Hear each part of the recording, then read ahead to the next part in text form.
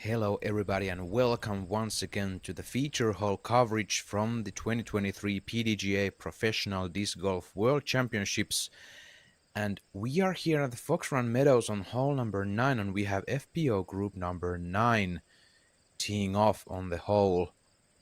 Emily Beach, Sarah Holcomb, Holly Finley and Owen Scoggins already done with 8 holes of the round here. Emily Beach currently on the tee.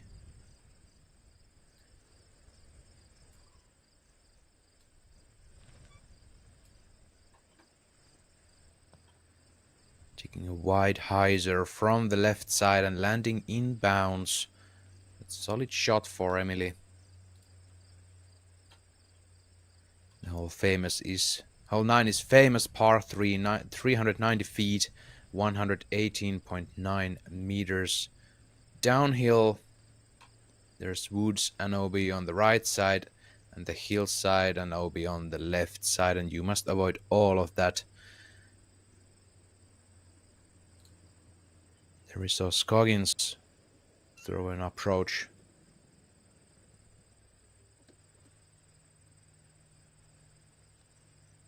Holly Finley next on the tee, +6 currently. That is risking the OB.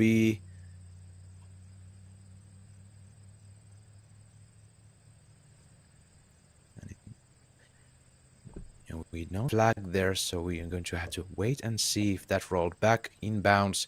You can see the hillside has had some trimming, so the discs will not stuck in the long grass.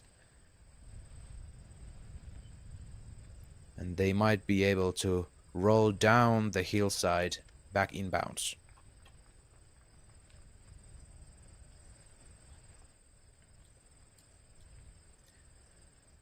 On this card, Sarah Holcomb currently 5 over, Holly Finley 6 over, Emily Beach 8 over, and Owen Scoggins, unfortunate struggles for her.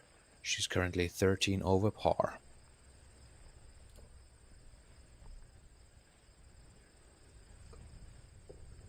So should we get to use the monitor, or should I not use that stuff?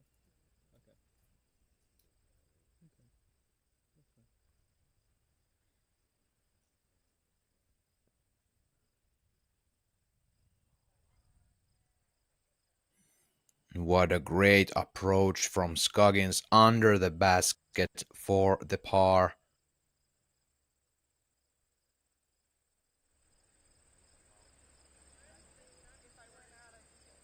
That is where you want to be on this hole, number 9. You don't want to be putting for long distances on either side of the basket.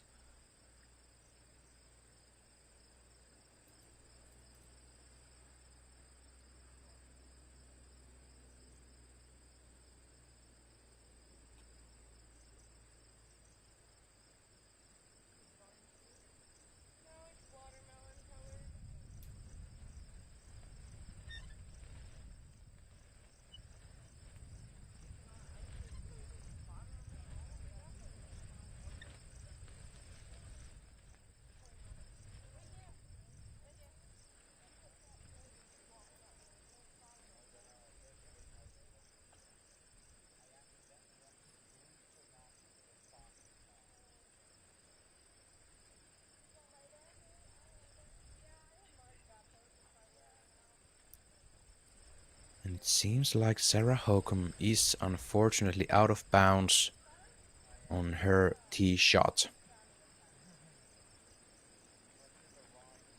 Found the disc, and now they are going to agree about the lie.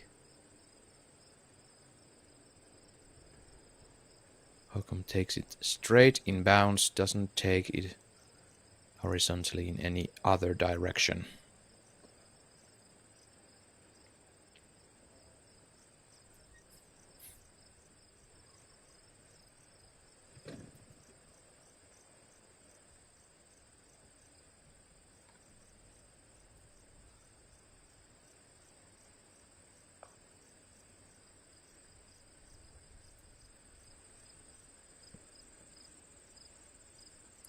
And a great upshot from Holcomb. She's going to be tapping in the bogey.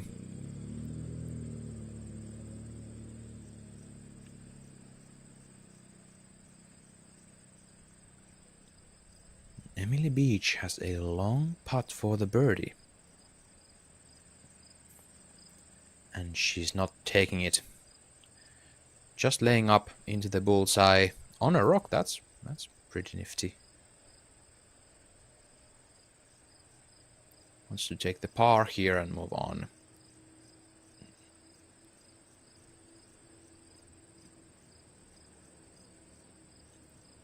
And Holly Finley.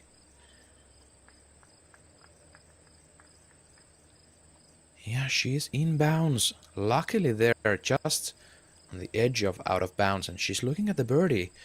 You have to remember the OB behind the basket from this angle. You can't shoot it over the basket.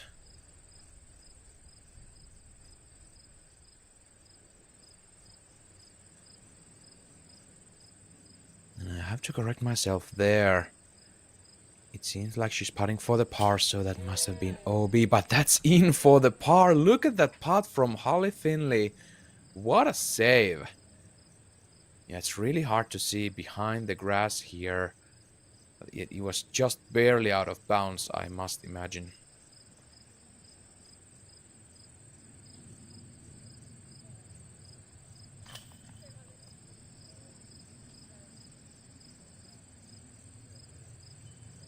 And Beach takes the par.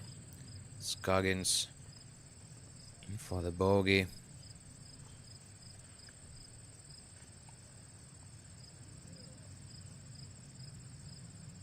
Holcomb also for the bogey.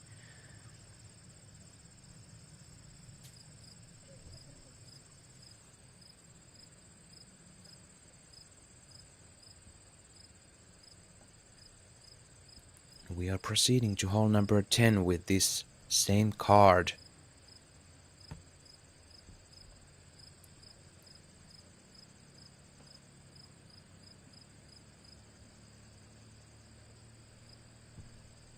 Hole 10 also a par 3.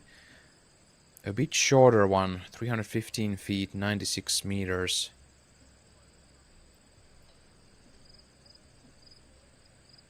OB goes all the way on the right and the left side. And the basket is tucked near the OB, just outside the woods.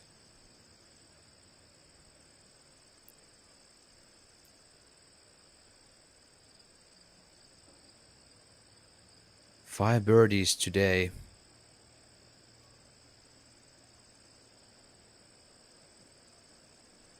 Oh yeah, that's for the both 2 days here on the Fox Run. We have 5 birdies at this moment. Emily Beach on the tee. This might suit well for her backhand game.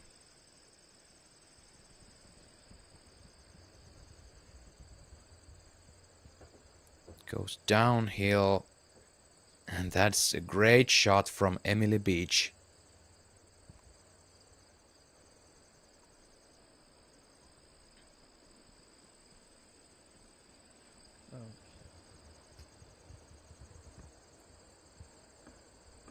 Finley taking the righty backhand line, and that's fading left, challenging the out of bounds.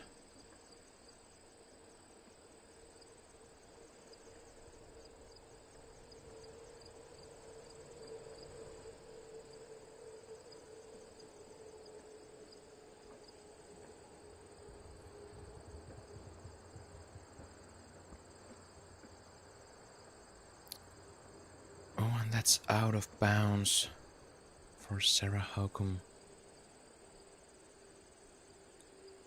And on Scoggins, of course, going with her force over forehand throw. This is looking great. Does it skip for her?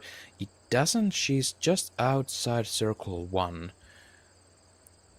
Seems like she's in the middle of circle 2.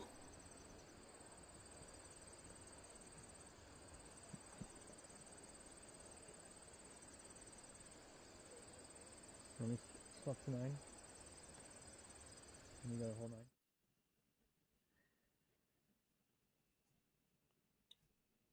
9. And now on your screen we have the full scoreboard for the second day of the PDGA Pro World Championships 2023. Kristin Tatar had a phenomenal first round at Brewster Ridge, and now we are changing the course to Fox Run Meadows. Tomorrow, once again, the Brewster Ridge, and then we have 2 rounds ahead on Saturday and Sunday in the Fox Run Meadows once again.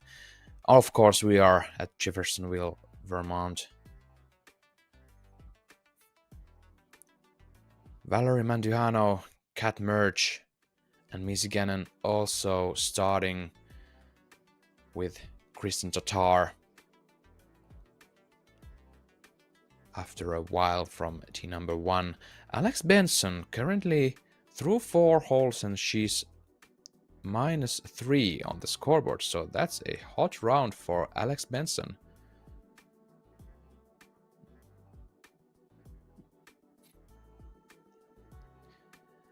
Let's go back to the action on hole number 9. And we have the drive from Sayananda coming up for you. Currently 3 over for the round and +8 in total scores.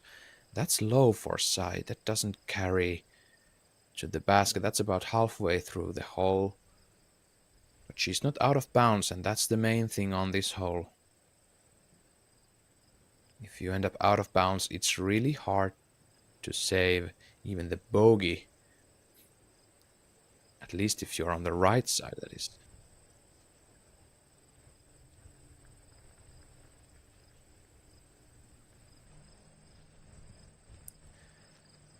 And this is now live with Sayananda approaching the basket.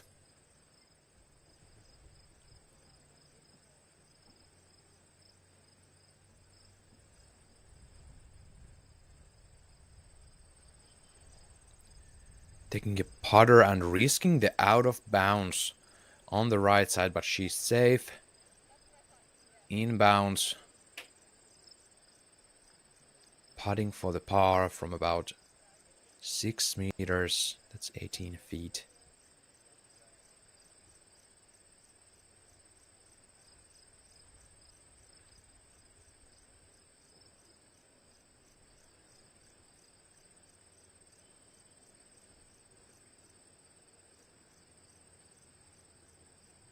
Ella Hansen.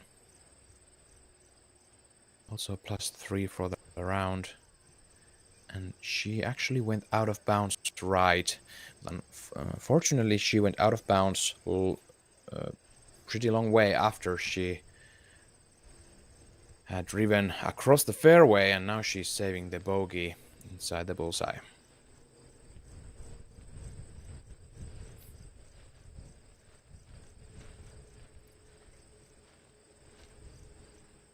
Katrina Allen in bounds, and this is aiming for the birdie and just missing a bit on the left side. Safely putting for the par.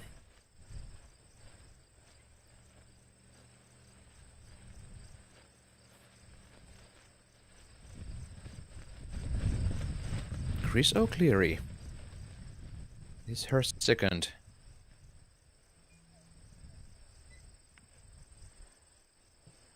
Coming up a bit short. PDGA number 3024. Chris O'Cleary is from Atlanta, Georgia. Being a member of the PDGA since 1986, folks.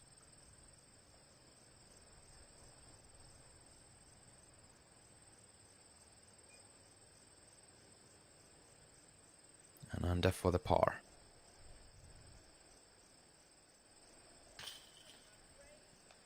Takes it.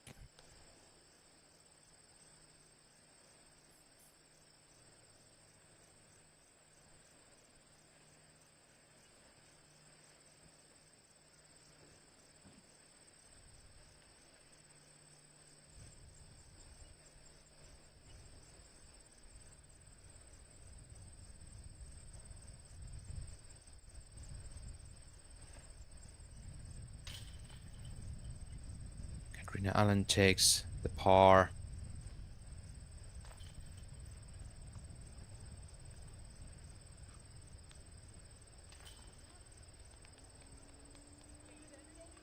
Hansen for the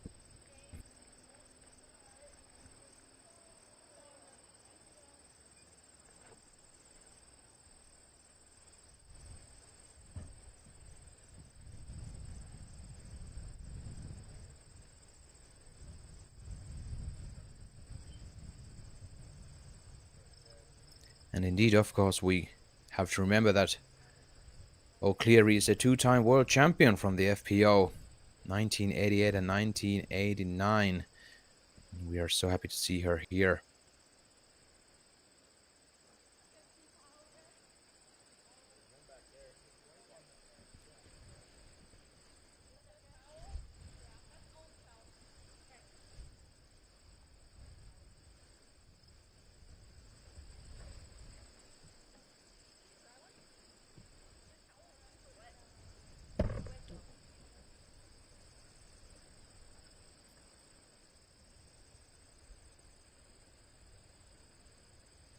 Same group is now teeing off on hole number 10. Katrina Allen first on the tee.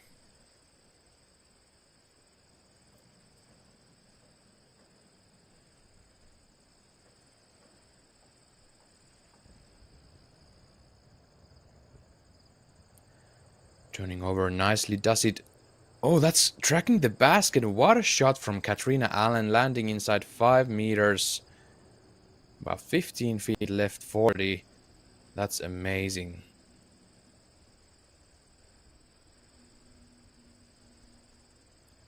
Sayananda. Turning also to the right, but is that too much? Yeah, it is, and that's out of bounds right.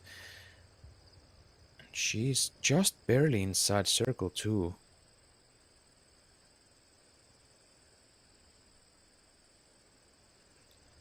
Chris O'Cleary. This is low, this is turning nicely. Does it stop before the out of bounds? No, it doesn't. Skips left out of bounds.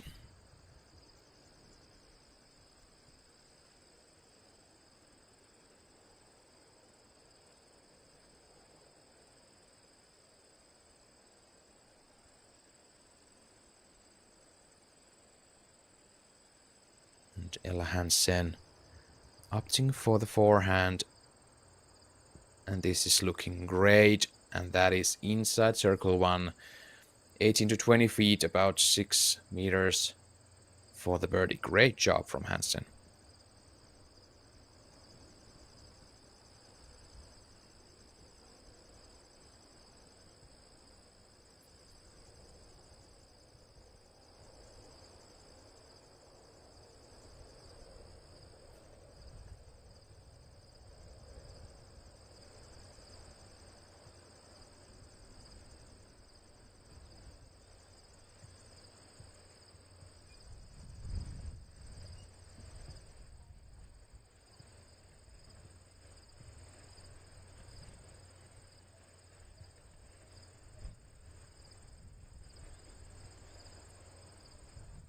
Katrina Allen currently 7 over total. Sayananda 8 over.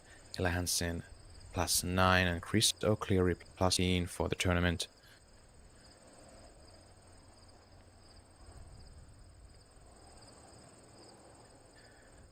O'Cleary got an unfortunate quintuple bogey on hole number 7, the par 5.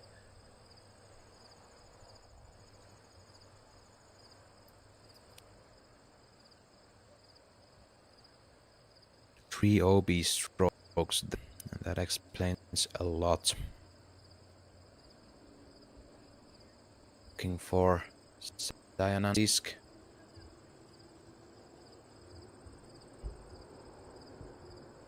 Found it. That could be saving the par here. It's a long putt. She's known to make those.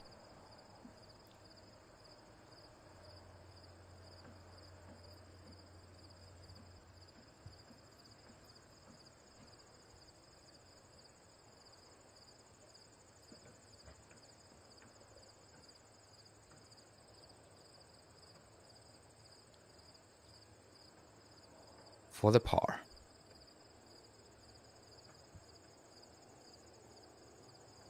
Almost makes it in.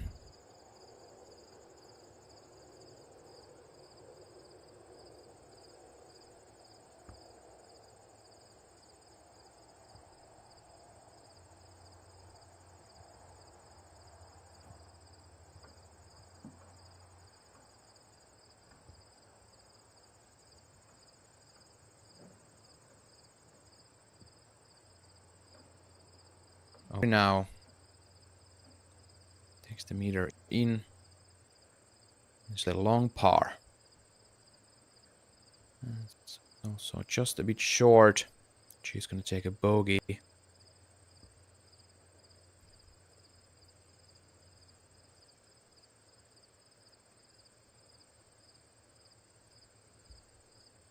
Ella Hansen for the bird. Great after the last hole.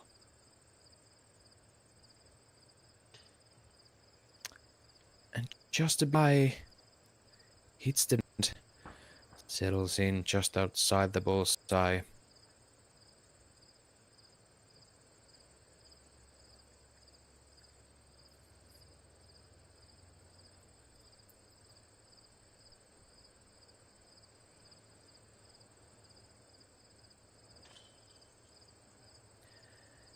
And she takes the par.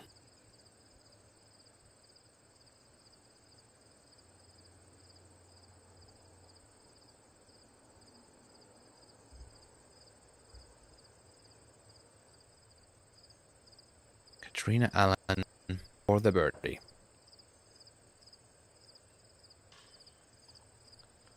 And takes it. Great job from Allen.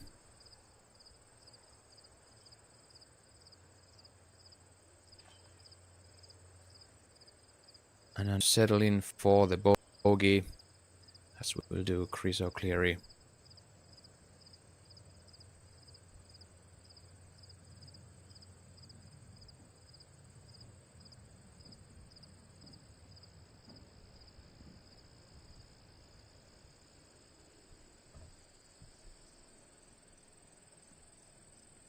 Group number 7 is working its way towards the tee of hole number 9. We're going to see those drives next. We're going to have Hannah Huynh, Macy Velediaz, Paige Shue, and Gilpin. Velediaz Gilpin 3 over par for the round. Shue score over for the round, and Hannah Huynh is 6 for the round. Still waiting for her first bird on the round.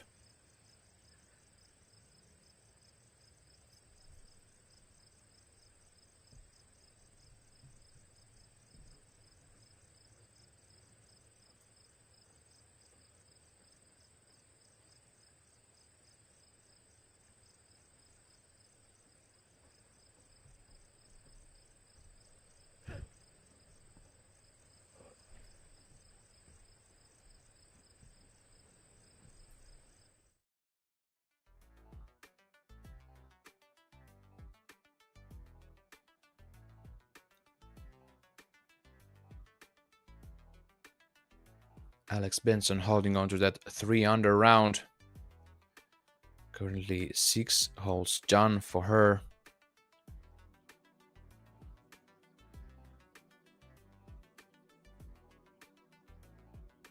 And you can also see scores here on this scoreboard on the people who played this score yesterday. So now we are getting, after this day, we have the whole field, both FPO and MPO players, finished with 1 round on each of these 2 different courses.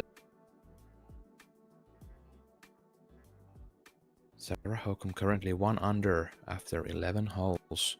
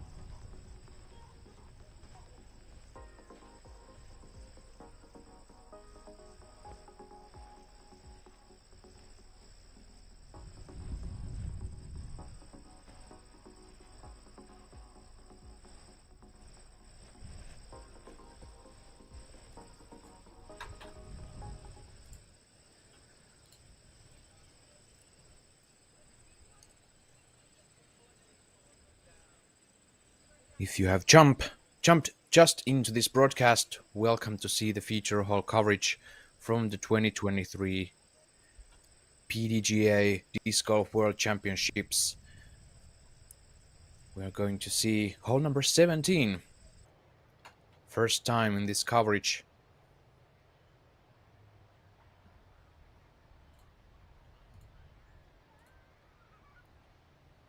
Vanessa Van Dyken on the tee of the 17th.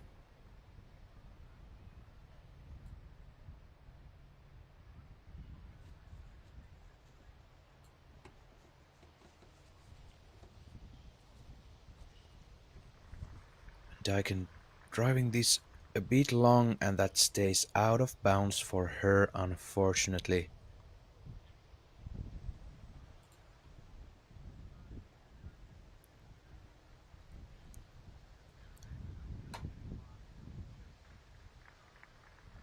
Natalie Ryan currently 4 over for the round.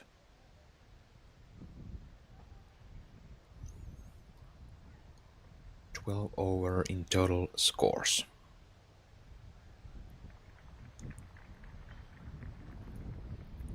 Taking this high and letting it glide. And that is picture perfect for Ryan, and she's leaning on to the raised basket in the bullseye. Perfect execution.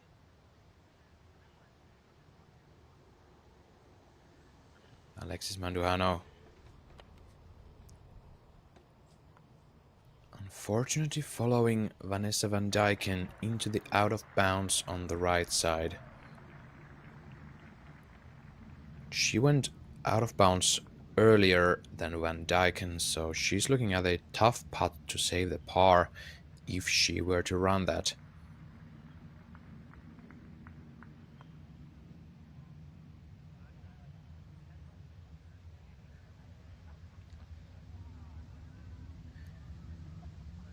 Let's go back to the action on hole number 9.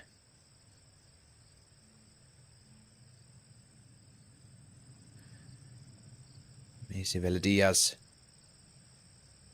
not quite hitting the basket, but she's in the bullseye.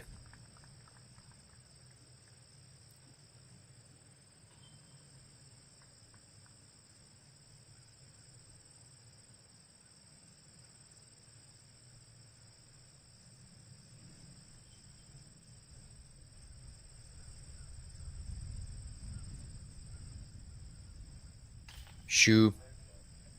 And that's in the basket. Unfortunately, that was for the bogey. The great putt. Nevertheless.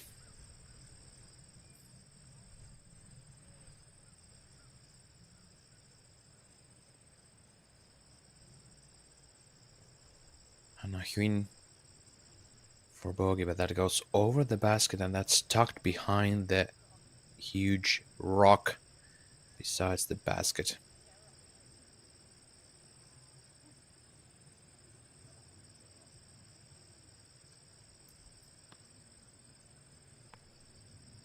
And now for double bogey.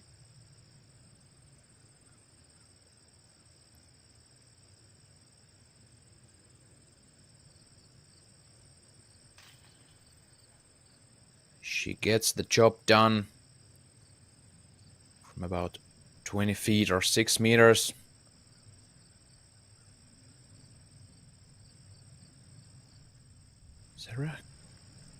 Sorry, Macy Velediaz also has to stretch out from the rock in the center for the par.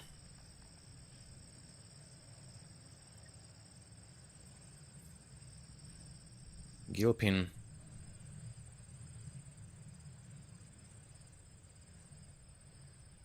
from Solon, Iowa, joined the PDGA in 2016, and she's putting for the par here.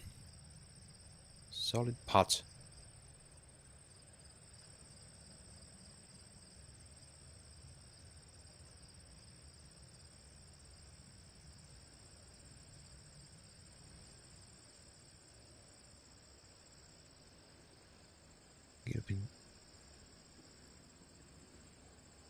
Gilpin currently 4 over for the round. Macy Veledias 3 over. Paige Shue 5 over. And Hannah Huynh 8 over par for the round. Let's see Natalie Ryan taking the birdie. Great drive from the tee. And she's got 3 birdies and 4 pars the last 6 holes. Solid job for Ryan. Unfortunate errors before that, of course.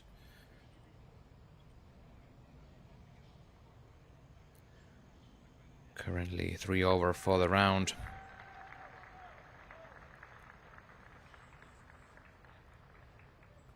And the first card on the field from the FPO, the group number 10. They are now on the first ones on the tee of 18th.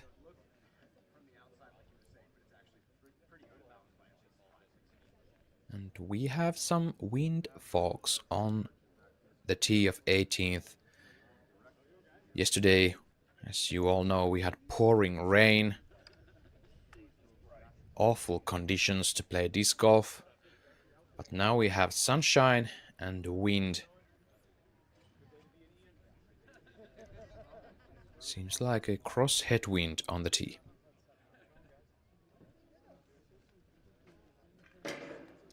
Ryan risking the OB here, and that doesn't come back. Didn't have the height. And that's an unfortunate misrelease for Ryan.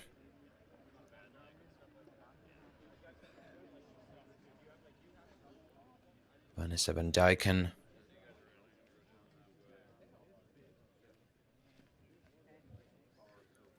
took the bogey with Alexis Manduano on the last hole, number 17.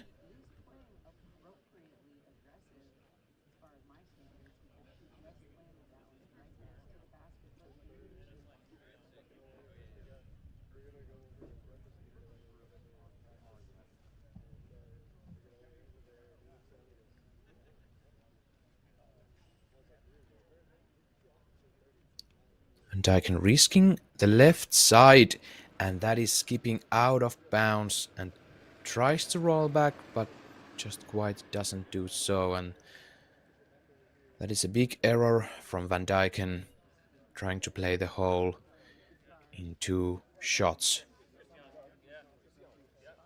Alexis Manduano, this is looking solid. Does it fade in? It barely seems that it doesn't. So all 3 competitors out of bounds.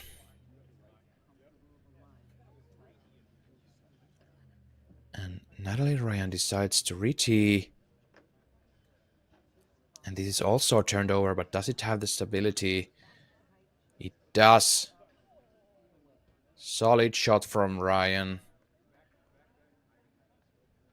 She surely wishes that was her first shot from the tee of 18th. Let's catch up with the group number 7 on hole 10. The downhill par 3, Sarah Gilpin on the tee. Taking the wide right-hand forehand shot, and that's circle 2 area for the birdie. You can see the severe downhill there. You can't really see the basket from the tee clearly, and it's hard to adjust the length of the fairway. It is just over 300 feet, so 96 meters. Veledias also for the forehand, and that's looking great. Does it skip? It takes a subtle skip, and she's inside circle 1 for the birdie.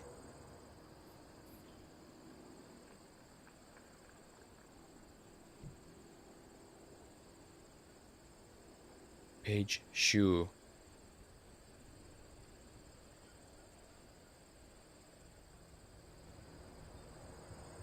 Unfortunate bogey on the last hole, number 9. This is turning and goes through the branches, lands just inside in the bounds, and also inside circle 1.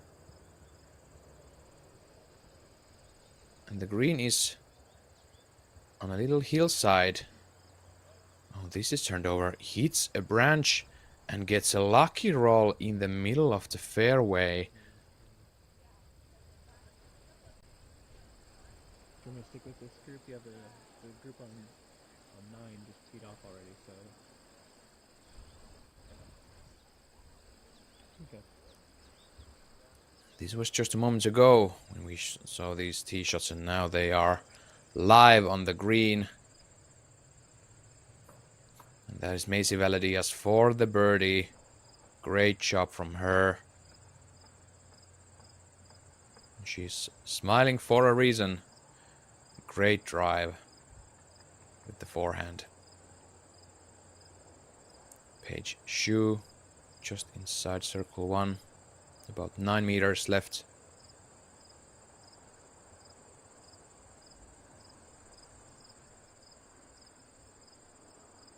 Oh, and misses from the left side. Sorry, my mistake. That was about 7.5, 8 meters for Paige Shue. And there's going to be a par, most likely.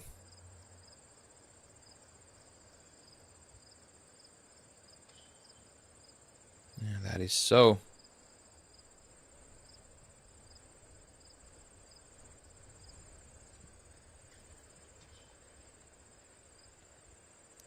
And Hannah Huynh taking the par,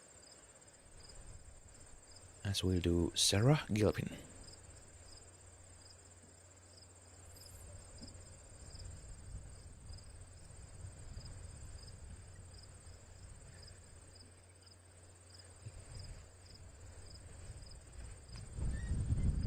And group number 6 is soon going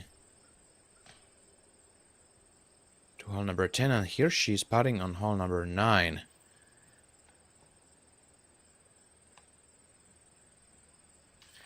Jessica Weeds takes the bogey on hole number 9, as did Rebecca Cox just a moment ago.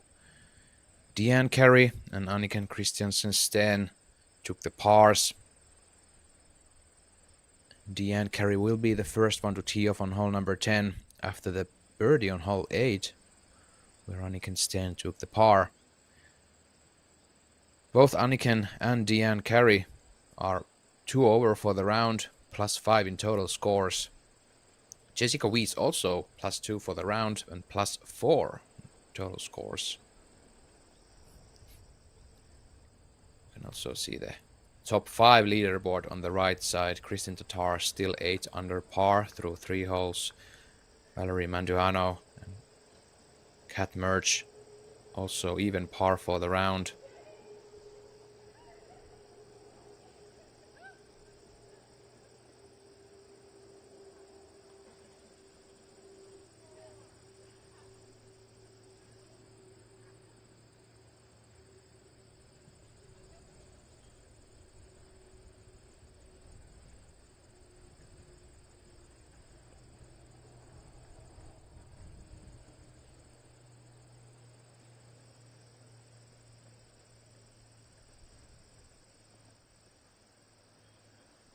Deanne Carey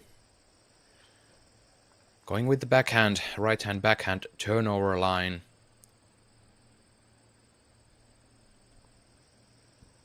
What seems to be a stable mid-range. Does it turn too much? No, it doesn't. It slides in the circle 1. Seems to be the exact same spot where Paige Shue was just moments ago, putting for her birdie.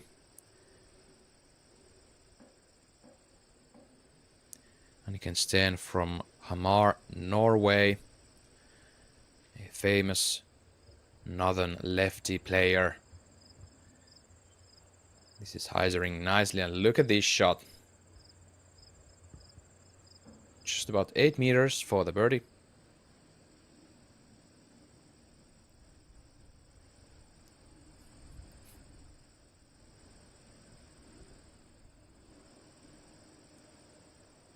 Weeds. Well, this is high and this is hyzering, but it has the distance. And that's hits the bullseye, just rolls outside the bullseye's ring. She is putting for the great birdie. Rebecca Cox left to tee on hole number 9. She's had a tough round, folks. 10 over already after the first 9 holes. That's a great shot. 4 great tee shots on hole number 10 for the group 6.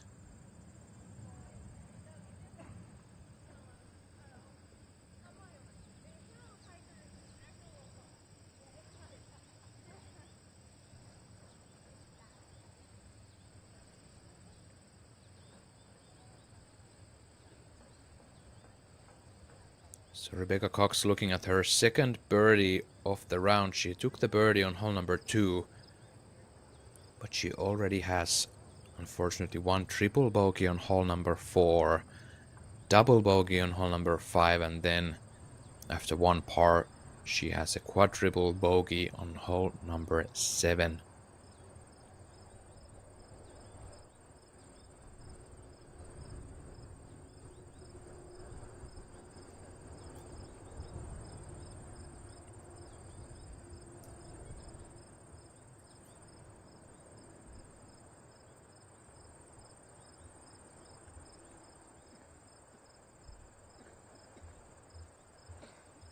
For the round, she already has 7 strokes from OB as a penalty, so that is a tough thing for the scorecard to manage.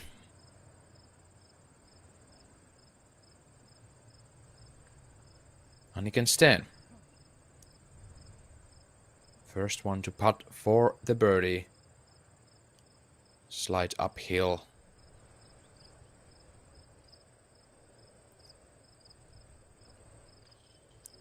And great birdie for Steen. You don't want to hit the cage on this hole and risk the rollaways.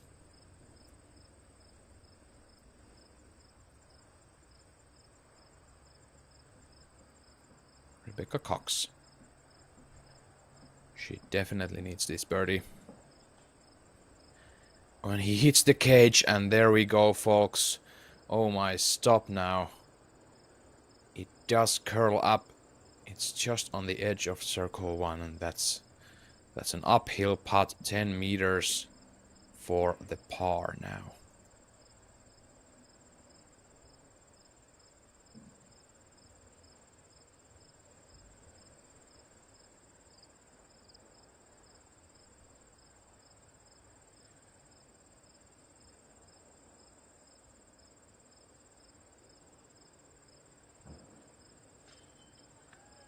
What a save from Rebecca Cox from Cincinnati, Ohio.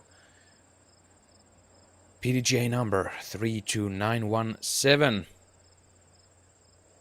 Been playing with the PDGA for 16 years already.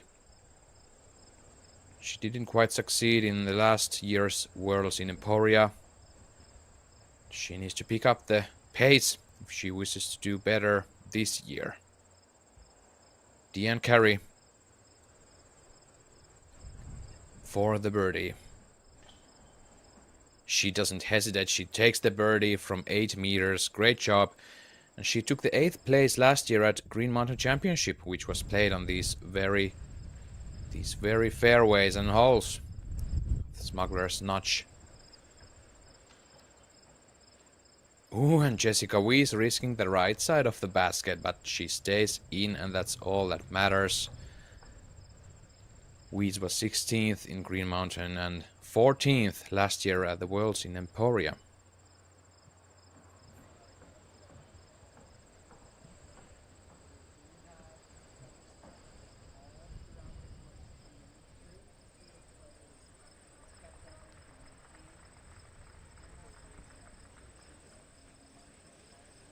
And we have another group making their way down the fairway of hole number 9.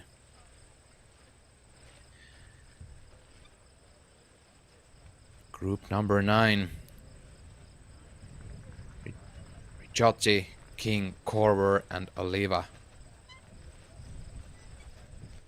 Maria Oliva making some big moves, for she's totally bogey free for the round and she's 4 under, so 4 pars and 4 birdies for Oliva.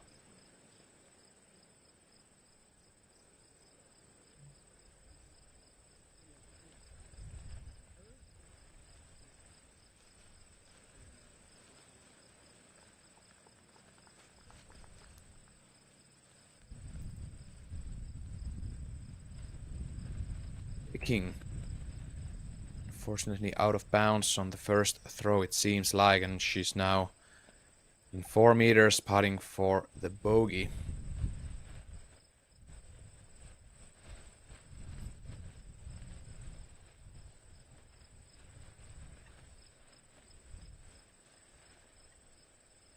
Ricciotti.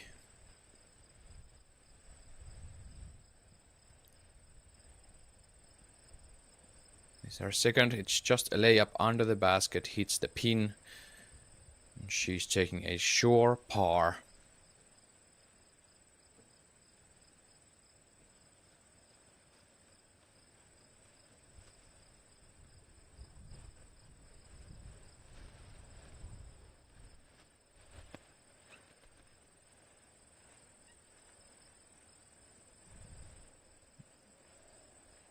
Juliana Korver. Oh, and that's low for Korver. And look at this drive from Maria Oliva. She's inbounds, pin high, looking at another birdie, and she's currently holding the title for the hot round.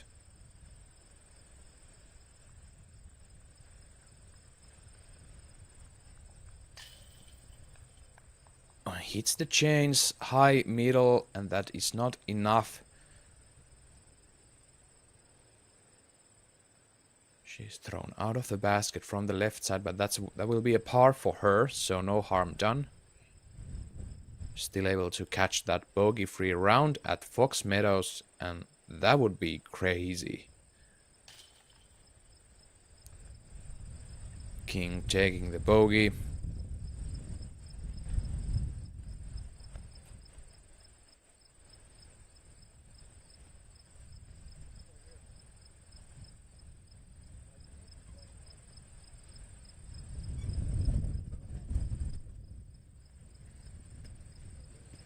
Maria Oliva 4 under for the round.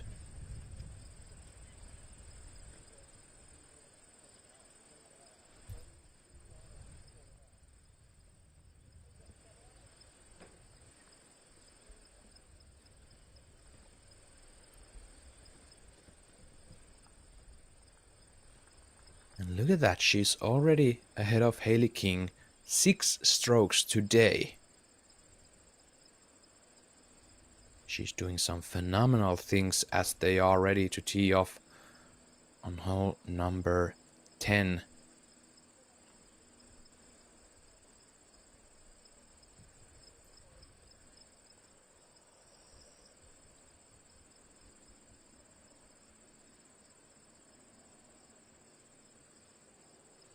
We have a total of 11 birdies on this hole number 10, combining yesterday's Pool D and today's Pool C players.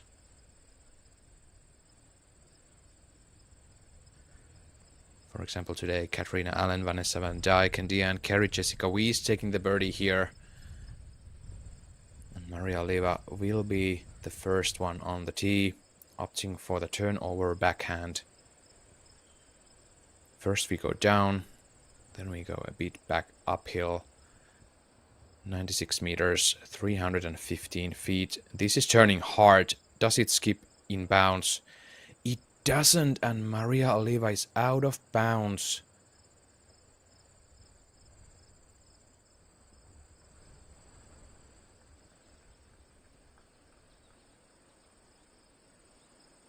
And that will be her first OB stroke of the round, and that's going to be a hard par to save. Juliana Korver also turning this over. And she gets really lucky there, folks. She gets really lucky. She's inbounds. under a foot of length.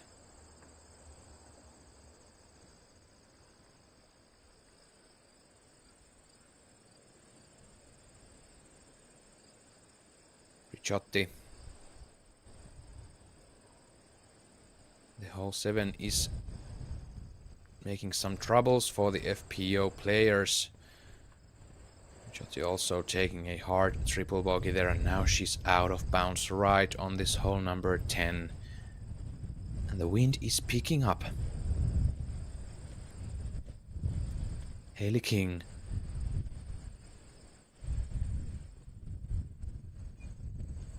Taking the forehand. Is this wide enough? It seems to be. It's striking the bullseye and hits the bullseye. Stays in, and that's a great look for the birdie for Hailey King. And she's gonna need that. Currently 3 over for the round.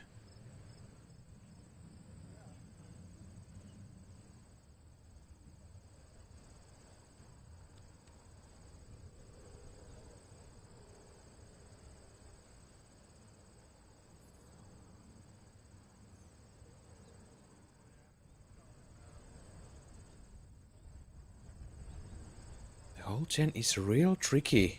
You can't turn your backhand shot over too much, for then you will hit this huge tree on the right side of the fairway, and it's just 50-50 chance to get a kick back inbounds.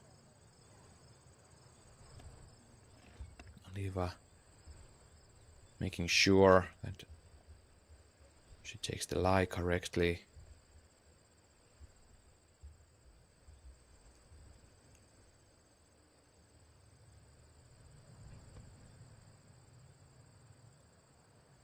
Opting for the forehand. Yeah, she doesn't have a clear putt from this angle. Wants this under the basket, and there she is. She will be taking the first bogey for her of the round.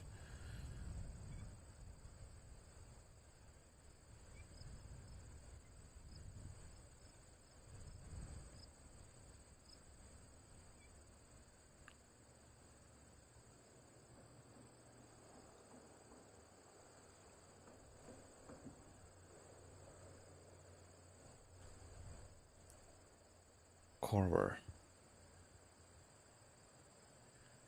Just laying up. Almost hitting the pin.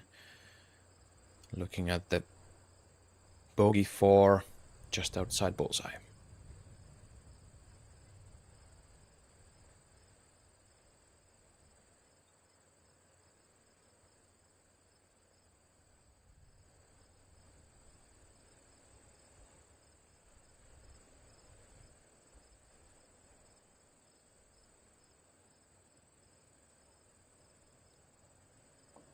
Still searching for Cynthia's disc there.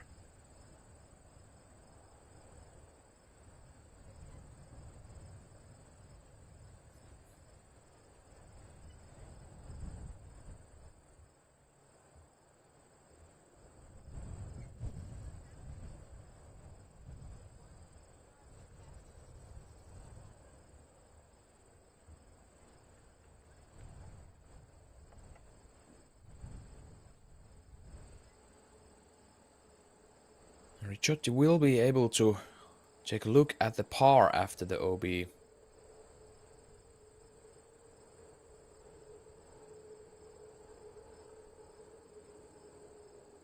that's a huge ditch there on the right side.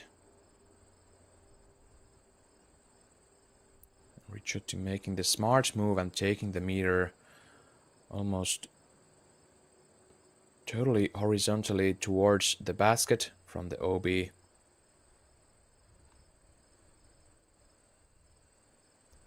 This is for the par.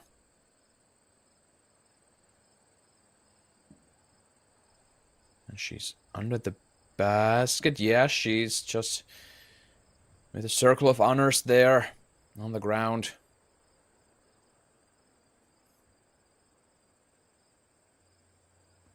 Yeah, what a drive from Hailey King in the bullseye for the birdie. Maria Oliva taking the bogey.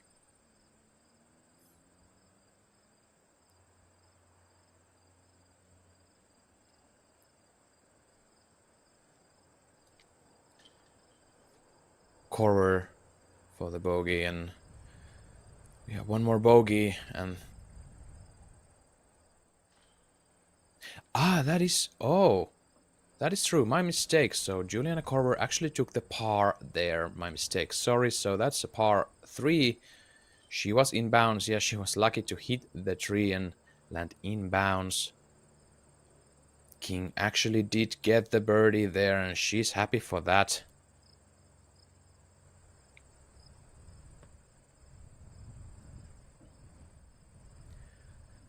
Third birdie of the round. Unfortunately, 4 bogeys to follow that.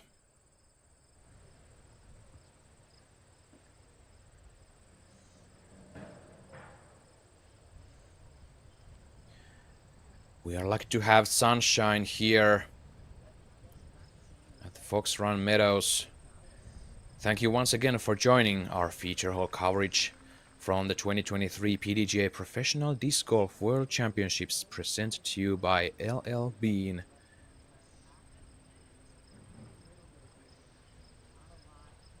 Yesterday, pouring rain, no wind, and today we don't have any sign of rain whatsoever, but we have the wind accompanying us, as do these players here on hole number 9, and this is group 4. And now Silva Saarinen is on the putting green. Hits the cage.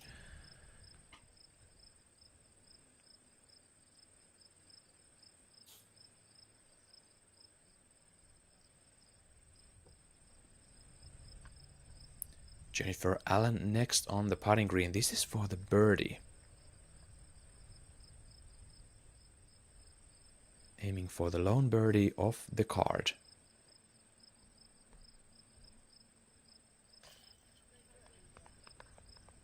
Great putt from Jen Allen.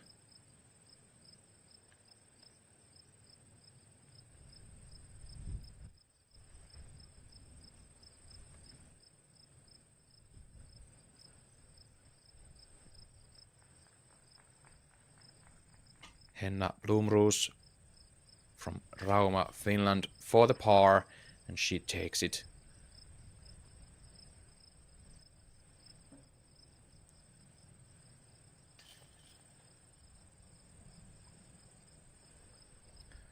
Hole number 9 is just in the middle of the difficulty scale, combining yesterday's pool D and today's pool C. Many pars, over 51% taking the par, but we only have 4 birdies on this hole currently. So Jennifer Allen joining 3 other players: Eliezra Midling, Rose Riordan, and Casey Pennington. And Alex Benson takes the par, and she's 3 down for the round. No bogeys yet whatsoever. Great job from Alex Benson.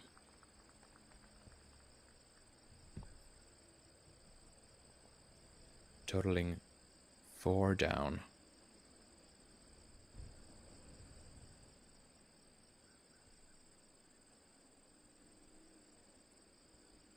Silva Saarinen currently even for the round.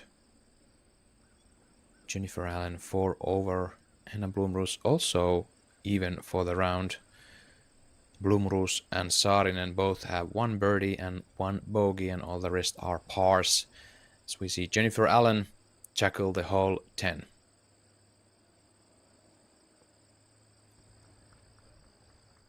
The backhand turnover is a hard line. This is turning a bit too much, but it stays in bounds. And what a skating for Jennifer Allen. Inside 6 meters for the birdie. Great job from Allen.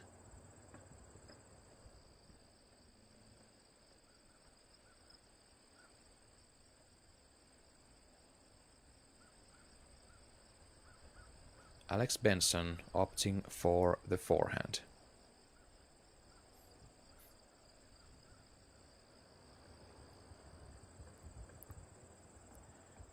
He's looking great, but it's challenging. Yeah, it's not challenging anything except for the ring of circle 1. She's just outside, so about 11 meters for the birdie. Silva Saarinen. And this is right, but it fights through everything and she's inside circle 1 for the birdie.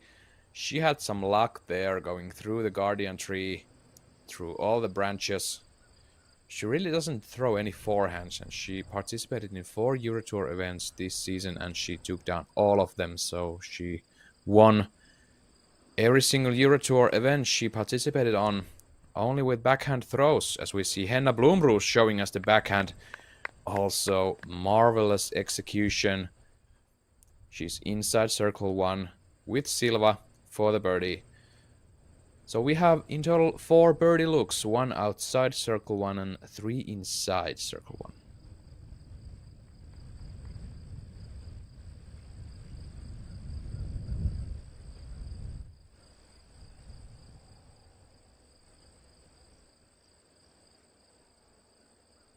And the Blomroos, of course, we've seen her many times in the States in different kinds of competitions. Silva Saarinen also has visited the States, but now for this season she has upped her game into a totally different level, and we're happy to see her competing here.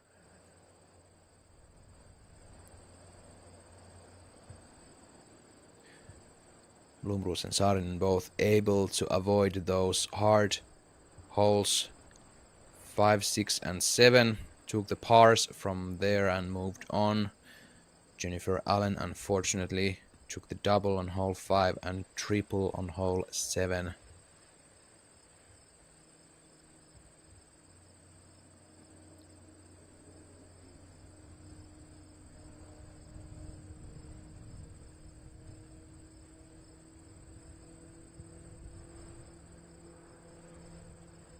Alex Benson for the birdie.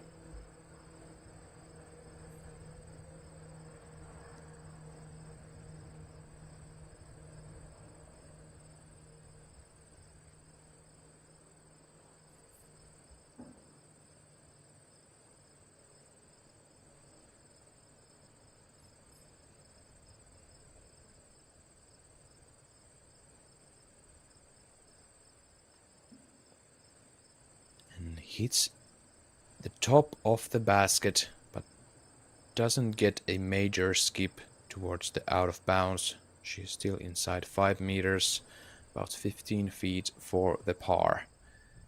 Next up, I believe Silva Saarinen, and then Henna Blomroos.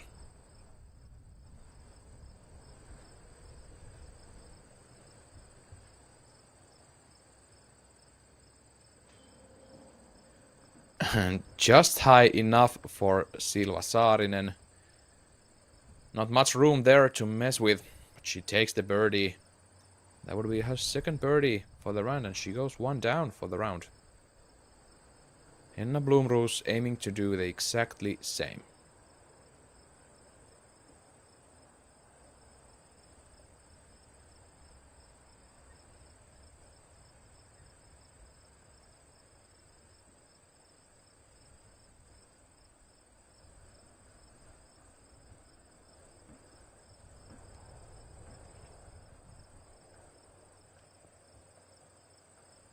And just a bit right side.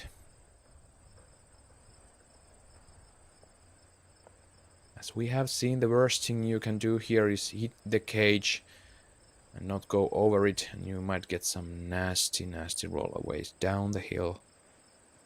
Jennifer Allen for the birdie. And she gets it. The right side chains.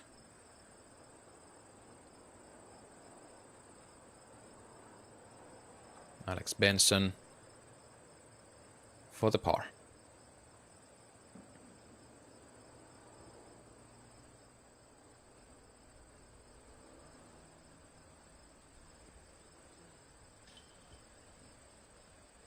She takes the par.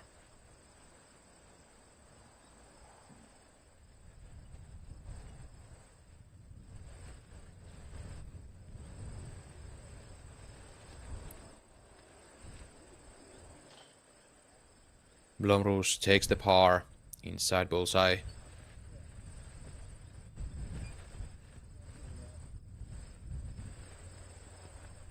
Jennifer Allen, Silva Saarinen taking the birdies here on hole number 10 for the group 4. And here is the leaderboard. Kristin Tatar able to stay on the lead, 9 down total through 5 holes. And many of the players on the field are struggling with the windy conditions.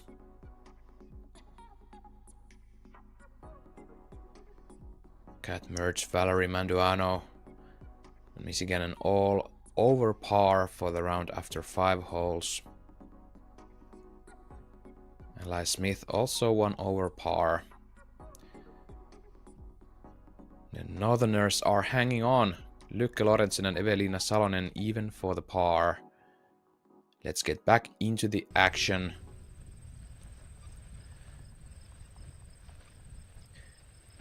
Heidi Laine on the tee of hole 9. Laine has some great controlled distance, and look at this shot from Heidi Laine just outside the circle, looking at the birdie. Unfortunate double bogey on hole number 7 for Heidi Laine. Esa-Pekka. And this is risking the left side. Oh yeah, that needs to roll down. Roll down. And it does. That's inbounds on the fairway.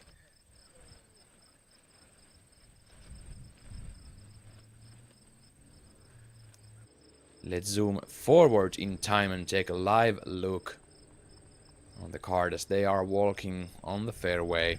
Evelina Salonen took the birdie on last hole number 8.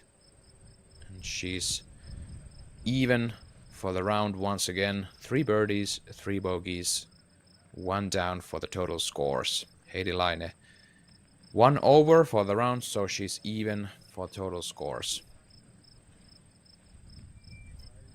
And Salonen now out of bounds from the tee. She wants this under the basket to move on to hole number 10. And she's almost under the basket.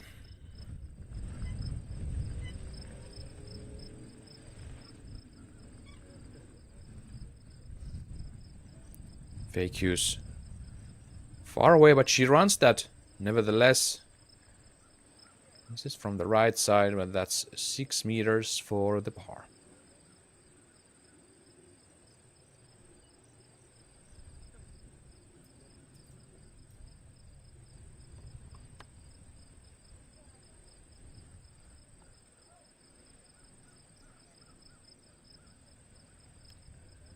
I suspect they are looking at the disc of Evelina Salonen.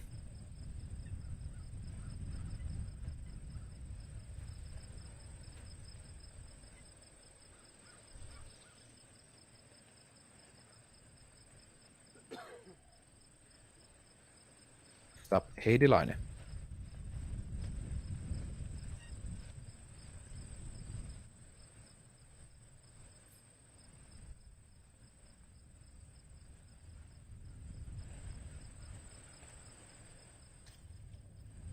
And for the birdie, hits the chains, just doesn't quite catch.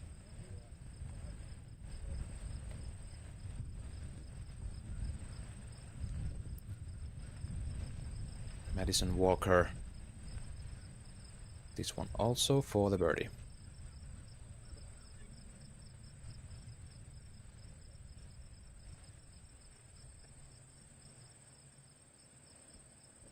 Also misses from the left side, and that's about 7 meters for the par now.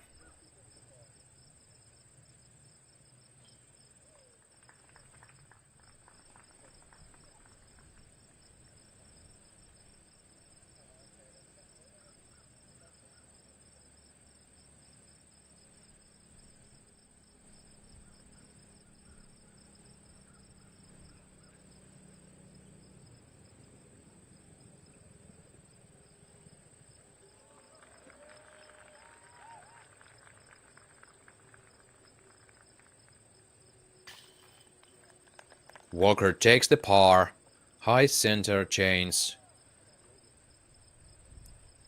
Currently has 3 bogeys and 1 birdie for the round, so she's +2.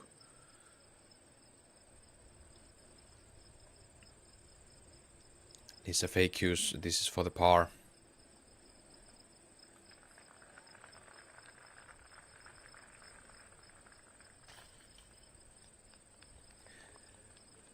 A bit left side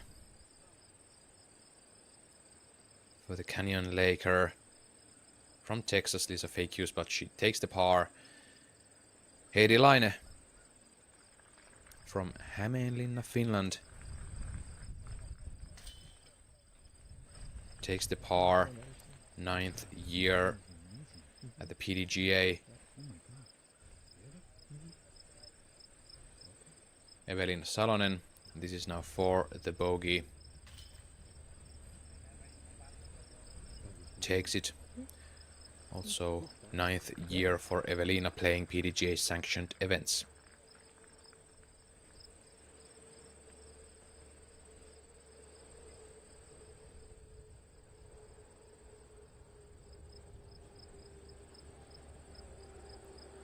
They're headed towards hole number 10, which is one of the easiest holes on the course. 96 meters, 315 feet. First downhill and then a bit uphill for the green area. Already 14 birdies for the whole FPO field on this hole.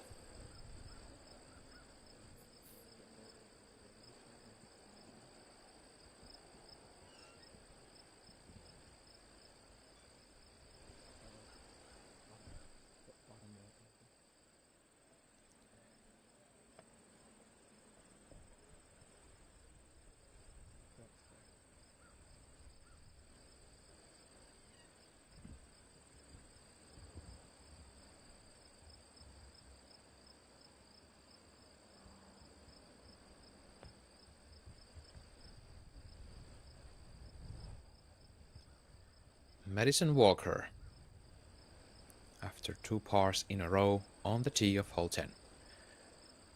Taking the turnover. Now this looked a bit too much. Hits the tree, but she landed in the circle too, so that's about 13 meters uphill for the birdie. So solid job.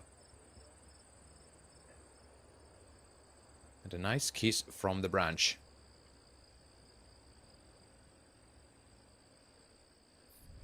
Heidi Laine.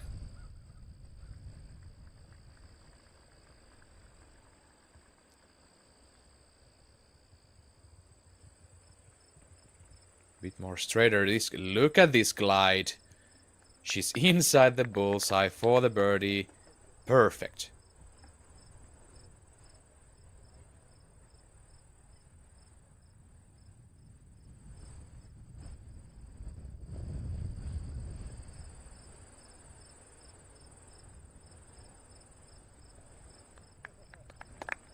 And another bullseye hit, and that is Esa-Pekka.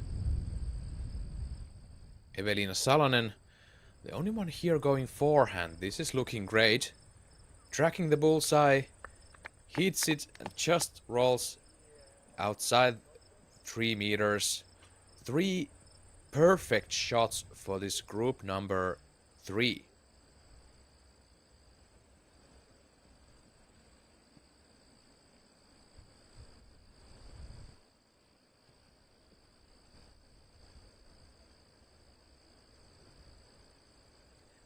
Let's jump ahead to hole 17.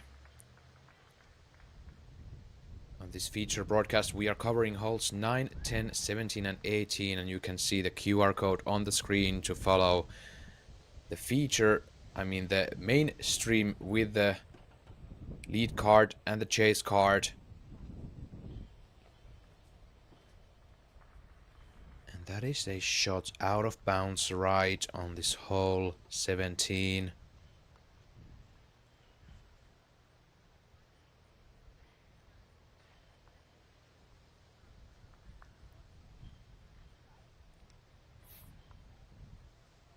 Scoggins turning this over. And it's low enough so it doesn't go out of bounds. Scoggins, really, really tough round for her. Emily Beach after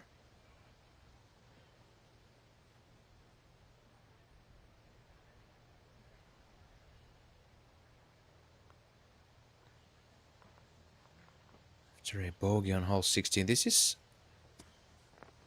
high but a bit short for Emily Beach.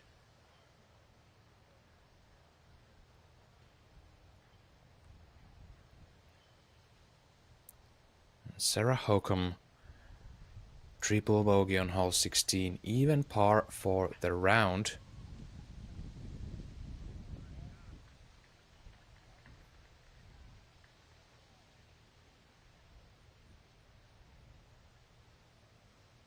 A hyzer flip shot downhill, and it travels out of bounds and it doesn't skip back in bounds. Another mistake for the group 9 here on hole 17.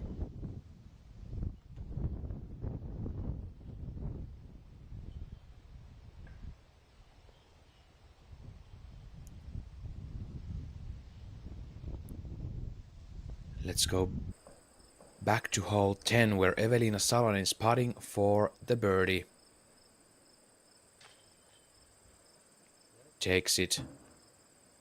Four birdies, 4 bogeys and 2 pars for Evelina this round. Madison Walker for the par. Takes it. We still have 2 more bullseye birdie putts coming up. This is Heidi Laine. Took the birdie.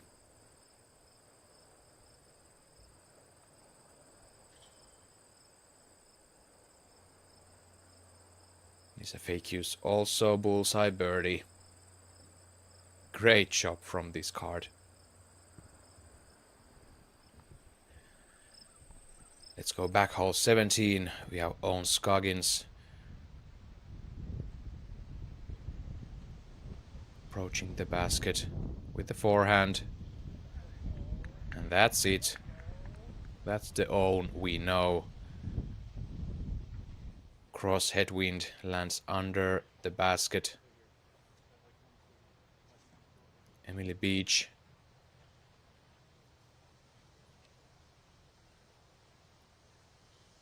Seven over for the round for Beach.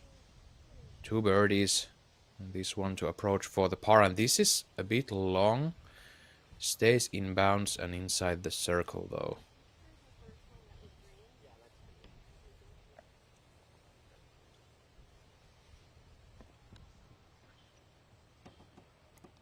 Holly Finley, unfortunately out of bounds from the tee.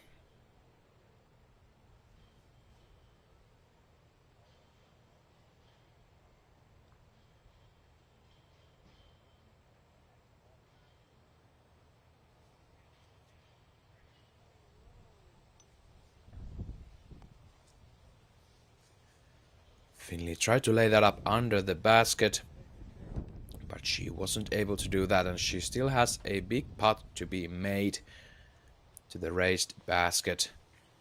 Once again, thanks to L.L.Bean for sponsoring the PDGA Pro Disc Golf World Championships 2023.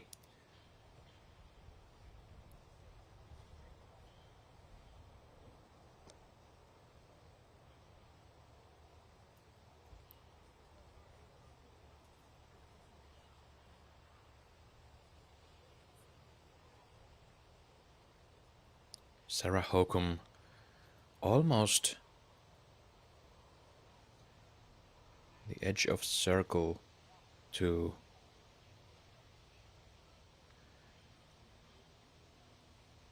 she lays up for the bogey.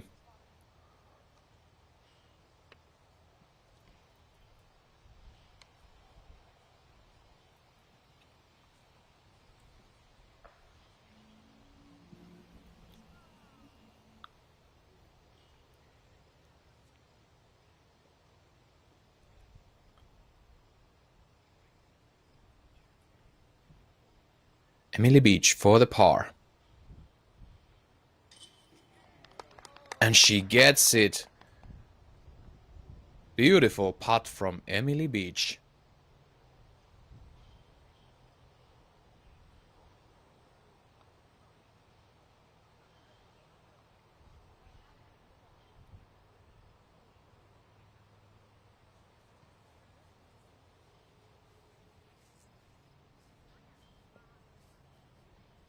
Finlay for the par.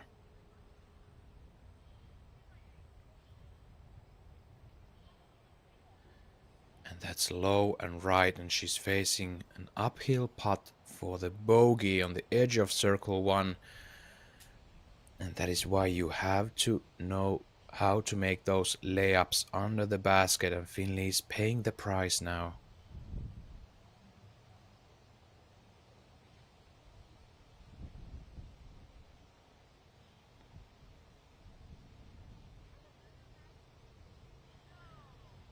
And now she is near the basket for the double bogey. Holcomb next. This is for bogey after the OB.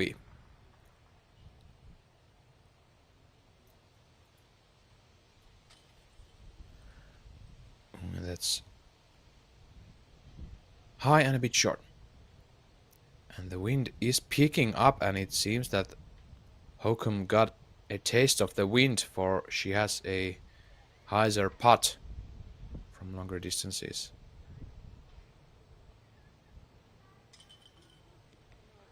Oh, and that's high, and the bottom of the disc is faced towards the wind, and that's what can happen. Wow.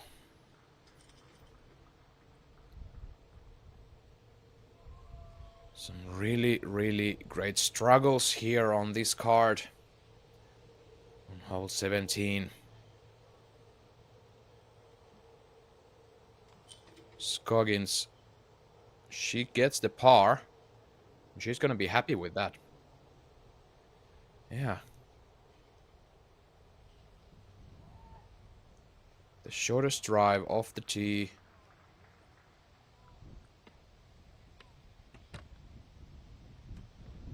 She's holding her hand there.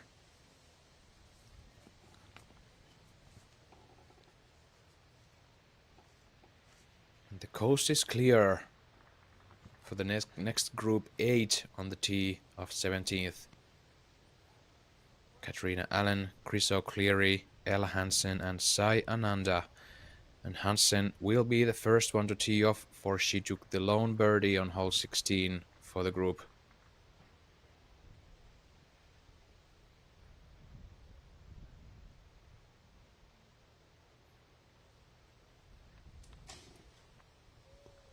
And this is tied left, and Hansen will be out of bounds left.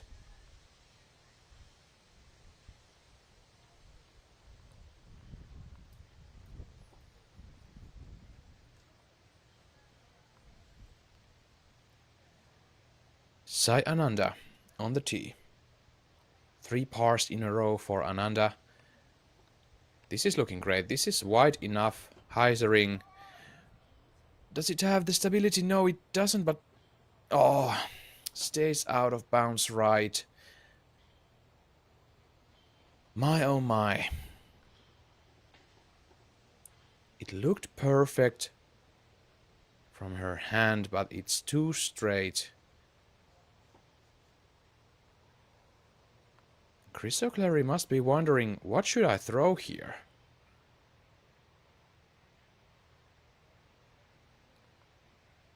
Giving a sure hyzer angle.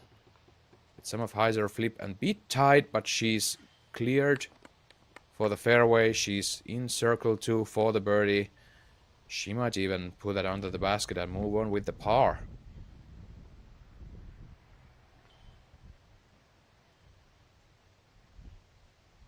Katrina Allen, par on 16th and double bogey on 15th, and she's also out of bounds early left.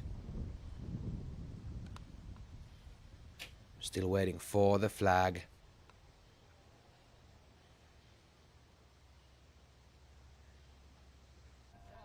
Let's go to hole 18 with Owen Scoggins.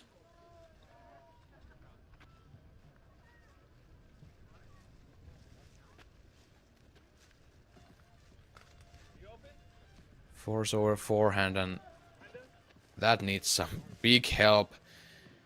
It doesn't get enough. That's out of bounds for Owen Scoggins once again.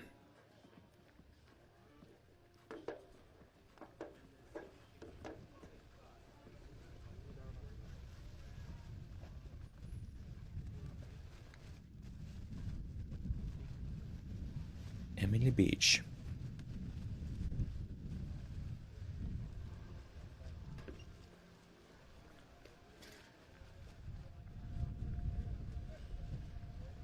After the par on 17. This is looking great.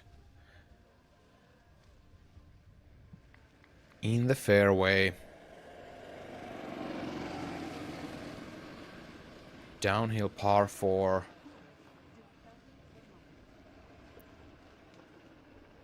$213 meters, 700 feet. We only have 2 birdies.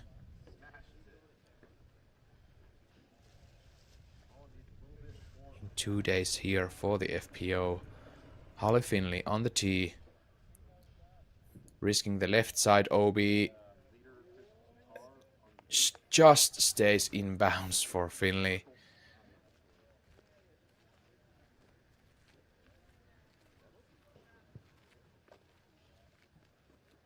Sarah Hokum wishes this to stay left, and it doesn't.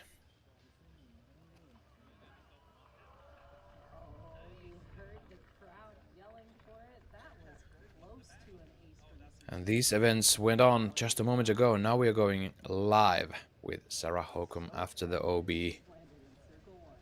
Approaching the basket with a turnover forehand. And she hits the tree and is again out of bounds.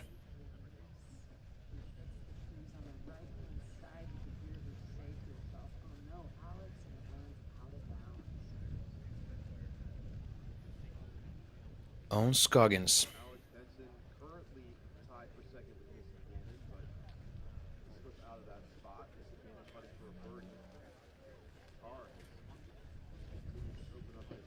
Forcing this forehand over high, ends up in the middle of the fairway. She's looking at a bogey at best.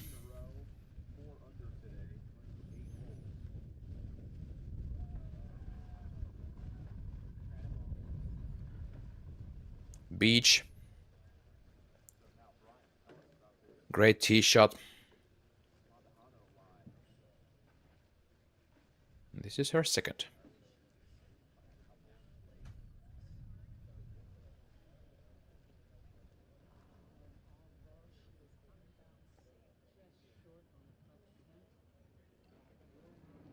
Risking the tree, but she's in the circle for the birdie. What a shot from Emily Beach. Great job from her.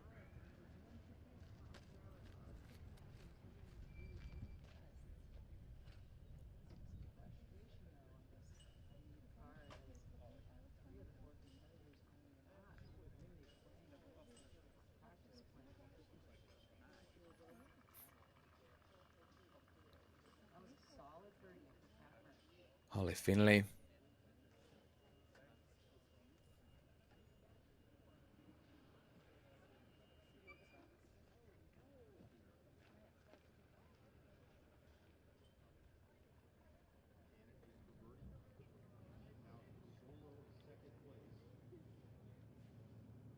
And that seems to be in bounds.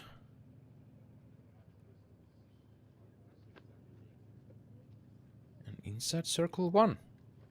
So great job from Holly Finley.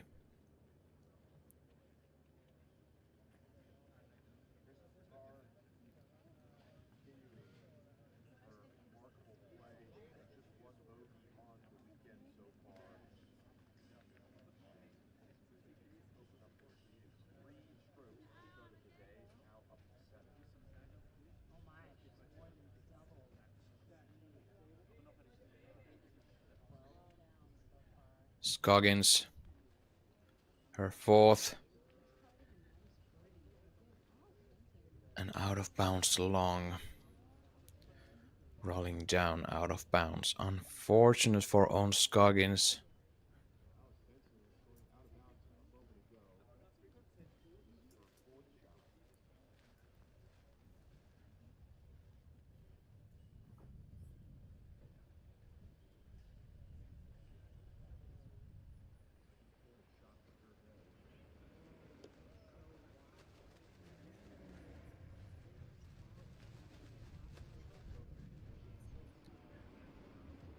Sarah Hokum after 2 OBs. She's near the basket. Looking for a double bogey.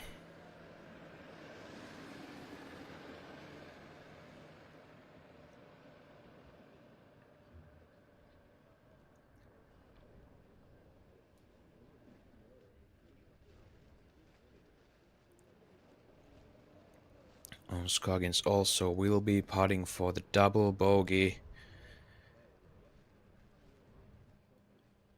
And at best, she will be 14 strokes over par for this round alone. No birdies for Scoggins.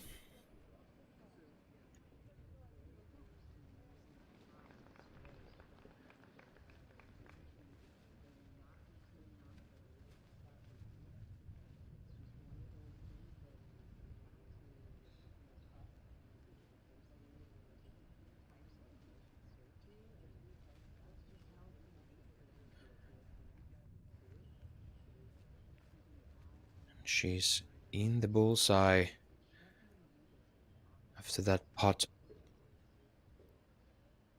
for the triple, I believe. Holly Finlay decides to lay up. She will be taking the par, ending the round 4 over par.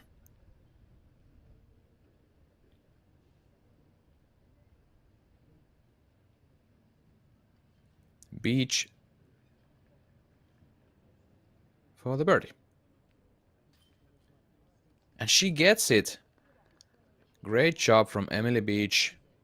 3 birdies today, a couple of doubles, and 3 bogeys, and she's 6 over for the round, plus 12 for the tournament.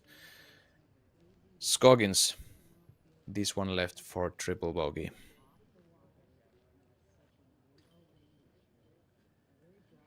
Oh, and that's high right. That would be a quadruple.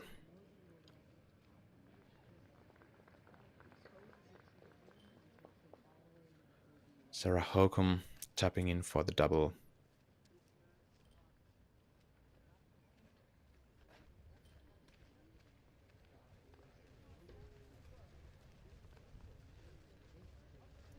Fox Run Meadows showing its gloves to the FPO players this Thursday morning at Jeffersonville, Vermont.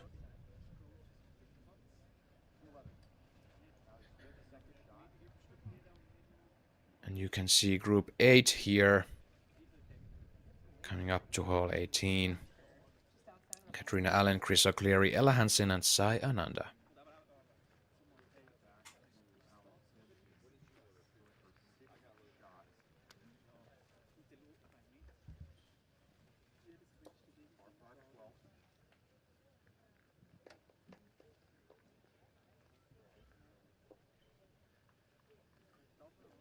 Ananda will be throwing her third, so she went out of bounds, but Chris O'Cleary is on the fairway, throwing her second.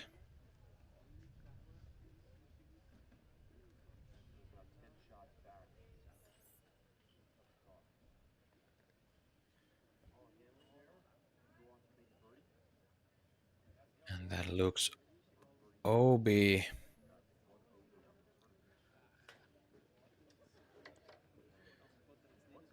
We'll be waiting for confirmation about that. Ananda out of bounds.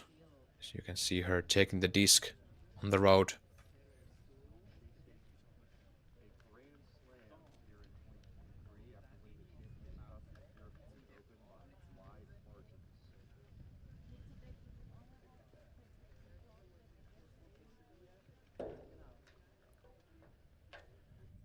She goes high and right. And goes OB once again. Outside circle 2. For me, she's looking at the double bogey at best, for there is no putt to be made from that distance.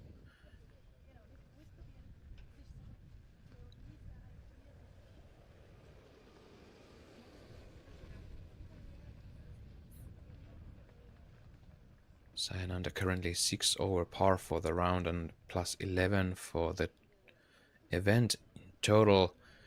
Katrin Allen is 10 over in total points, 5 over for the round. She took the triple bogey on hole 17 moments ago. But now she's on the fairway. And she could take one birdie more. This is low. Does it carry? It's risking the OB right, but she stays in bounds. But that's a long putt for Katrina Allen. That might be a par for her.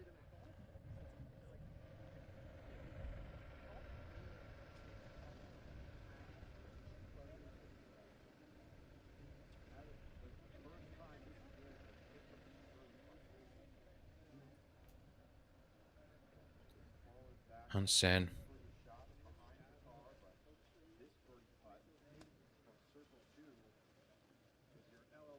weighing her options.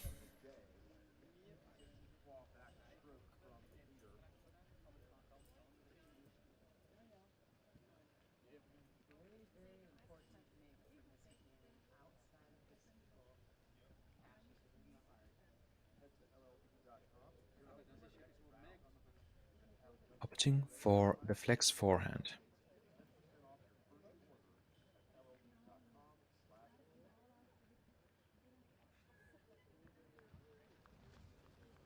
It's a bit low for Hansen. She's outside circle 1, maybe even on the edge of circle 2.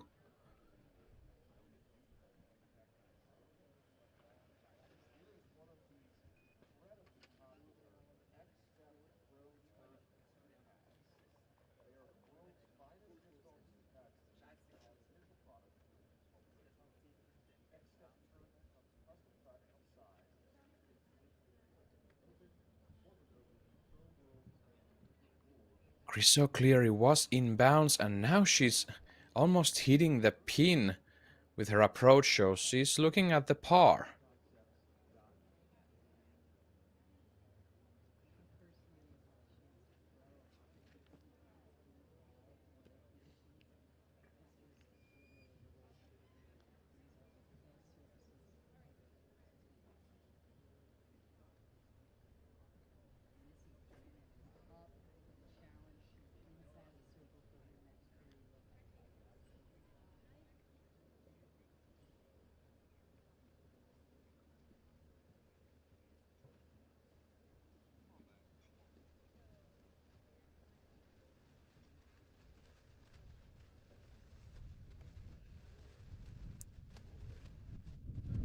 Sayananda is losing some control here today at the Fox Run Meadows. Ella Hansen almost going for this, and she ends up near the basket for the par.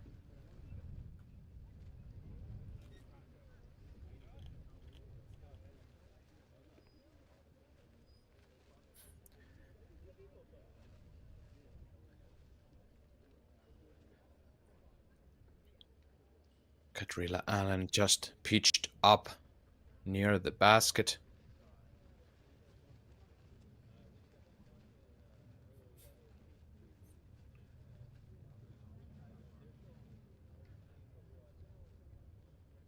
Ananda.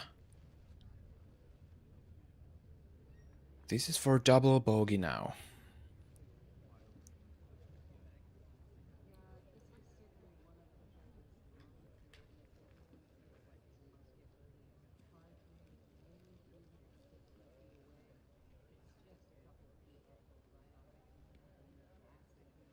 Uphill with the crosswind. She took some insurances there and she's low, but she's under the basket, and that will be a triple bogey for Sai Ananda.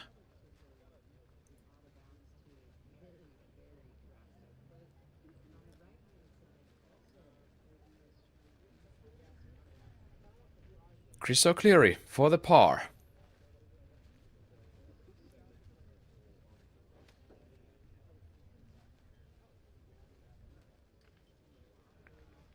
She takes it, and hole 18 is playing the most difficult up until this point. For these 2 days, we only have 3 birdies on this hole. Eliezer Midling, Colleen McInnes, and Emily Beach. Able to card the birdie 3.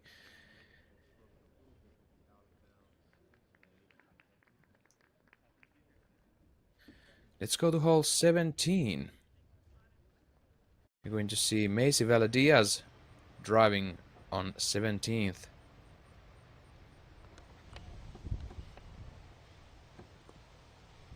And look at this shot from Valadiaz. Great job inside the circle for the birdie, and now she's putting. And she makes the putt. Yeah, she got the bird. Yeah, great job.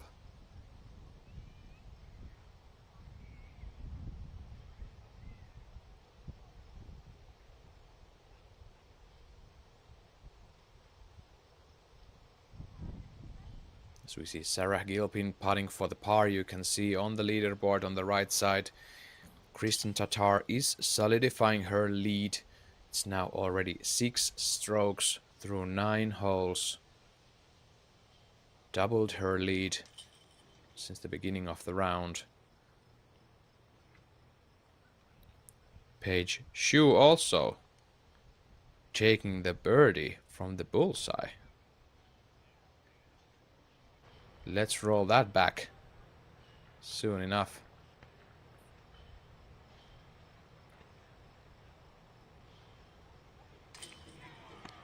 Yeah, that might be the bullseye for Paige Shue there. Just barely inside circle 1.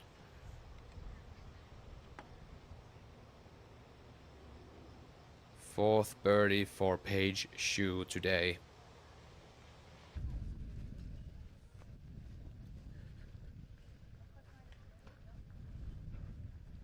Back to the tee of 18, and as we see, that's card number 7 on the FPO. Move on to the tee.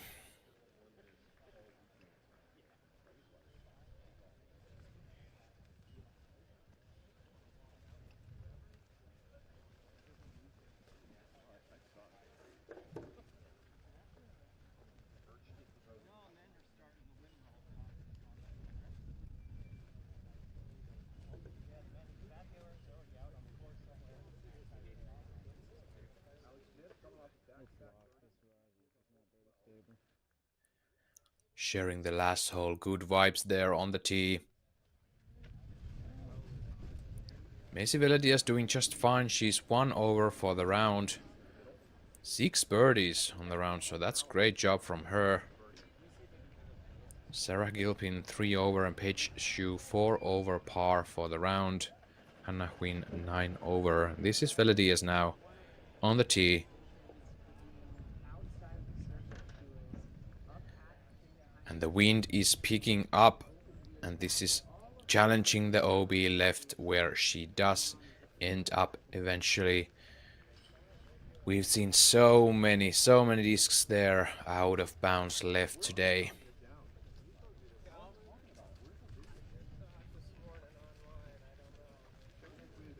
Paige Shue, another birdie.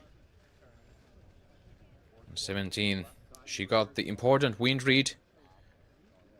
She hangs this more wide to the right, but it needs to come down. And she's out of bounds.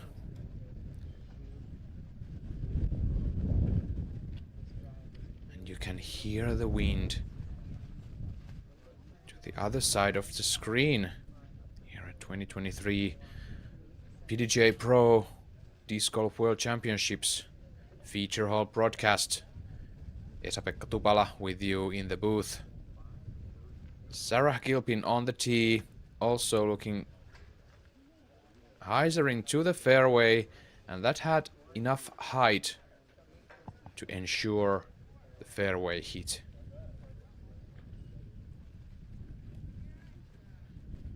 Hannah Huynh, and this is turning over, and it doesn't fade back in bounds, and she's out of bounds early right.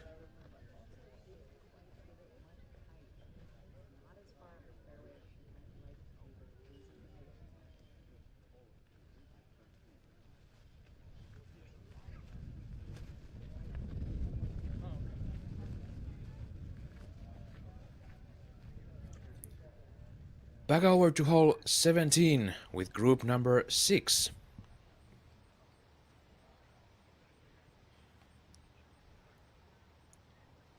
Diane Carey, Jessica Weeds, Anniken Steen and Rebecca Cox.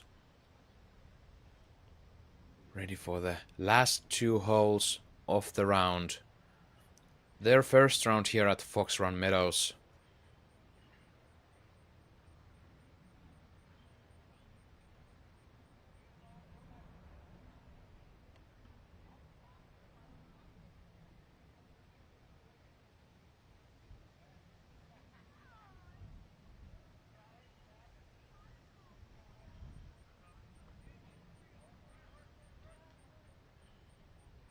Diane Carey on the tee. OB left, OB right. Hyzering downhill 390 feet, 119 meters. And this is looking great for Diane. And the disc circles down into circle 2.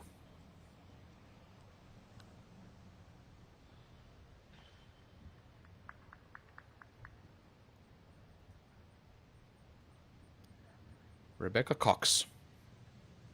This is risking the left side. She gets through and gets a great flare skip near edge of circle 1.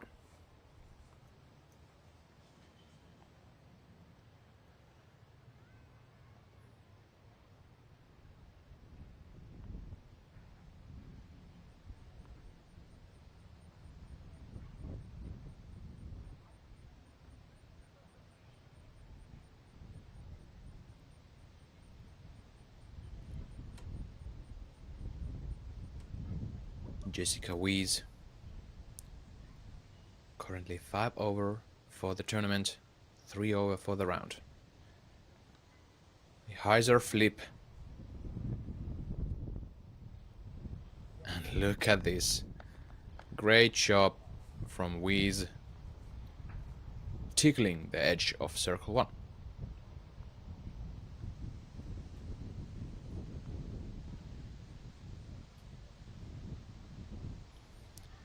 Anniken Christiansen Steen from Norway. Now, this is a hard hole for the lefties.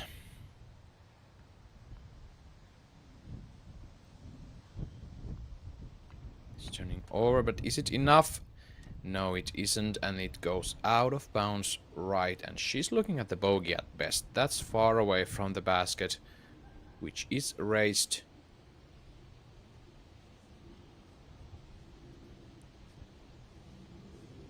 Let's go see Paige Shue on 18th after the out of bounds drive.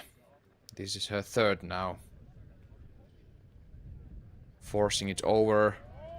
And this is gliding left hard. And that's OB.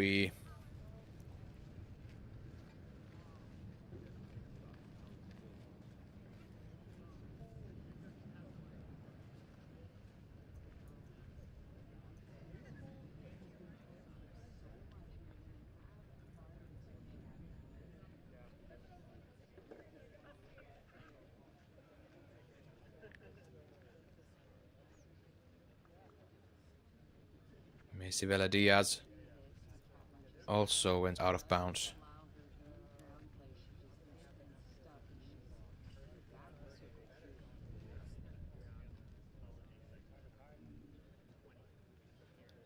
Goes with the forehand.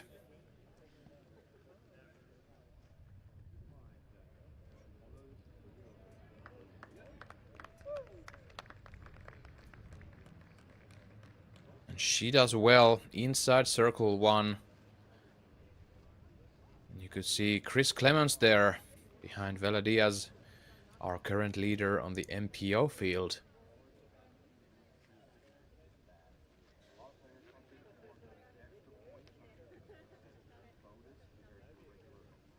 Still waiting for his round to start.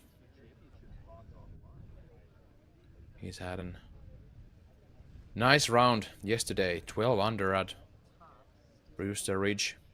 So we see Hannah Huynh. Hannah Huynh getting the support from Chris Clemens there, and Huynh showing us a great backhand throw into the circle, about 6 meters left.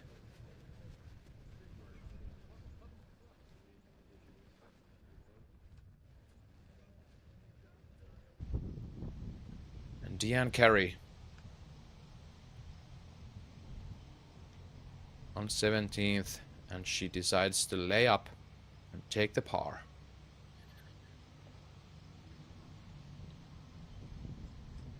Another layup.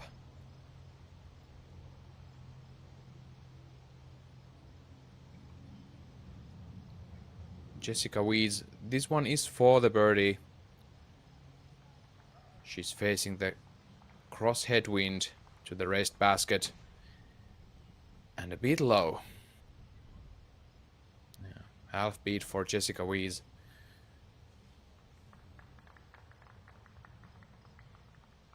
This now must go in. And that's there.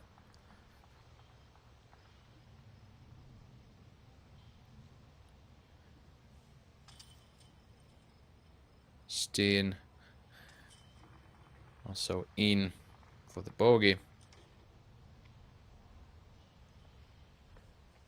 And Rebecca Cox takes the...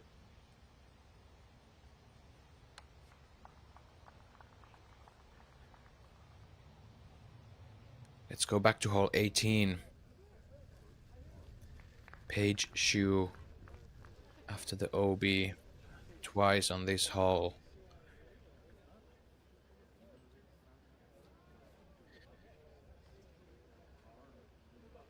Yeah, watch out, Big Germ. We're filming a coverage here. And that was 5th shot from Paige.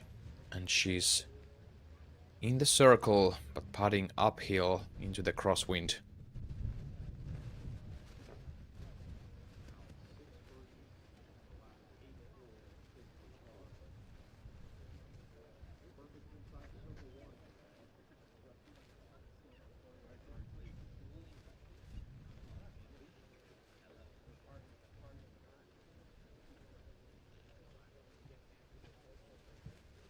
Sarah Gilpin, and this one for the par.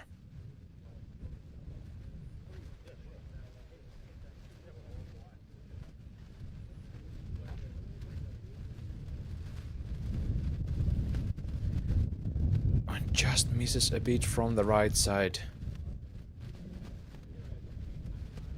And that will end the par stroke of 7 holes for Sarah Gilpin. I'm sorry, 6 pars in a row. This would have been the 7th. As we see Macy Vela Diaz putting for the par. Oh, and that's short. She will end up being 2 over for the round. For that next one is for the bogey.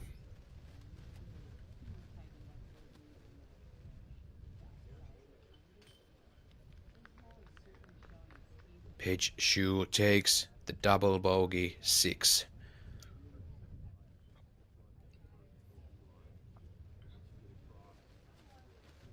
Hannah Huynh for the double also.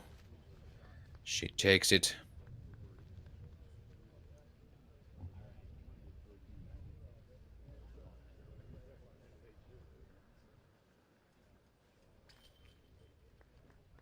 Vela Diaz takes the bogey 5.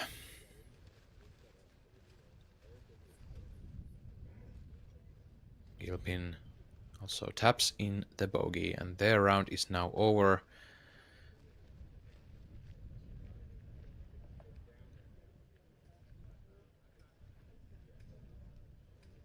Until this point, we now have only one player on the FPO field with the bogey-free round still going on, and that is Kristin Tatar, currently on hole 12.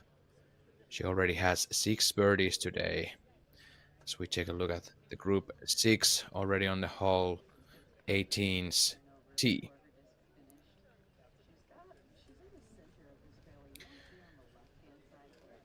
Ian Carey already threw her opening shot with Rebecca Cox, and this is now Jessica Wees. That has the stability to come back into the fairway. Luckily gets an anti-skip so she doesn't end up OB right. The fairway here on hole 18 is really tricky. 213.3 meters and 700 feet downhill into this headwind. And again, Steen. This stays in her hand, maybe a bit too long, but it stays in bounds. It's low enough. And that's a fine spot for the lefty to be in order to approach the green.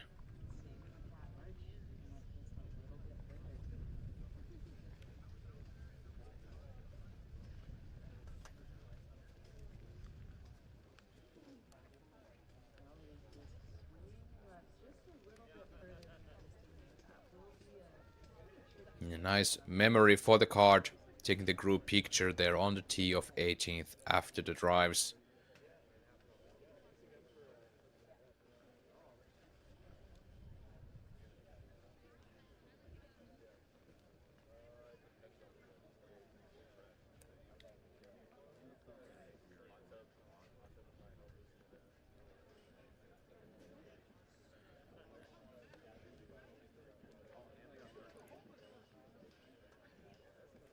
Let's take a look at group number 5 on the green. On the fairway 16th.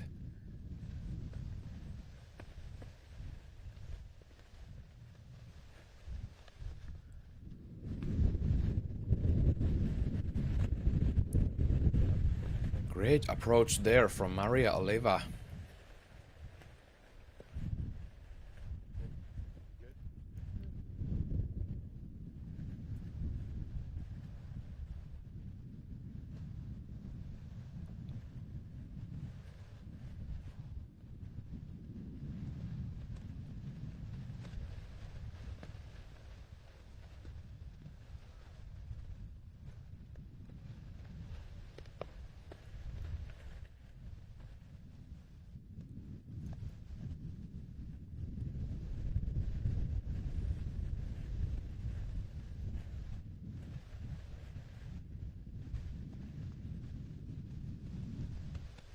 Maria Oliva still hanging on with a great round so far. 6 birdies and only 2 bogeys, so she's 4 under and 3 under in total. Tied for 3rd place.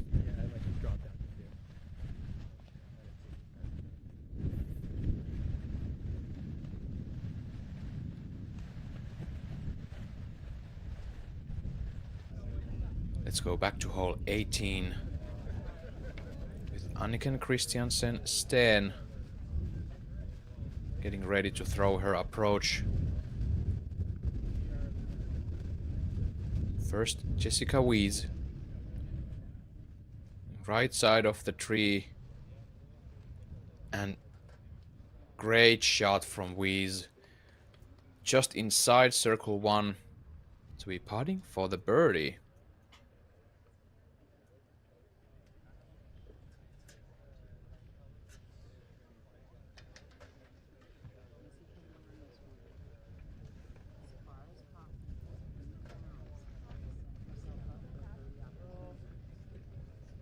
Deanne Carey.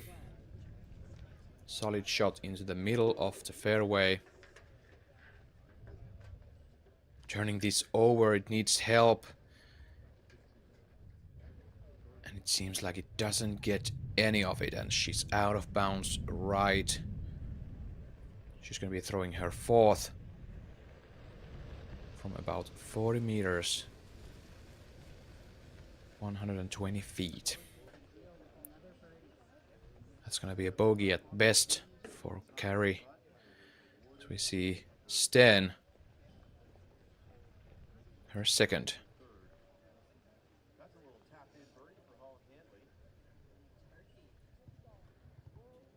Oh, this is looking great. Just a bit short, but she's in circle 2 with her second shot. She can lay that up for the par if she so wishes to do. She will be taking a +5 round to go towards the third day of the 2023 Worlds here at Jeffersonville, Vermont.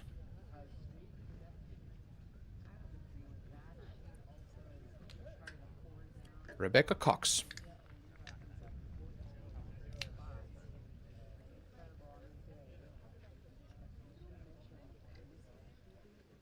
This is her third shot now.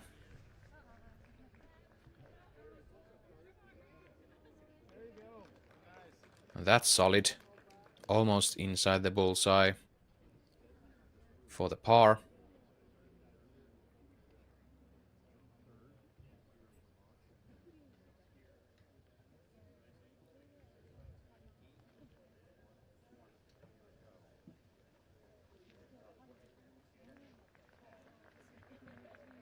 Carey taking her meter in.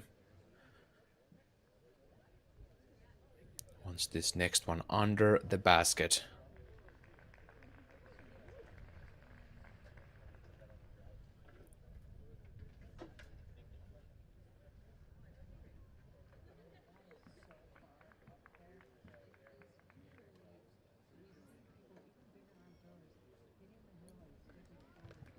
And that's almost there, near the bullseye for the bogey.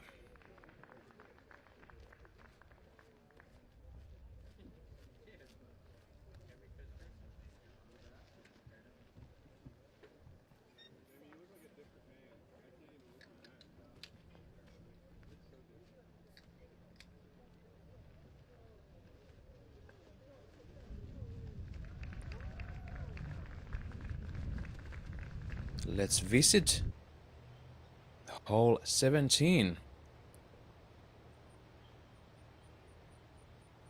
Group number 5 on the tee. Cynthia Ricciotti.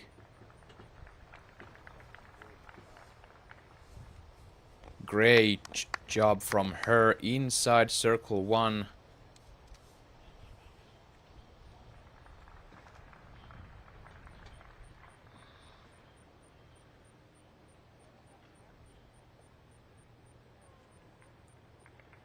Maria Oliva.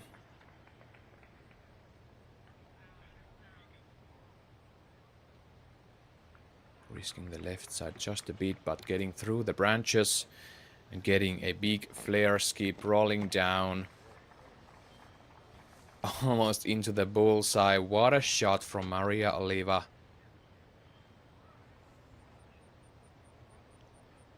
Aiming at her 7th birdie of the round.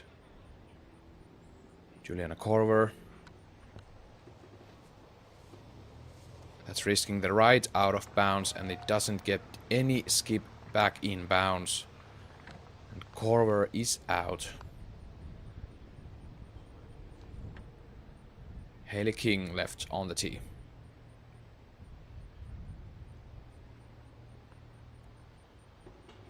Going high.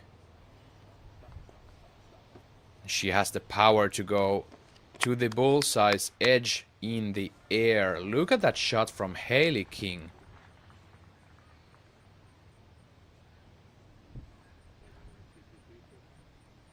Let's catch up with this group 5. Now live on the green. Korver laying up for the bogey. That's practically the only thing you can do here if you go OB right or left, practically.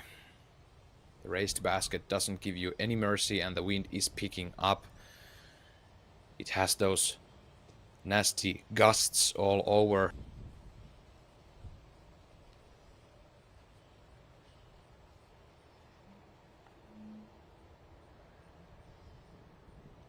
Cynthia Ricciotti.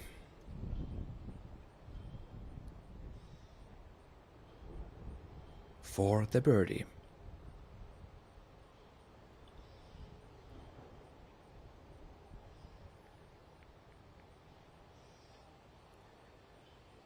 And misses left side.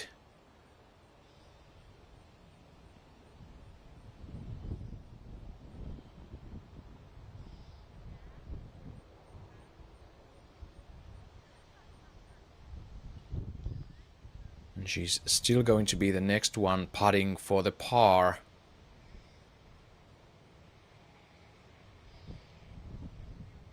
Seems like she has about 8 meters left uphill. Maybe a bit less.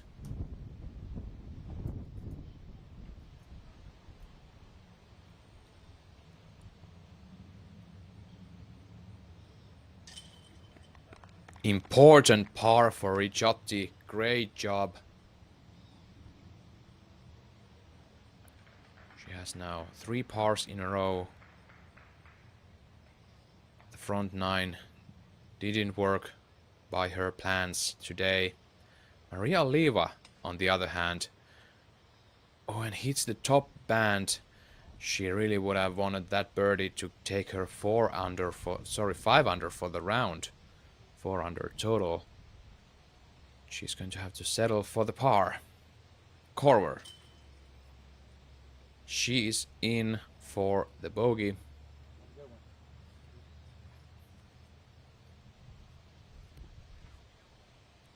Hailey King.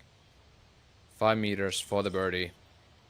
She gets it, and look at that. The disc almost comes out once again from the basket.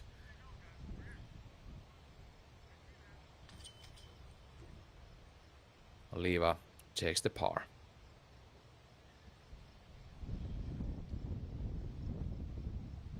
Let's see once again hole 16 for a bit.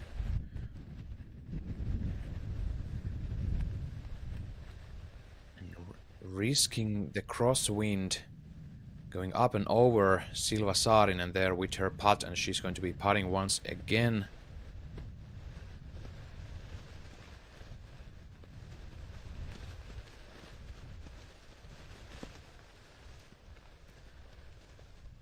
This is going to be for the bogey now, and look at that wind. Those banners, they are waving heavily in the wind. Silva Saarinen usually doesn't take much time on the putting green, but now she will take a couple of extra seconds. And in the center for the bogey, and that's not a simple putt in those winds. She gathers herself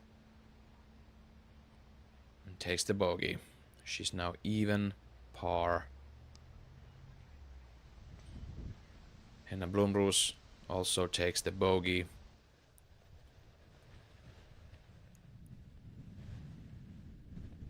Blomroos now 1 under for the round, and Silva Saarinen 1 over for the round. Alex Benson currently 2 down for the round. She took double bogey on hole number 12, but she then has just 4 birdies and other ones are pars, and now she took the par here, so remains 2 under for the round. Tied for 4th, placed with -3 on the total scores. Jennifer Allen taps in her par, and they move on to hole number 17, which you can see the fairway of here.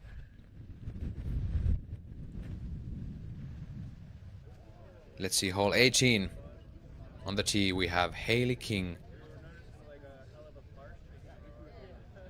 Takes this right side.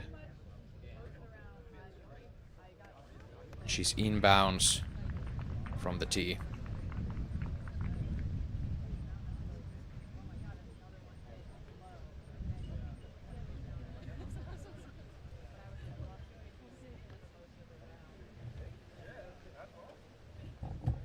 You can see here a multicam angle. You can see the fairway of 16 on the top left. You can see the tee of 17 on the right hand upper corner. Tee of 18th. Maria Oliva currently on the tee of 18th.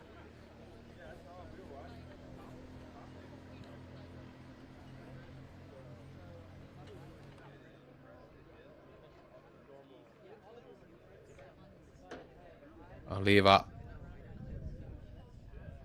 doesn't want any skips here. She gets a big skip. And look at that. She hit the right side of the fairway and she still went out of bounds left.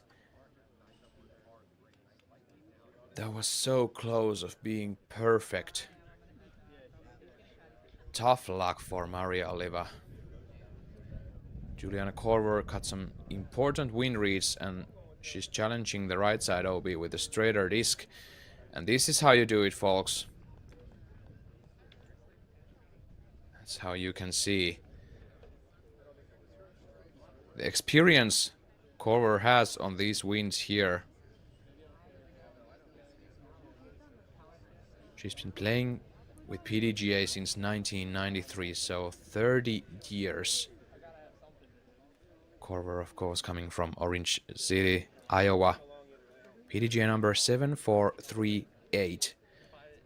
Currently 8 over in total scores. Hailey King 6 over, Cynthia Ricciotti 9 over, and Maria Oliva 3 under.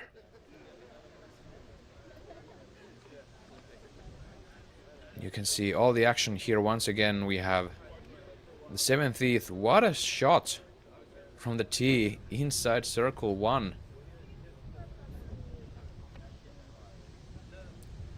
That's group 4.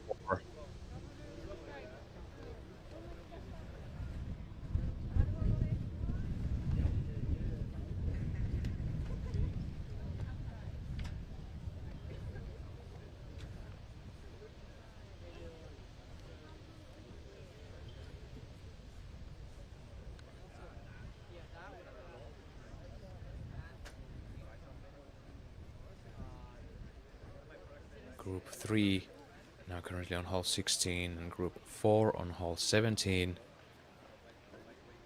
from which we saw the drives just a moment ago. Madison Walker, great upshot on hole 16.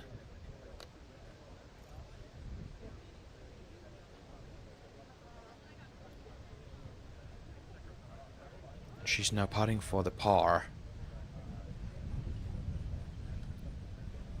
Esa-Pekka on your top left on 16th. Great upshot from her. Cynthia Ricciotti on your low right, and that's out of bounds for Cynthia. She's in circle 2.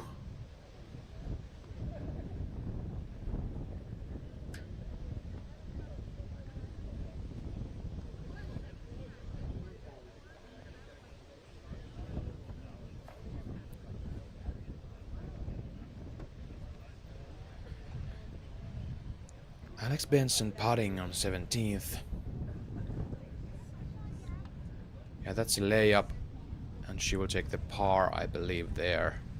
Evelina Salonen on 16th. A big putt hits under the basket.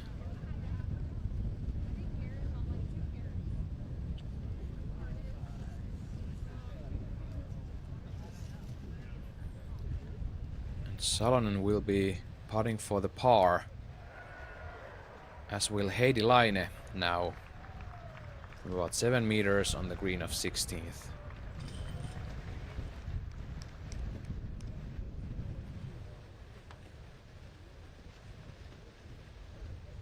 Silva Saarinen gets the putt on 17th.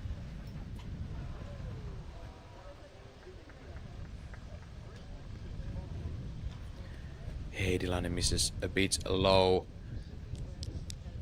And Henna Blomroos misses low on 17th, so double low misses for the Finns.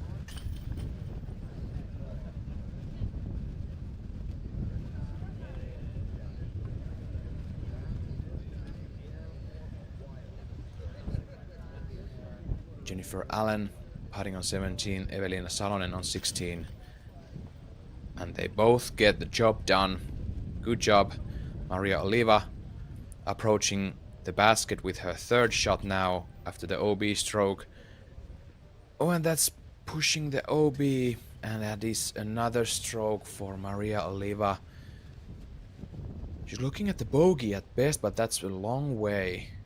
So we see Henna Blomroos putting for the par.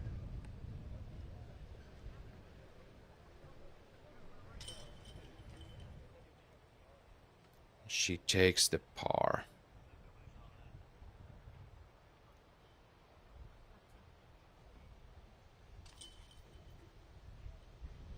Alex Benson taps in the par. Jennifer Allen and Silva Saarinen both took the birdies here on 17th.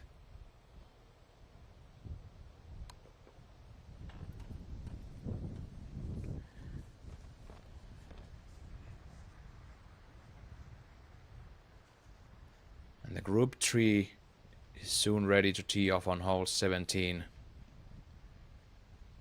Two Finns once again. Heidi Laine and Evelina Salonen, with Lisa Feikius and Madison Walker. Evelina Salonen currently 2 down for the round, so she's 3 down total, tying for fourth place.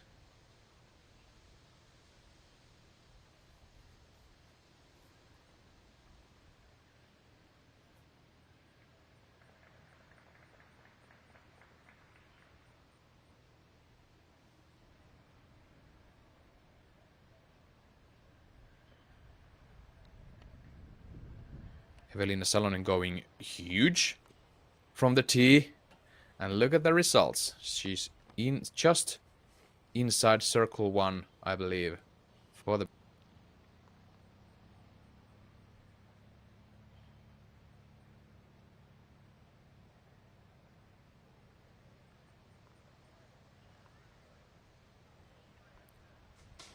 Heidi Laine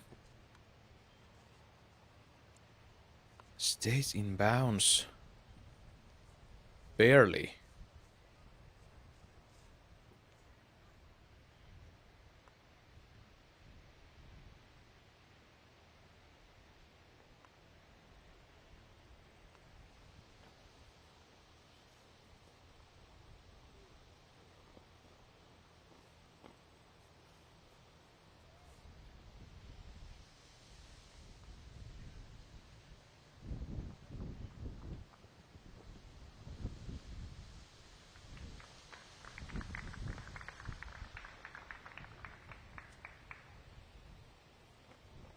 Some great tee shots there. From the Group 3 on hole 17.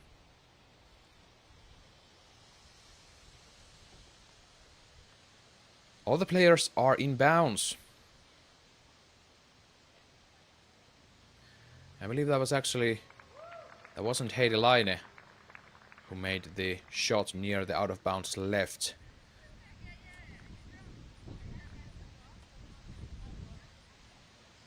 Might have actually been Lisa Feikius, yes. And both Laine and Salonen and of course Madison Walker also are far away near the basket. Far away from the tee, that is.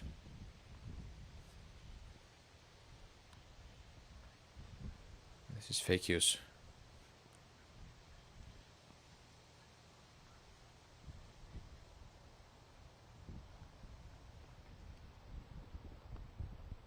Just approaching. Solid job there. About 5 to 6 meters left for the par. And you don't want to be putting uphill on this hole, for the hill slopes down towards the out of bounds.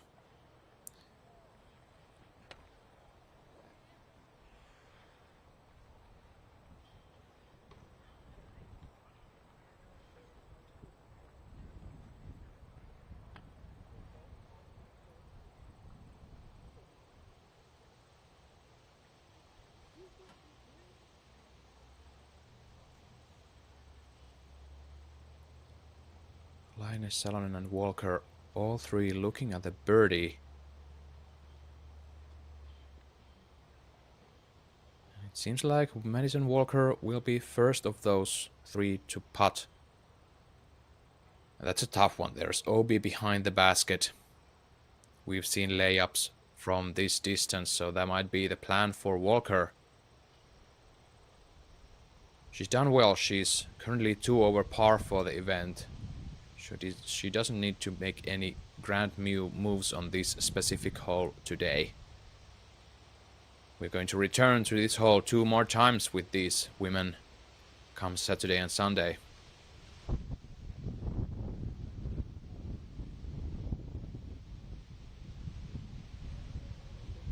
She's going for this. The wind fades the disc left, and that's not under the basket. Salonen doesn't want anything to do with it. As you can see, she lays up near the basket.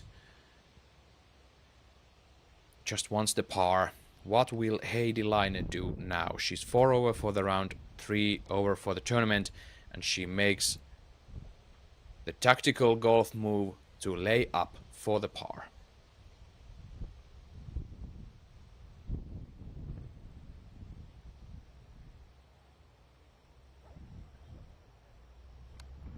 Madison Walker, tough putt for the par.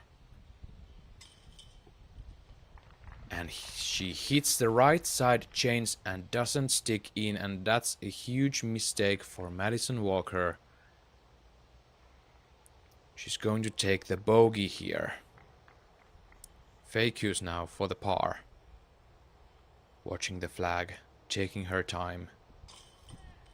Solid putt into the center. And she's relieved about that. This hole 17 is real scary. 5th in difficulty, and you can see there in the background we have Alex Benson approaching the basket of 18th. So we see these tap-ins on hole 17.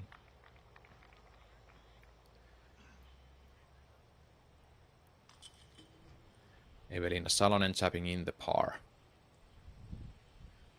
1 more hole to go for this feature hole broadcast here. Let's look at that Alex Benson upshot once again. She was in the middle of the fairway here. She took the forehand.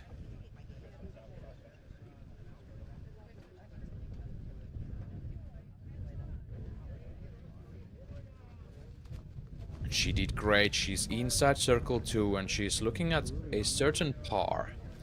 If she were to lay that up, and let's go live. Jennifer Allen on the very same hole 18. A famous par 4 on which we saw Paige Shue 5 years ago. Then Paige Bierkas to lift the cup to be the FPO World Champion 2018. A couple of moments later, Greg Barsby took the title from the MPO, and Jen Allen approaches the basket. Solid job. She's inbounds near circle 1's edge. That might also be a par layup for Jen. We'll see about that.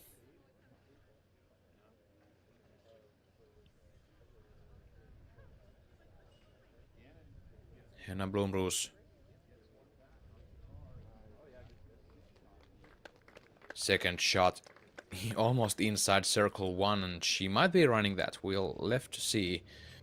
Fine now. She's 1 under for the tournament.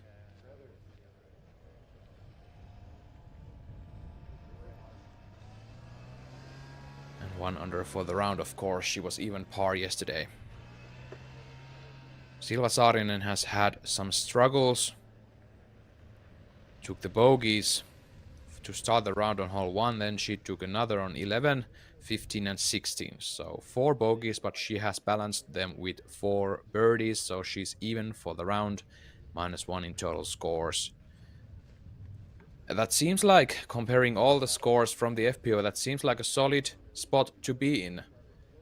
Going back to the Brewster Ridge.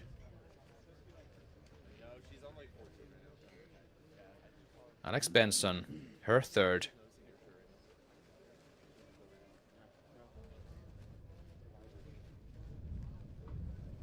It is just a layup, as we thought. She will be taking the par, and what a round from Alex Benson. 4 birdies, 1 double bogey, and that's it. She's 2 under for the round. Tied for the 3rd place, -3. And the last group we are going to follow on this feature hole broadcast today, they are on the tee of 18th. They are ready to tackle their final hole for today. Esa-Pekka on the tee.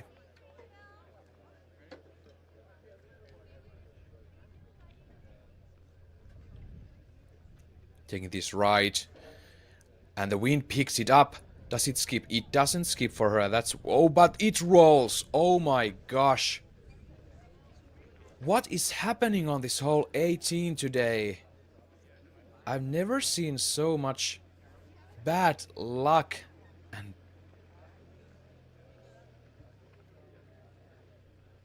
some unfortunate events on one single hole.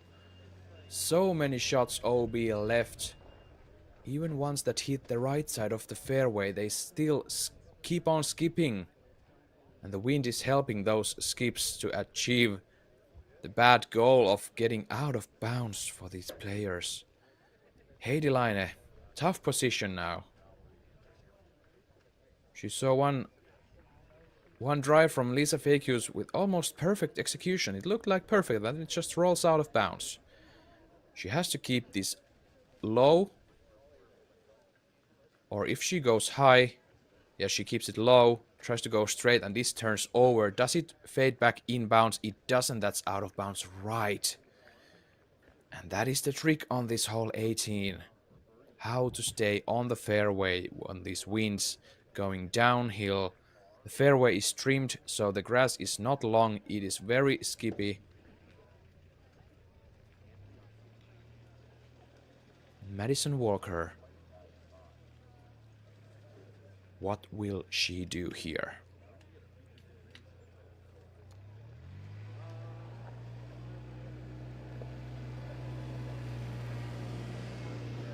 Goes high right. Does it stick? It barely does. She's about 1 meter, about 3 or 4 feet inbounds. We are left to see the drive from Evelina Salonen on this hole.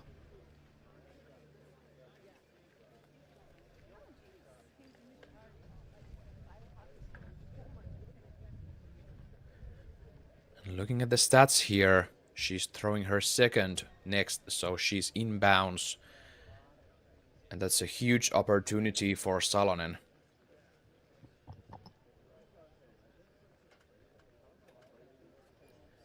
And considering the length of Evelina Salonen, she might be under the par, under the basket for what we know.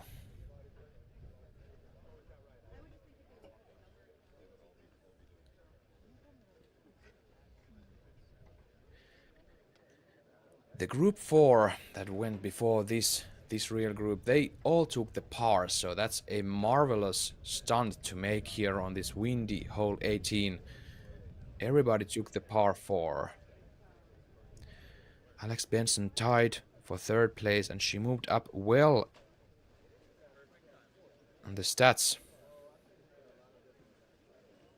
Going 1 down with 1 birdie and 5 pars for the last 6 holes, and that's something we haven't seen from many other players. Esa-Pekka is currently trying to do the same. Heidi Laine far away from the basket. Will she be going for this, or is she laying up to the fairway? She goes high. It needs to stick. And it sticks. So she's aiming at the bogey.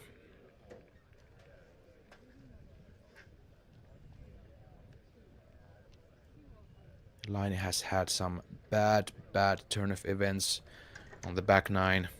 She has taken 4 bogeys and 3 pars on the last 7 holes.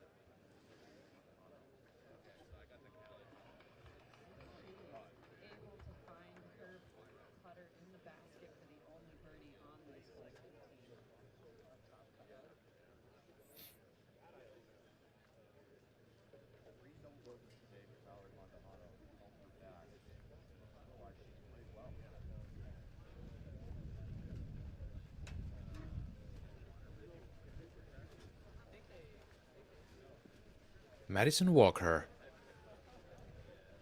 after staying inbounds, risking the left out of bounds. Does it hyzer back in?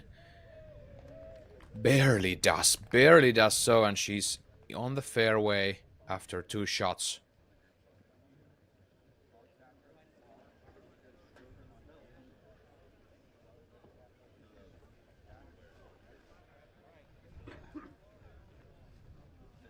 It's a fake use. After the roll straight to the OB. What a turn of events for her.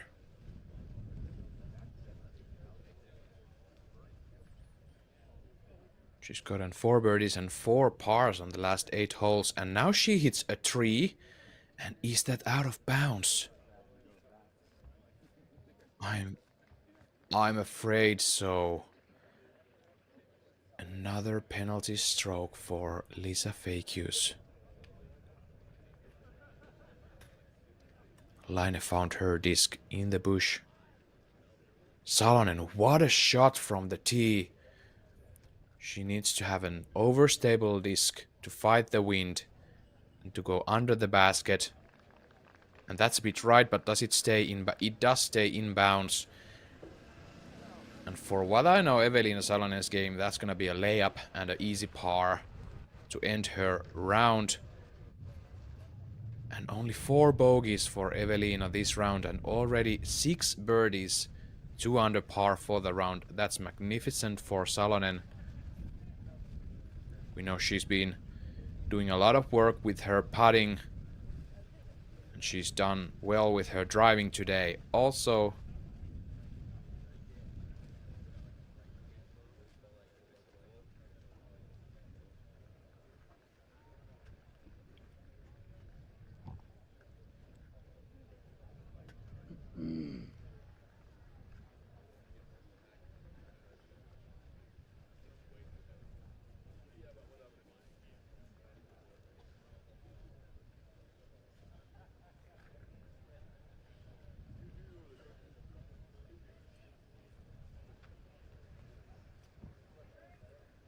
Laine will be throwing her 4th here, opting for the backhand, and this is tricky, but Heidi Laine is known for these standstill upshots with mid-ranges and putters. She just has to read the wind correctly. And that's hard. That needs to stay. And that's OB once again for Heidi Laine.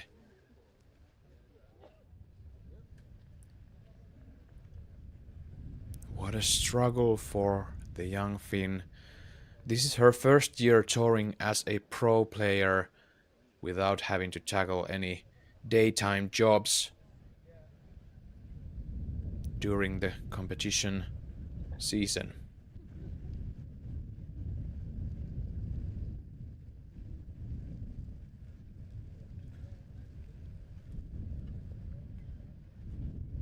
Lisa Fakius after the OB. And that's going straight under the basket. Does it stick in?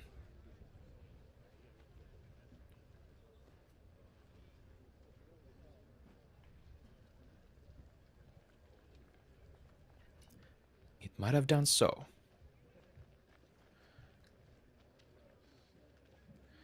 Madison Walker approaching the basket with her 3rd.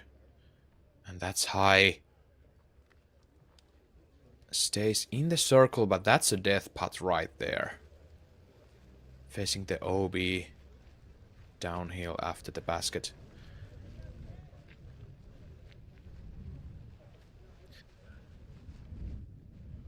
There goes Chris Clemens once again, getting ready for his round after a couple of hours. And will Heidi Laine be going for this putt, or will she lay up for the double?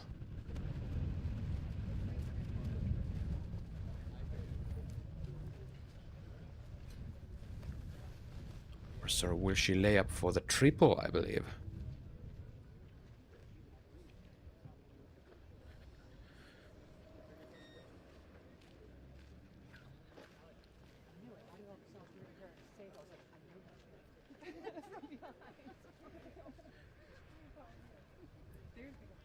And once again, this is the last card we are going to see on this feature hole broadcast. And we see Lisa Fakus for the double bogey after 2 OB strokes. Going uphill. The cross tailwind.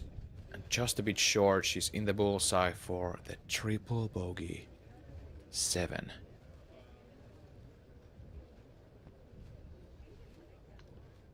Heidi Laine.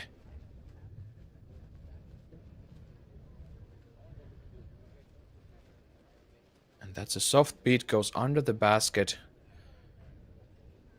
Evelina Salonen doesn't hesitate, lays third shot under the basket for the par.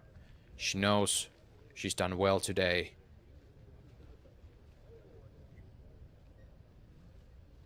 Madison Walker, this one for the par.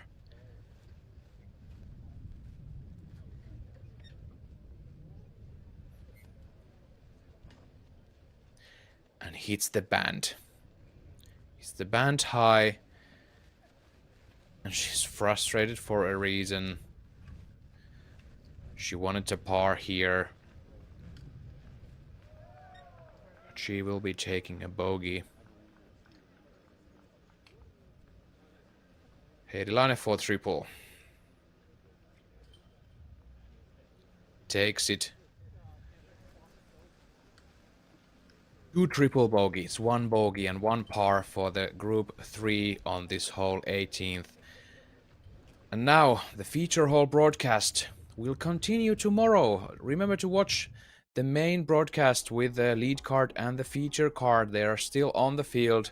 As you can see here, Kristin Tatar basically on fire. 7 down through 15 holes.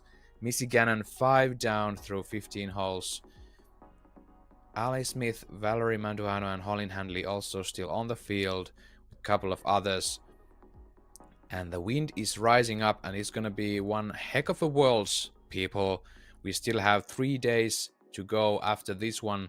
So buckle up and get ready for one more round at Brewster Ridge tomorrow. My name is Esa-Pekka Tupala in the booth with you for this Worlds week with the FPO feature hole coverage. And we'll see you tomorrow once again. Of course, we'll see you today with the MPO feature hole coverage, but you will hear me tomorrow once again at Brewster Ridge.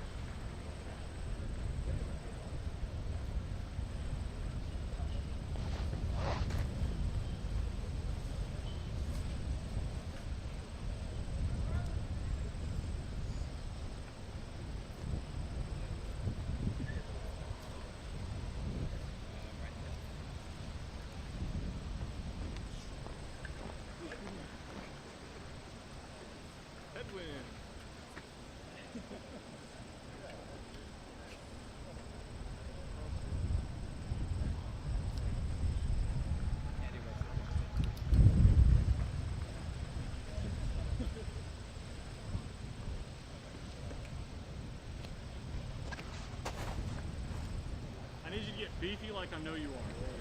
Yeah. Yeah.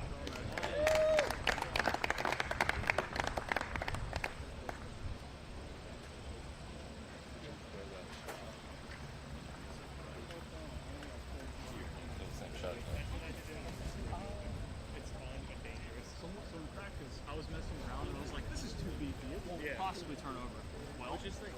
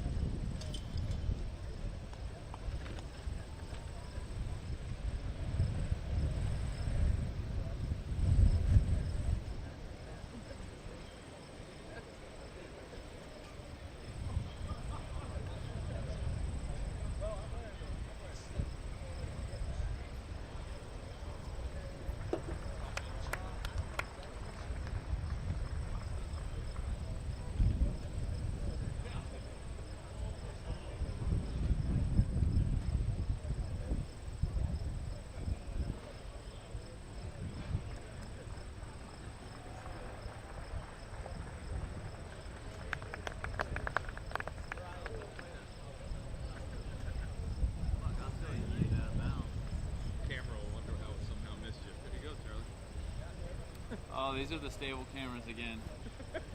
Come on, so let's take a selfie with them. Hi, everybody. So guys, don't listen to him. I shot really bad today. I tried. I never gave up. He had throwing though. I threw this again. It just likes to get a berg today. Do yourself a favor. Got a comedy show coming soon. I wish I had a side hand like Sully, because it's just It helps a little bit. otherworldly. But that's all for today. You guys, thanks for tuning in. Have fun. Charlie's gonna ace it.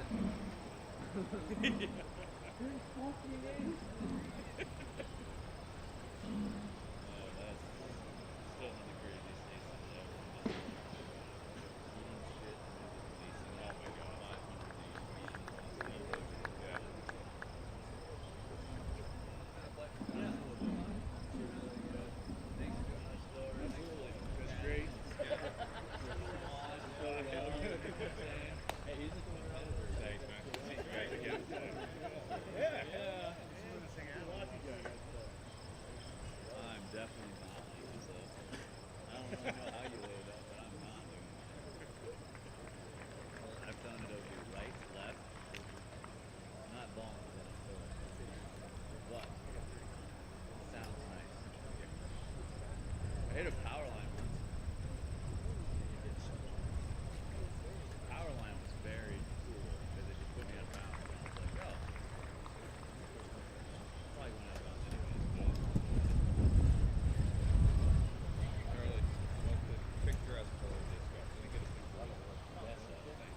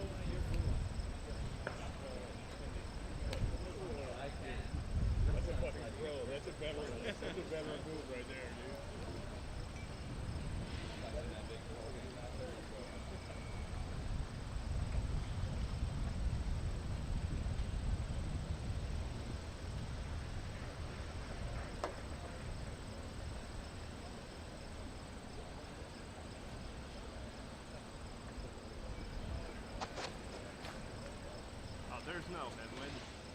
What headwind? I thought that they said white. Yeah. Good white. His face is priceless.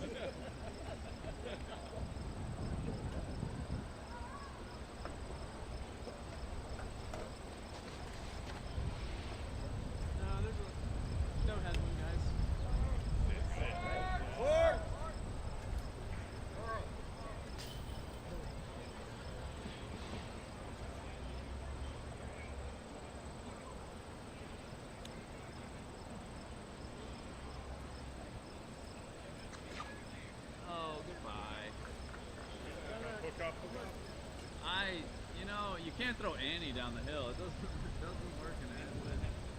I mean, I didn't really get very far. No, I'll throw my 80 distance. Gosh, man. Said, I was scared to throw it for it. try the other only discount. Yeah, I took the most overstable. Yeah, but it looked really good. Oh, true. Right.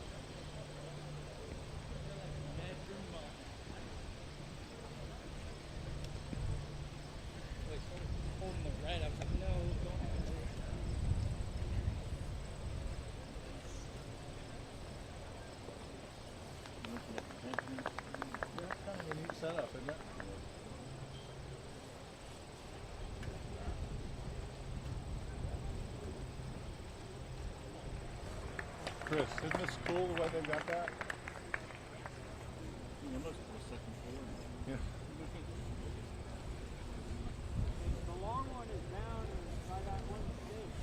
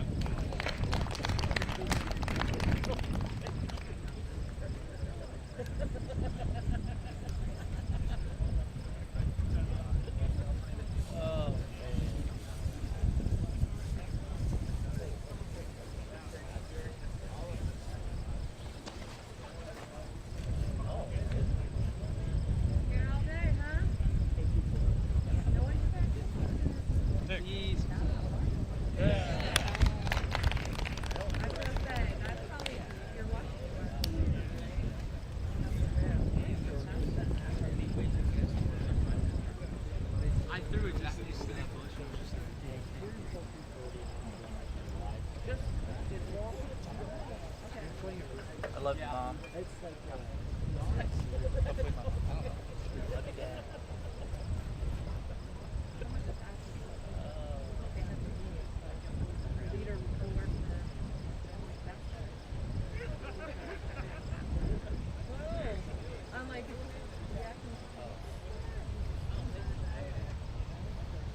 Because you're going to be doing scoring, you actually scored the apple.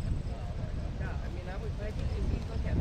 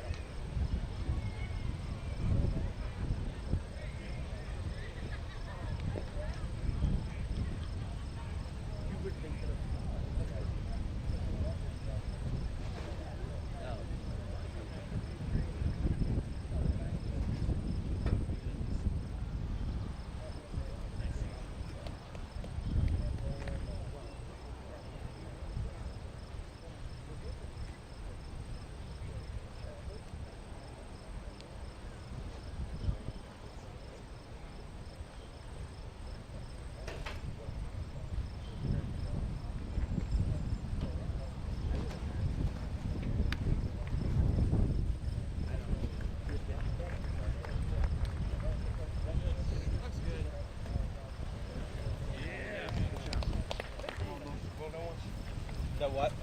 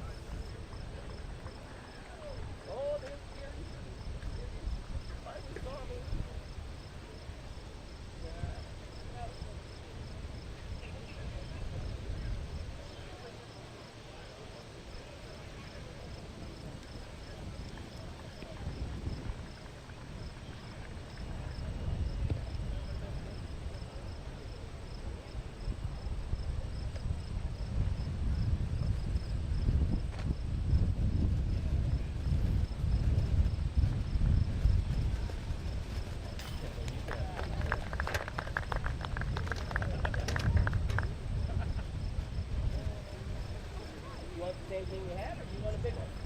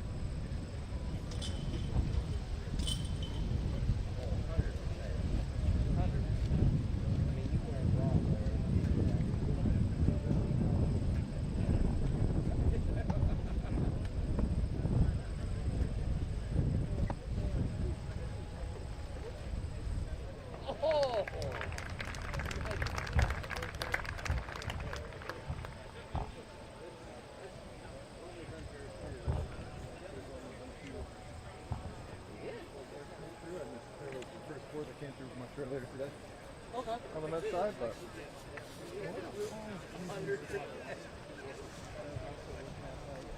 This is where we were. I needed a seat. This morning was miserable. This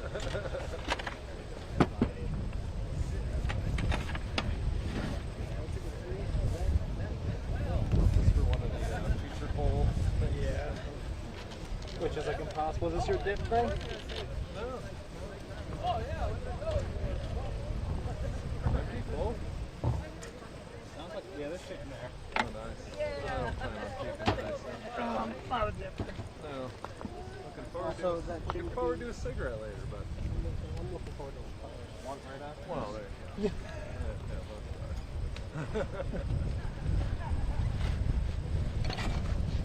Nice. What's your name? Matt. Matt Liam. Nice to meet you. Alright, I get some water, and then I got perfect timing for germ. Like right here. Oh, I don't know if that's it. Dude, you do what you're doing because everything that I'm doing is just like you're gonna be selling shots for me. You're on it.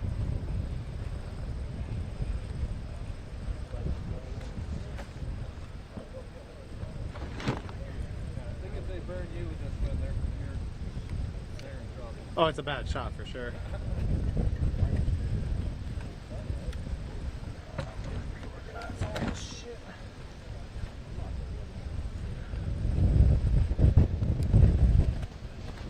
Well, we'll do one without that.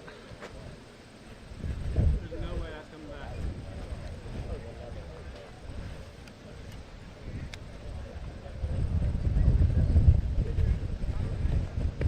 I gotta get this monitor up and running.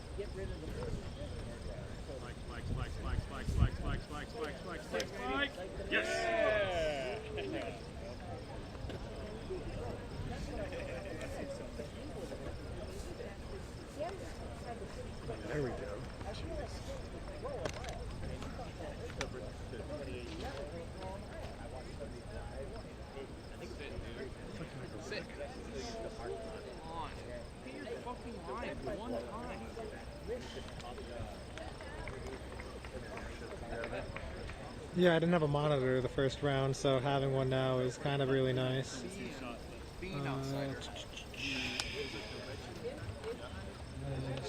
Lighter green tree with white. The tree and the next tree. I'm trying to like go How do I over the get top out of this though?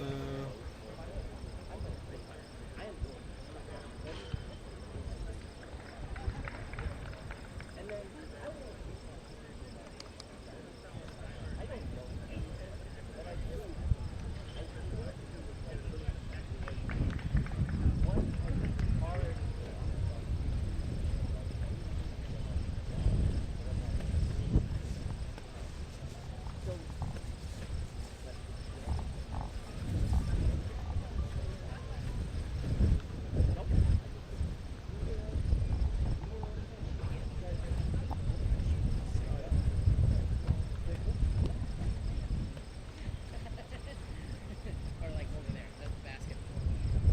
I ended up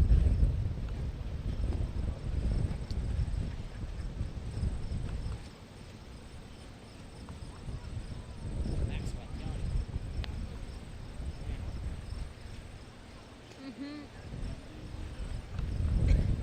Oh, ooh, Sweaty V? Alright. Oh, that's going to save me so much.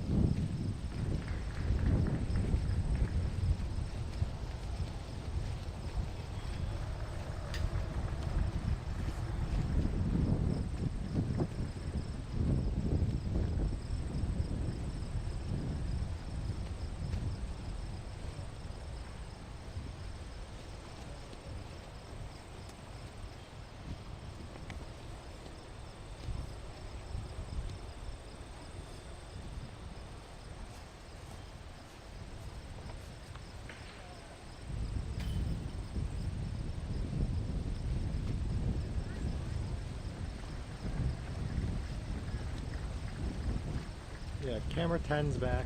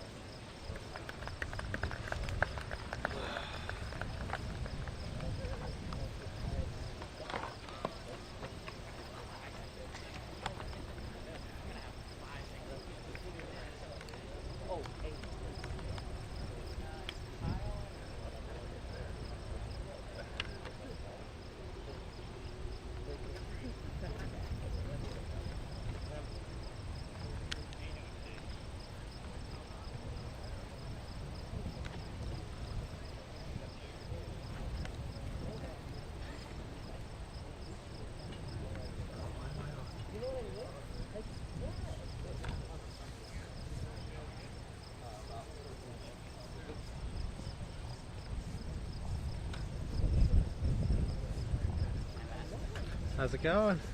How are you doing? Good. You doing slow mo today? A little bit more just like other purpose footage. Nice. Okay. So with this much light, yeah. I might be able to. What are you working on there? This is going to be some PDGA ads. Okay. Future footage for that. So scenic. Yeah, and then Okay. a little bit of like trying to get them around. Graphic. And who has the hot round right now? Maybe Kyle. That's what I'm hearing. Okay. I know Germ was like 8 under, so I filmed him coming over. Birdies 18, which he was in good position. He just birdied 17. He parked it. There's my double bogeys Oh. again. He, if he birdies 18, we'll have the hot round tournament at 11. Okay. And he was in bounds. Awesome. Yeah, I made sure I got up here to catch him on 17, and it was like perfect timing. I was gonna say, he pushed up, he was throwing from the corner there. Oh, I'm still recording. Jeez. What's he at now? 8 or 9? 9?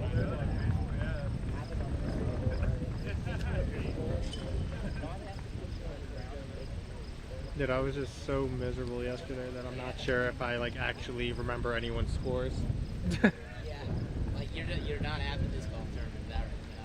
Dude, I was literally just like everyone was under canopy and I was just in the open. Yeah. Oh, this is my vacation. I took vacation time to do this. Really? Like, What's your normal job? What's your day job? I'm a creative director and sales director for like a construction technology company. I travel all over the place, but this is a lot more fun. I enjoy all of this, and I can't wait to throw this course. Are you gonna try to throw Monday? Well, my buddy wants me to go back to New Hampshire, and I'm like, I want to be here and play. I played Smugs twice. I haven't played Fox Run yet. I'll try to play. Brewster, I might be into that. I don't know. I'll meet up with you at TC eventually. We'll talk more about it.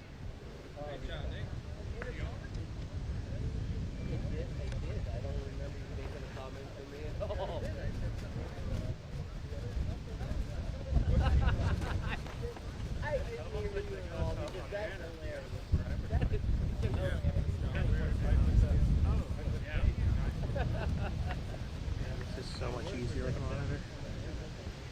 Oh, mine? Yeah, on my second one. What?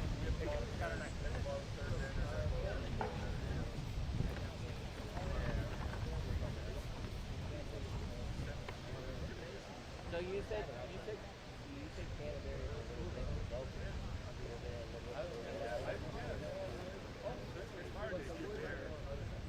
Wild in nature, as it is. Without like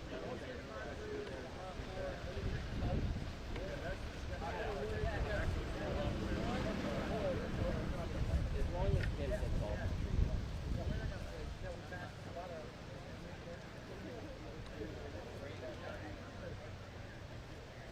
Oh, the one by you?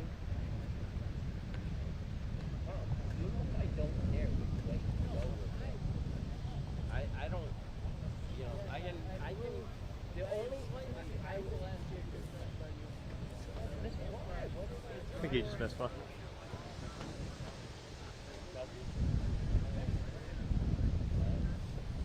Is it Kyle shooting the hot round now? No, he bogeyed. German did get 11. So Germ is currently the hot round leader. Kyle will go.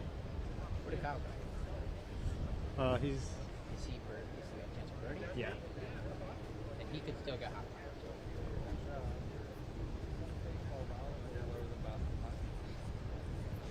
he has to have 18.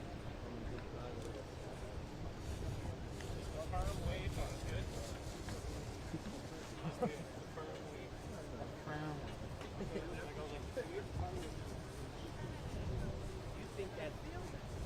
You think that? You mean that like? You mean you can relate to that? Or you think that's pointed at you? Oh, 'cause I remember playing him with myself. Because I know, I mean, I know that you do have a pretty good relationship. Maybe it was a little toxic, but I didn't know what you meant by that statement.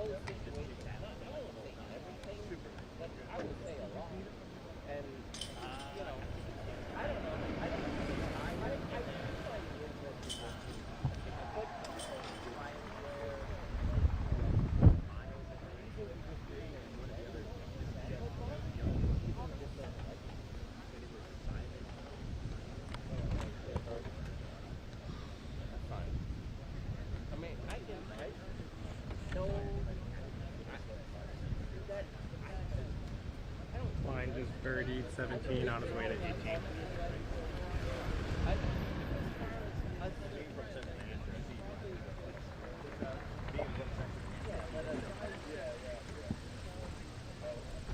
I almost forgot I brought this bucket this time.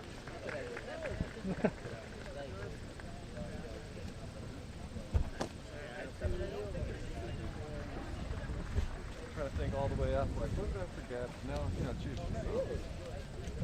And then, like, 5 minutes before, I was like, oh yeah, stool. Alright, whatever.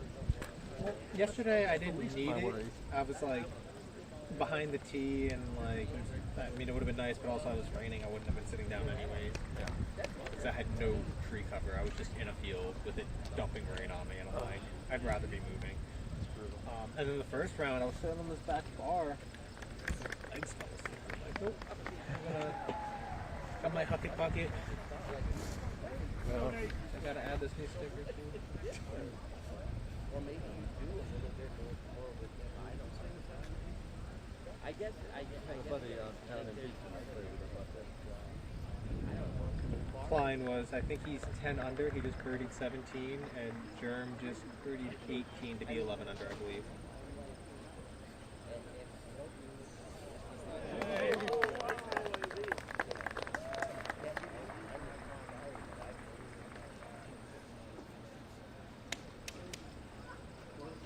I believe those are the hot rounds, but I'm going to check on that real quick.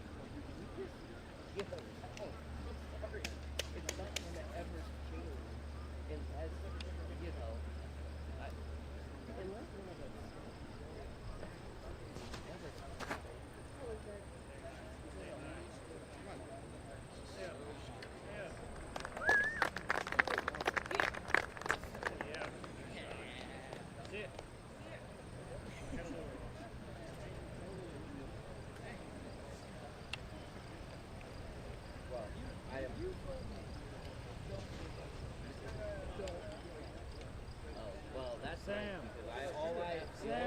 the only thing I remember saying to you, You want Kyle Klein? I apologize if it was anything to do with you, but if I said that to you, that's fine, because I knew it was a really bad situation, but I wanted you to know, which I think I decided, I don't think it's Yeah.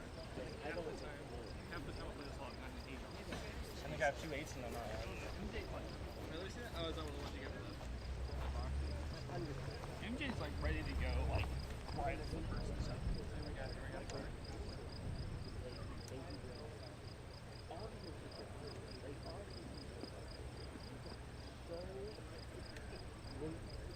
you know, and of course when we got off at the big fight, I was like, go ahead, take a swing. I'm gonna fucking tackle your ass off this.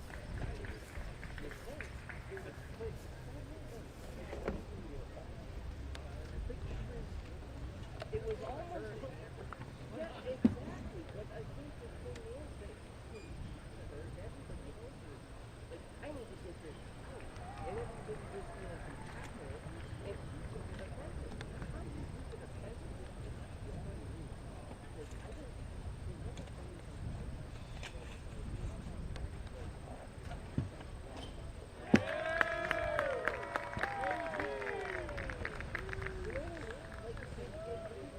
Am I wrong?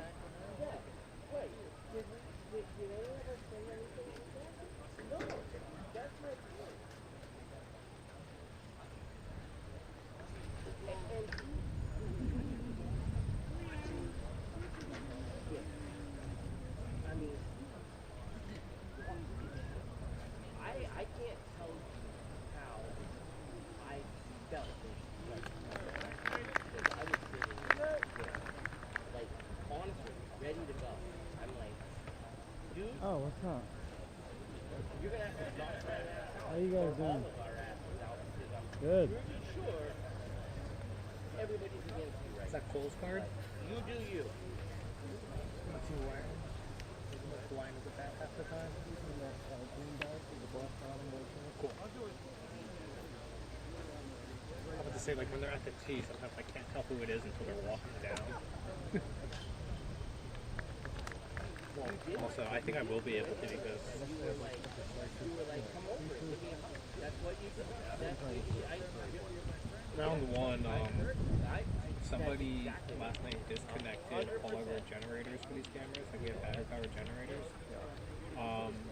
So only one of them was charged. So that was on 18, and the rest of us, like the batteries for the monitor were plugged into the cameras to keep them running. So yeah, I got a monitor this battle.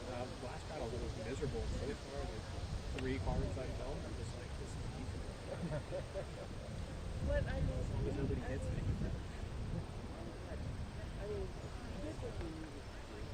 You local from around here? Yeah, we're from Okay. Yeah, I'm Jersey, so. Okay. So northern New Jersey. I'm up in the gunks a lot, like rock climbing. Yep. My buddy's actually there, sitting on the Gumps course. Oh, that's a fun course. Yeah. It's. I feel like it's kind of gimmicky, but Yeah, for sure. there's a hole where literally you're throwing a thumber directly to the left in order to get to the fairway, and I'm like, and I won the doubles tournament there Oh, nice. 3 years ago in the winter. The snow was up to our thighs. I had 5 feet of ribbon attached to every single one of my discs. And we didn't birdie a single hole until the playoff hole. And we ended up winning. I think it was like MA2 or something. My buddy Todd Martin and he's Okay. yeah, we're fighting against the guy that, put the course in. But, he's got his nostalgia thing going. He likes to speak. But I'm up closer to Wilcox Park. It's a beautiful course up there. Okay. Haven't played it yet. Dutchess County. Oh, it's in Dutchess? Okay. Wilcox. Yeah. It's got to be on my list. Honestly, I would love to Dan find time. Doyle, who designed Warwick, also designed that place up there. And Yep. It's just beautiful. Oh, no, I know Dan Doyle. Pretty There's well. 36 holes. Wilcox, there's 36 holes, and then 2 layouts for most of it. The longs are definitely like 1,000 rated. Love that.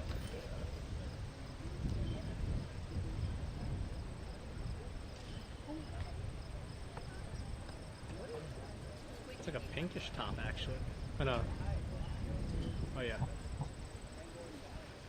So another person with black pants, and that was Emerson. Yeah. Oh, it's pink on the front. Yeah, That's, I wouldn't have noticed unless I I was was in there. questioning myself. No, I definitely saw white before. Maybe it's sun color thing. I gotta remember to stop recording.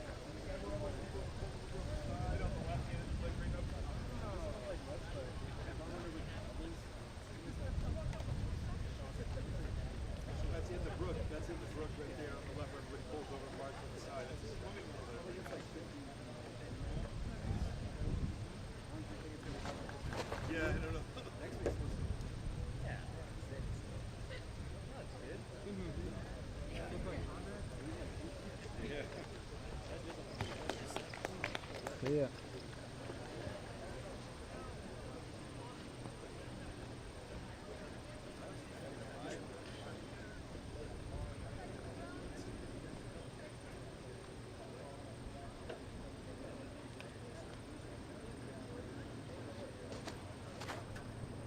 Four.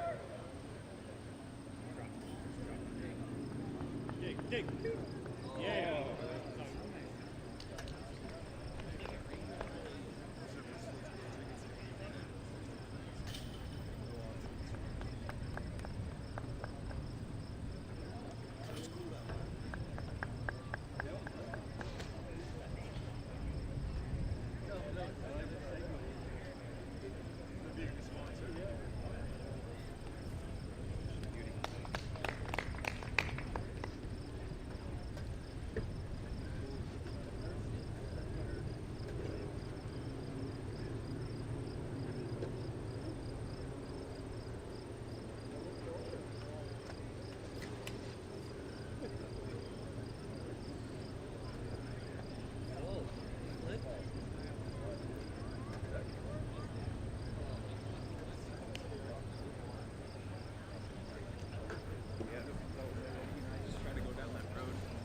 Something beefy on Annie. Now you're much more turn, I would be pretty sweet. Yeah. You got nothing? None of them remember. They're like, oh, I'm so sorry.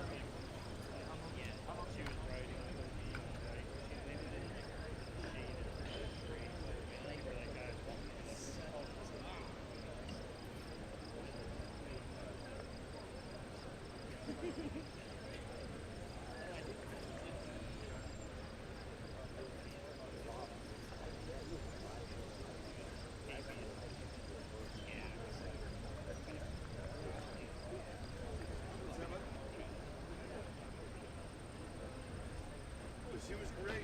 Your mom is awesome. Nothing's wrong with your mom. Nothing's wrong with your mom. She's a top-notch mom, man. No. She was just like, she wanted to know your It's been an eventful day in Vermont. It's the 2023 PDGA Professional Disc Golf World Championships. Featured whole coverage. Grant Zellner of the PDGA with you, and by eventful day, I mean everything from big moves on the scorecard and big bears on the course. No, you did not hear me incorrectly. Bears spotted around this Smuggler's Notch disc golf facility. Not to worry. They decided they didn't like crowds any more than most of the rest of us, that is, unless we're part of a crowd watching the best in the world. Cole Redallen, your current leader on his final hole of this day number 2, the 18th on the Fox Run course.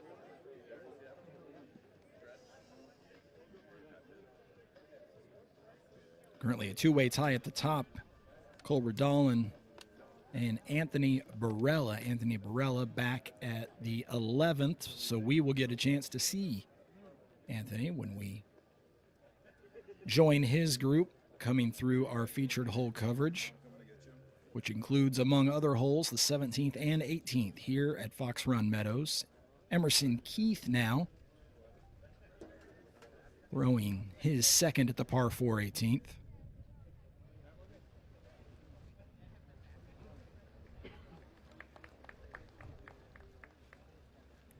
Quality effort there. He was very near the edge where he threw from.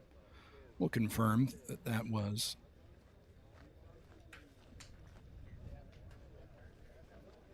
the iconic 18th here at Fox Run Meadows.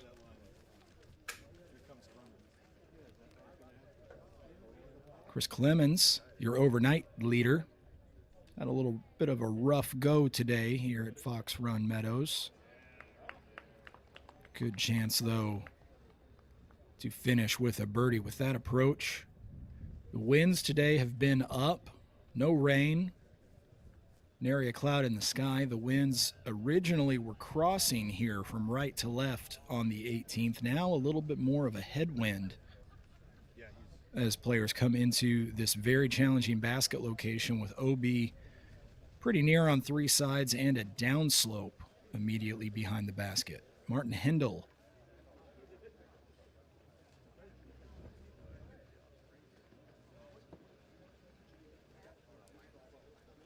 coming off a great week in Rochester, that was just a week ago. Martin Hindle now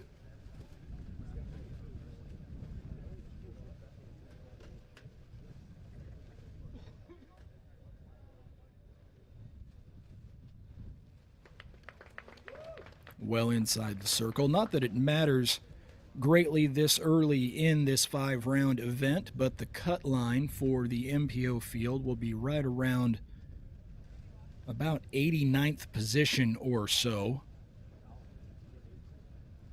216 players in the field.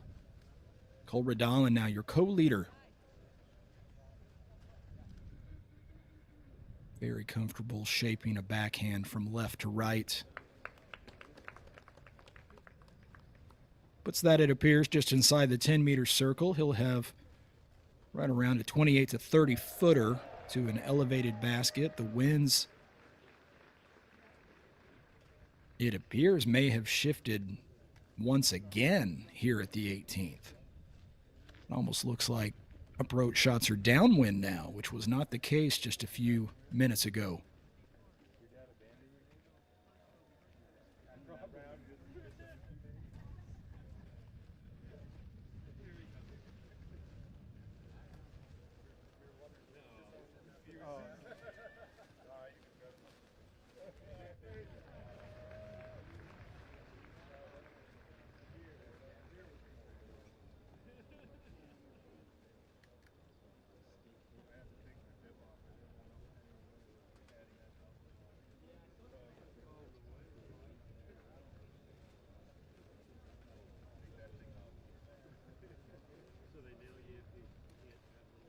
And if Cole Radalin is first to putt here, that means a pretty high-quality grouping of approach shots here at 18.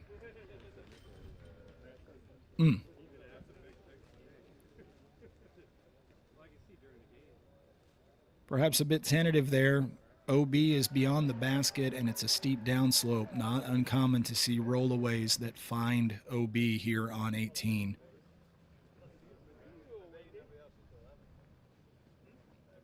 Ricky Wysocki making his way up along 18. The tee for hole number 1 is just outside the frame to the left here.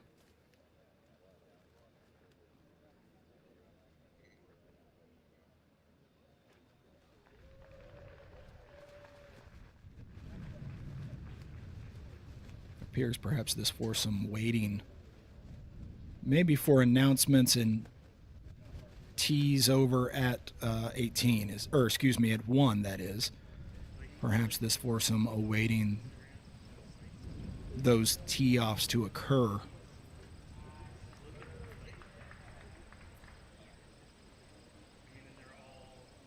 When we go four square, here's what you're looking at. Top left is holes 9 and 10. 17 in your upper right, and 18 at the bottom of your screen. The tee and mid-fairway looking toward the basket there at the 18th. It's a good chance perhaps to explain to you what's going on and why it is that you're looking at your overnight leader, who's just now finishing with that low putt. That would have been a birdie finish for Clemens. About 6 groups or so in either MPO pool were still on the course when play was halted due to darkness last night, as Emerson Keith finishes with a birdie. Those groups had to finish early this morning before the FPO field took the tee. And in order to guard against any players finishing and having to immediately tee off, they determined not to reshuffle the groupings. In other words, every player would play in the same foursome and at the same relative tee time as they did on day number 1, regardless of their score in the field. So that explains why we have players finishing now that were leaders and players that were further back are yet to tee off. Nico LaCastro, Lori Leitinen, Luke Humphreys, and Linus Carlson.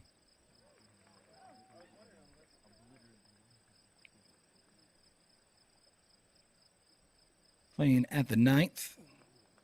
Able to look down here from high above.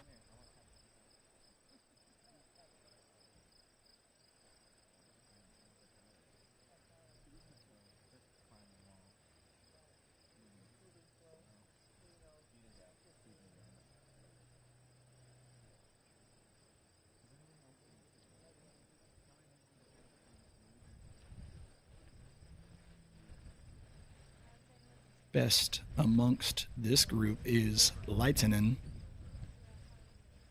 5 under par for the day.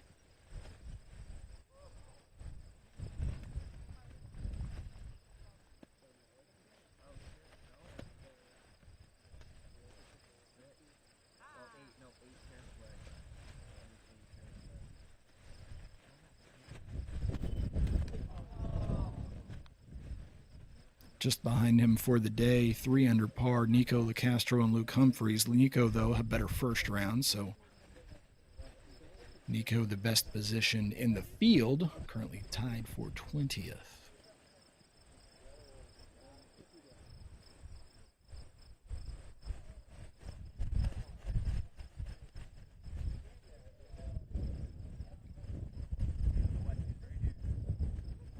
Luke Humphreys, though, will fall back. This is a double bogey for Luke at the ninth.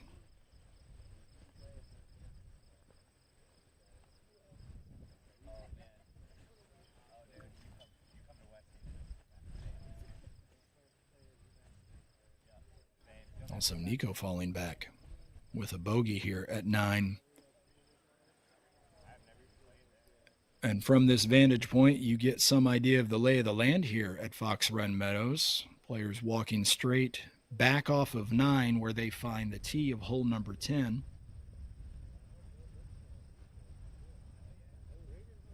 Nine, a downhill, lengthy par 3 at 480 feet. 10, also a par 3, much shorter at 315 feet.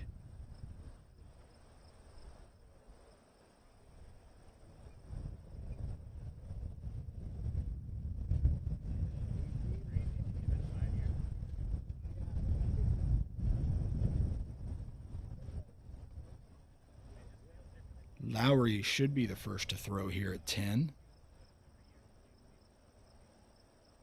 Indeed, Larry Leitinen.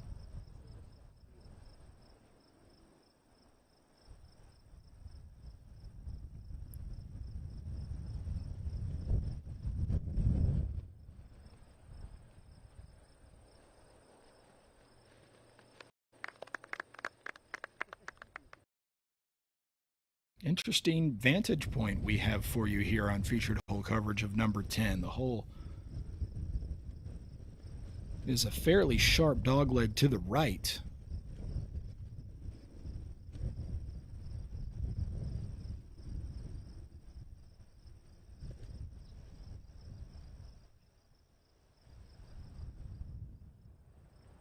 Nico LaCastro plants that disc right at the edge of the bullseye. Basket placed on the hillside, sloping upward and to the right, so players able to play a firm shot right into that hillside. Linus Carlson.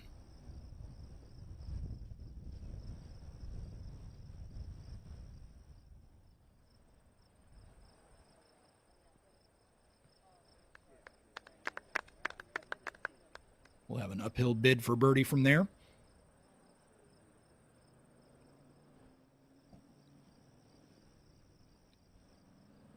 And playing very quickly, Luke Humphreys already airborne. And all the way up the hill, pin high.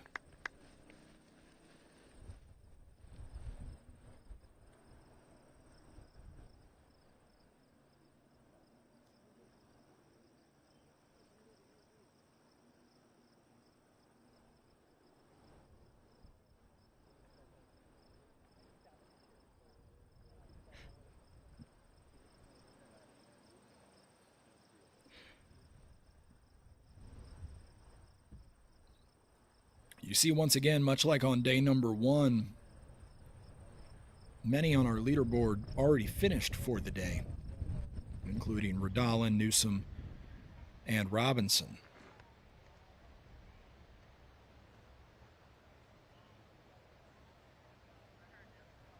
Joining now at 17, the foursome of Clint Calvin, Eagle McMahon, Thomas Gilbert, and Chris Nelson.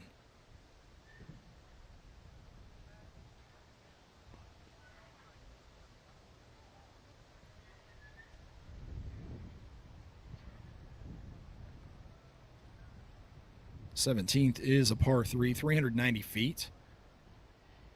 A significant dogleg from right to left and playing well downhill, especially toward the end of the 390 feet. The basket is elevated as well.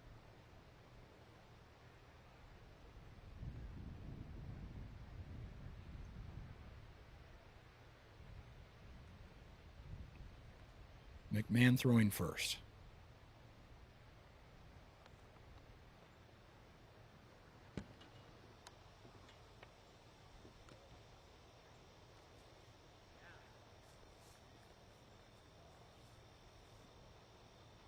You see the tent city in the background. That's the midway.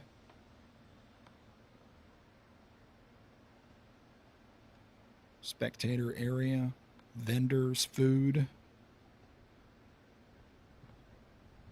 It is a spectacle here at 2023 Pro Worlds. Nelson.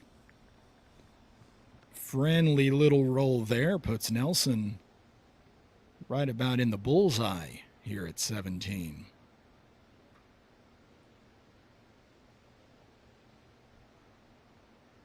Now Clint Calvin.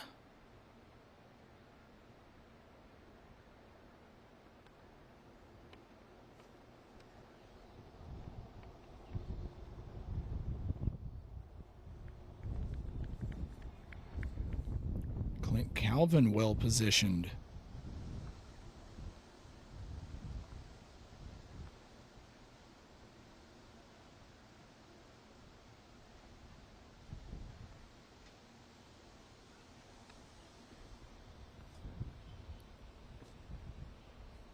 Four for four.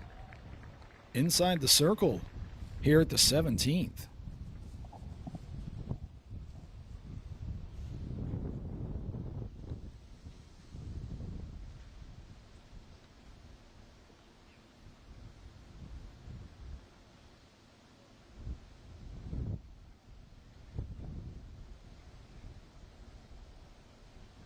Want to update you that grouping we saw just a few moments ago. Linus, Larry, Luke, and Nico LaCastro all went on to birdie the 10th. We'll see them again when they approach the 17th a bit later on in the afternoon.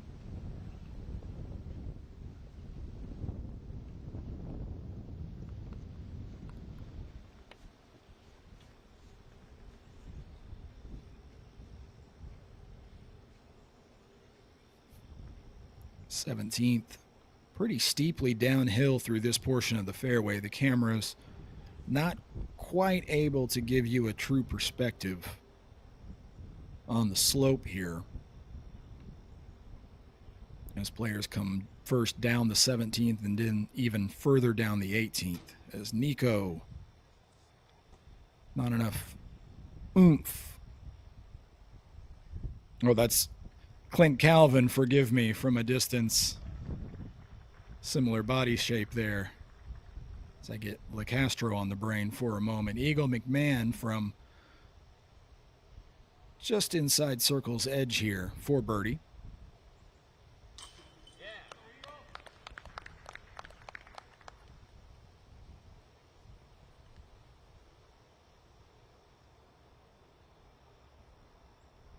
And that will take McMahon to 9 under par for the championship. Thomas Gilbert.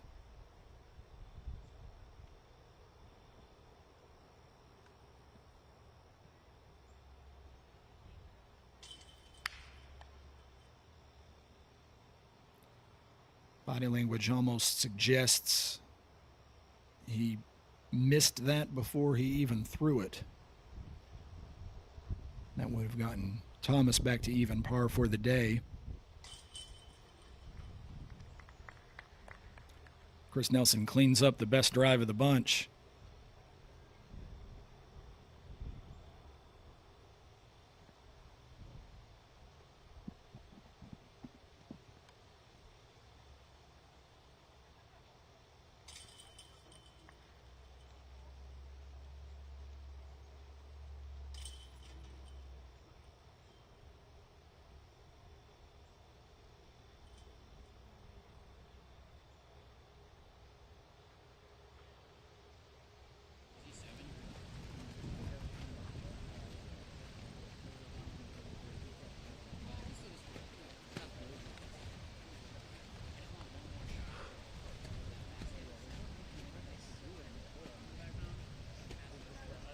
Once again, if you're just now joining us, the upper left of your screen will be showing us scenes from holes 9 and 10. Hole 17 in your upper right, and a couple of vantage points of the finishing hole, the 18th, on the lower half of your screen. Camera angle there in the lower right does give you a good idea of the elevation change at the 18th, and that elevation change continues all the way up the 17th as well.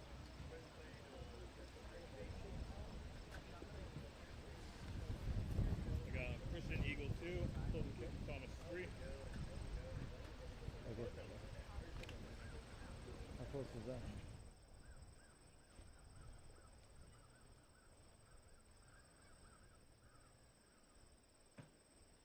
The foursome of Aiden Scott, Corey Ellis, Tim Barham, and Brody Smith now at the tee of hole number 10.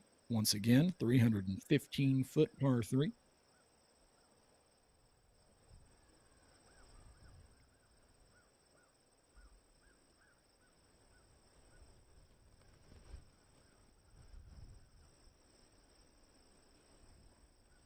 I believe Aiden Scott should be first to throw here. Yes, indeed. Aiden going to the right bending backhand. Slow disc in hand as well.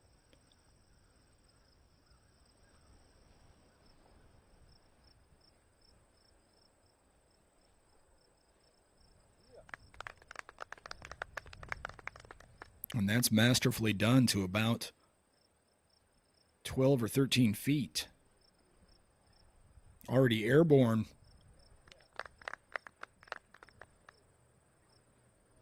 The drive of Brody Smith. 2 over par for the day. 4 over for the championship, trying to right the ship. Now Corey Ellis. 6 under for the championship, but has had a very up and down day number 2. And that won't help. That's early. OB right at the corner.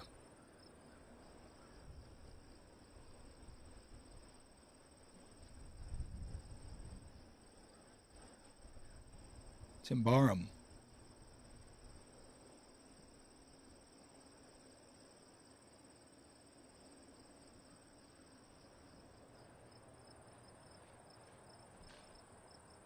Native of White Lake, Michigan. Maybe a gift there. Catching the canopy just enough to drop the disc down instead of allowing the disc to continue to the right where it would have been out of bounds. You see the winds increasing, particularly on the open holes like hole 18. Thomas Gilbert off the tee.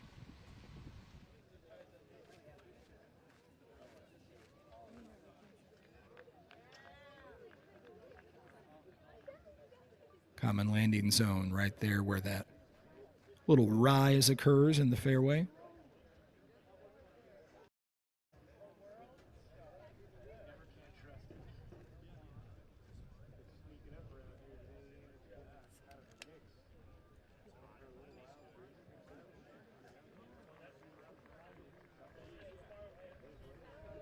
And it looks like we're back to a headwind here at the 18th. Leaderboard on the right-hand side of your screen, Radalin out in front by himself again. Barella bogeyed, but still has about a third of his second round to go. Gannon Burr, no surprise to see Gannon making his way up the leaderboard. At least one card yet to tee off. That's the foursome of Macbeth, Wysocki, and others.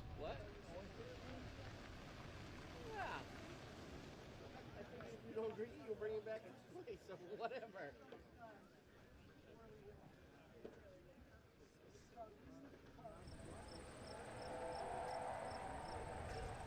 Whoa, what the hell just happened?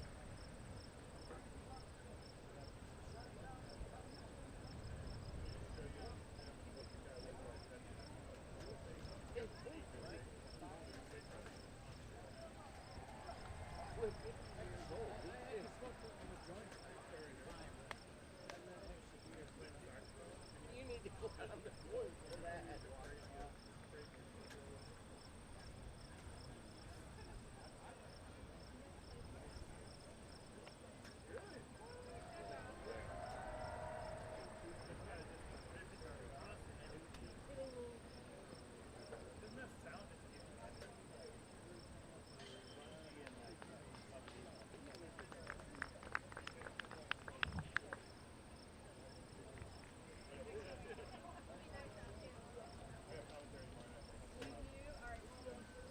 A little bit of everything happening on your screen at the moment. Enjoy the sounds of the course.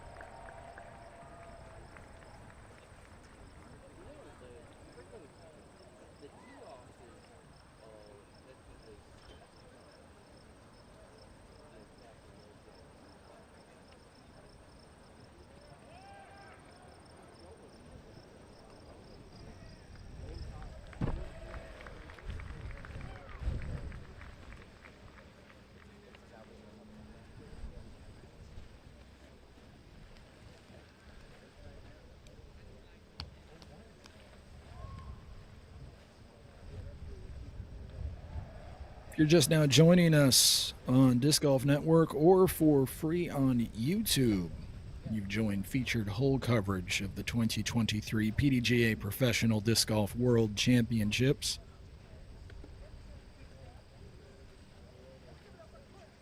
Groupings everywhere here at Fox Run Meadows in Smuggler's Notch, Vermont, including here at the 18th Eagle McMahon.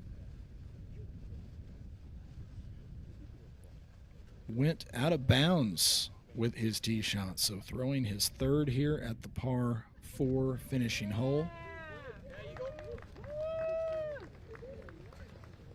And a great chance to save par and retain a top 20 position in the field heading into round number 3, which will be back at Brewster Ridge, also here on the same piece of property.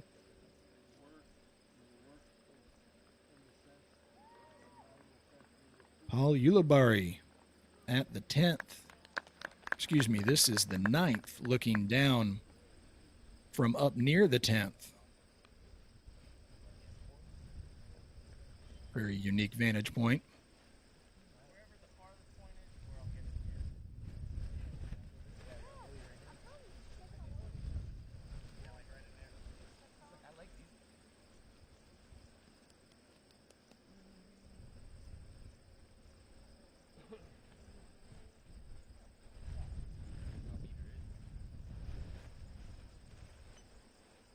Paul Ulibarri playing with Koichi Fukuta, Luke Sampson, and Andrew Fish.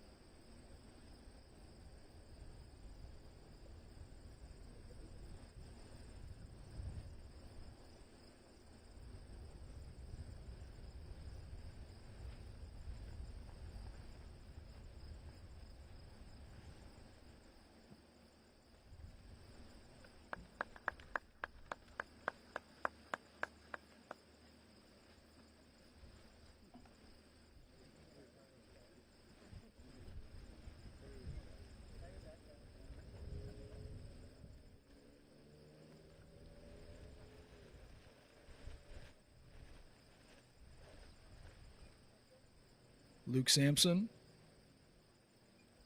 Long birdie bid.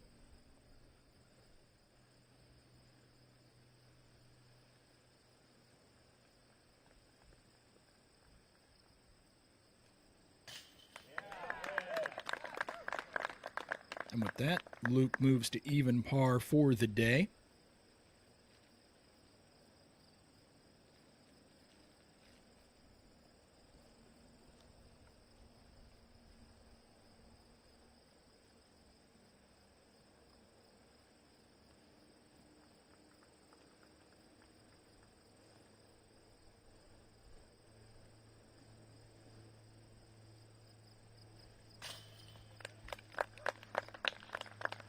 Fukuta with the par.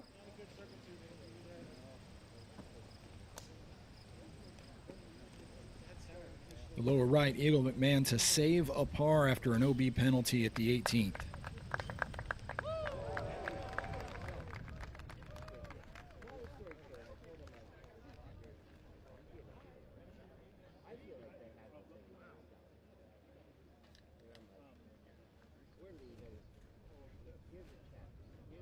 No bonus points for style on the scorecard. That one barely stays in the basket, and Eagle McMahon is in at 9 under par for the championship. He'll be right around the edge of the top 20 for the time being, depending on how much movement happens behind him.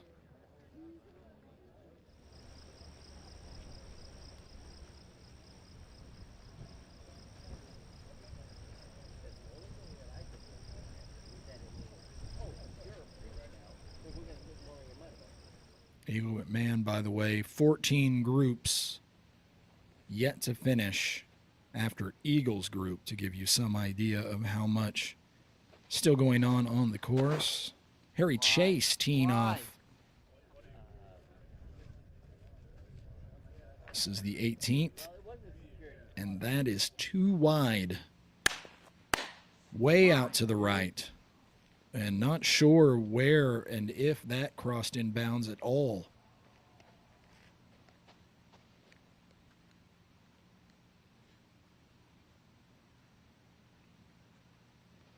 Parker Welk. A disaster earlier in the round at the 7th. Managed to put together a nice recovery since then.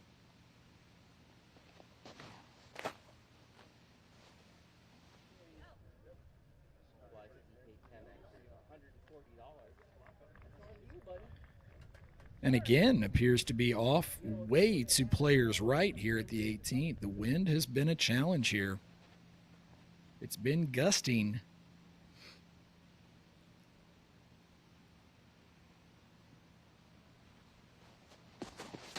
After a very rough start, Chandler Fry gets back to even par with some excellent play over the last 10 or 12 holes, and that's perfectly positioned right in the center of the fairway.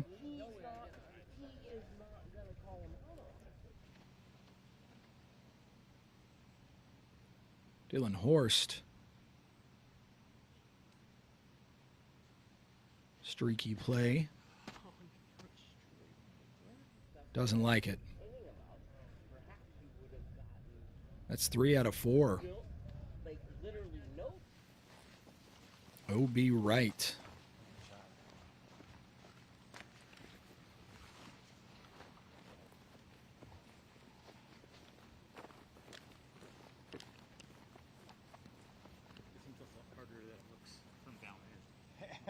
This looks impossible. From down there, it's like...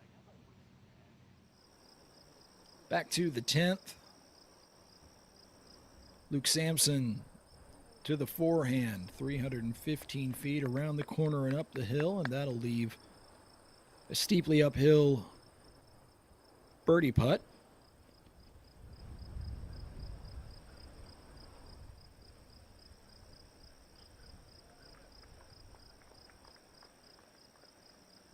Back to Fukuta.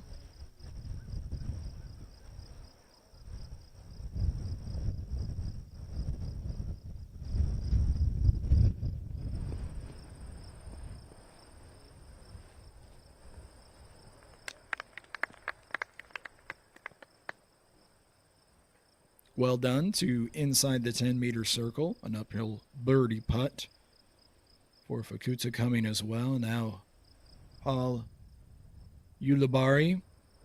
This looks a little tight. Needs a lucky bounce and gets it. Off the canopy and straight down. Keeps Paul safe.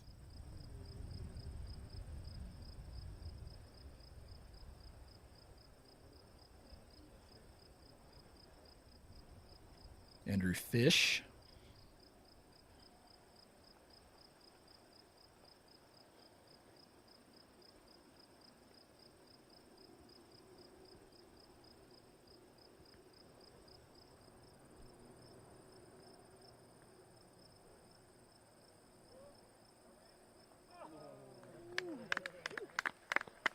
Fish up and over the basket. Will be a downhill look. Taking you live now to the green at 10. Fukuta for birdie.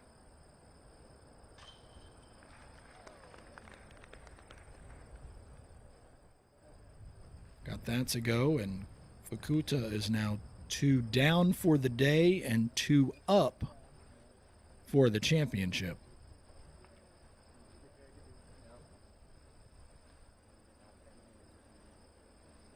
Andrew Fish to get to even par for his round.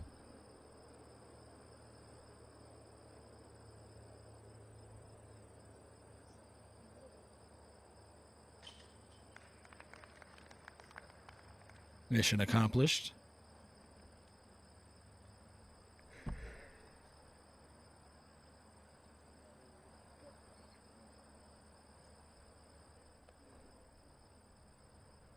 Now Luke Sampson.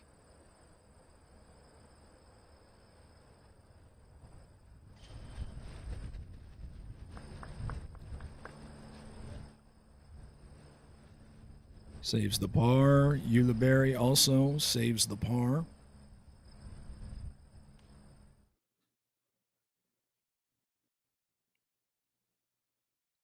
Full field scores. Anthony Barella has birdied to draw back into a two-way tie with Cole Redolin, who is already off the course for the day. Raven Newsom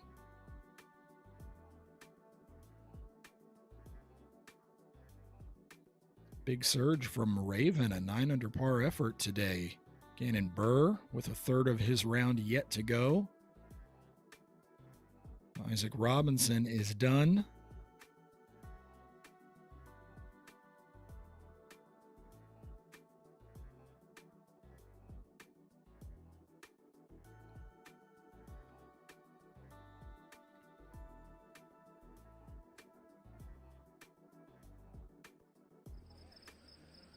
Back to hole number 9. This grouping includes Albert Tom, Andrew Presnell, Connor O'Reilly, and throwing now Evan Scott.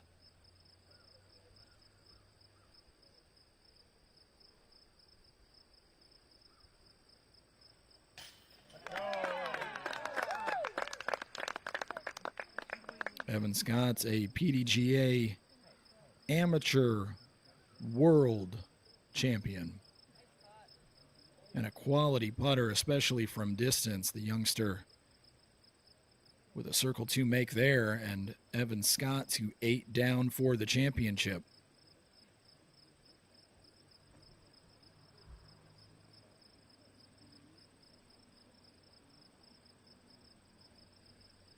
Albert Tom. Several OB penalties here on the 9th.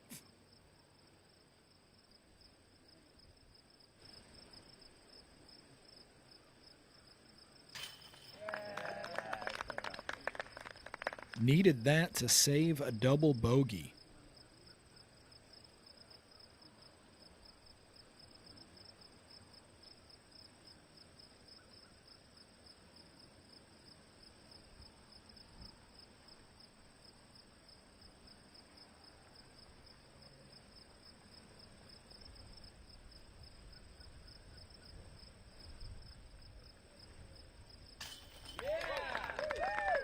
O'Reilly smashes the birdie.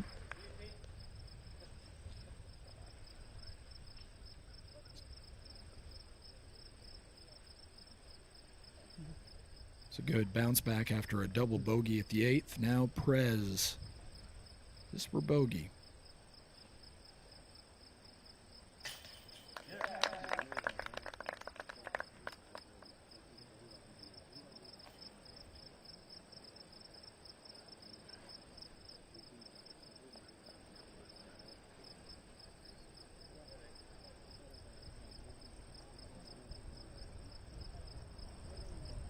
Foursome will move to the 10th, and we will go with them. Evan Scott, best of the bunch. Once again, getting some idea of the pace of scoring, which is important to watch here on day number 2 because of the fact we did not reshuffle groupings headed into round number 2, thanks to those delays yesterday and the fact that a few groups had to finish round number 1 early this morning. So players all over the course are also all over the leaderboard right now, rather than the typical situation where late cards are the leaders.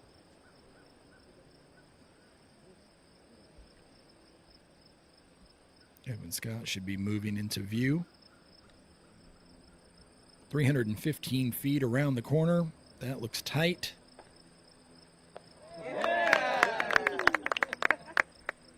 Fortunate tree kick drops Evan straight down, circle's edge, pin high.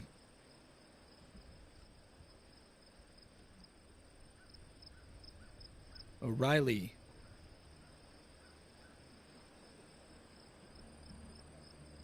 A little more height on that throw. And that's golf for you. Similar situation to Evan Scott's, but O'Reilly's does not get the fortunate kick, and O'Reilly is out of bounds.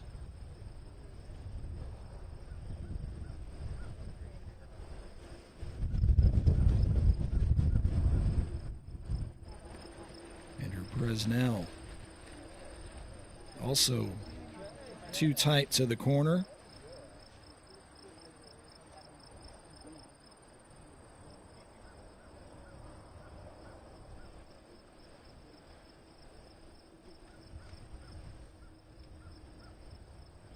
Albert Tom.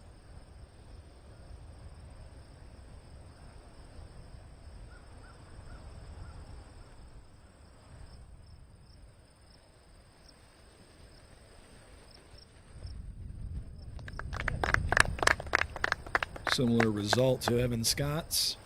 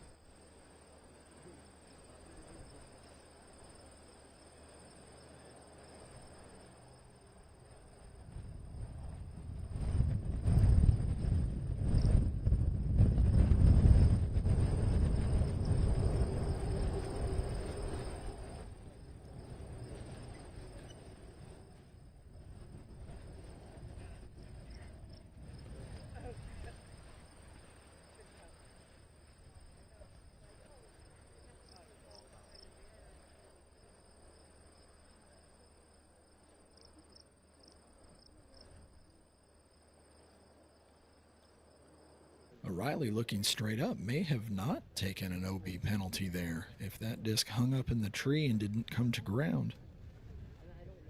Back to the 18th. Harry Chase saves a bogey but has a great round nonetheless. 9 under for the day, 8 under for the championship. Good for a top 30 positioning at the moment.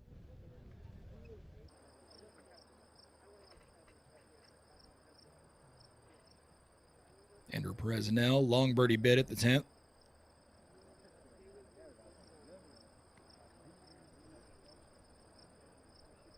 And now Connor O'Reilly. This is the disc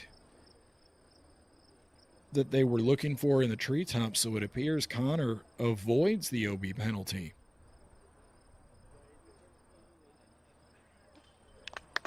Not only that, pays that off with a birdie bomb from deep in circle 2, well up the hill.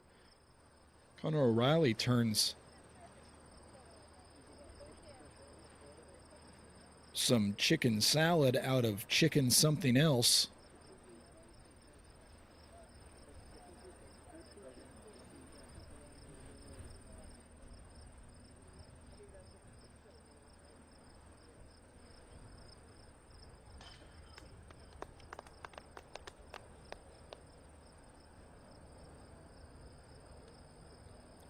Once again, Evan Scott finds the bottom of the basket from some distance. These putts out at the edges of the 10-meter circle. Albert Tom.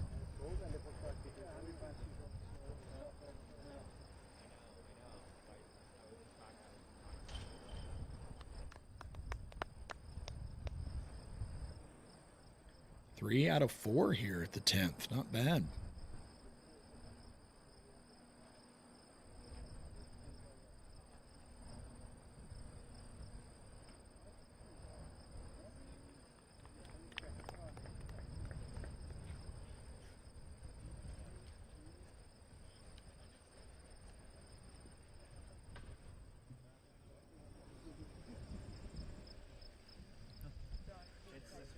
Looking back at the tee at 9.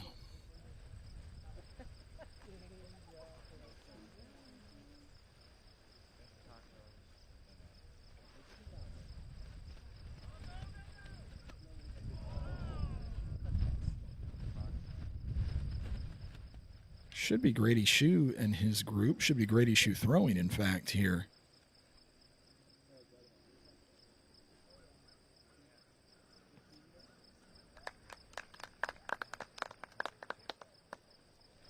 Safe effort there.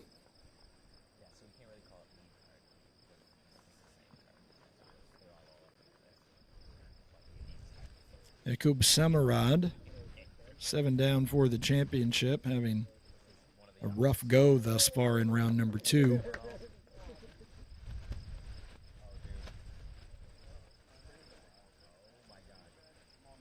Turns that a bit, needs it to fight its way out, and it does just. By no more than a meter or so, that disc finds fair territory here at the 9th. We'll stay with this group, which also includes Jake Hebenheimer and James Proctor. Proctor, the best positioned of the foursome at 12 down for the championship. Good enough for the time being to be in the top 10.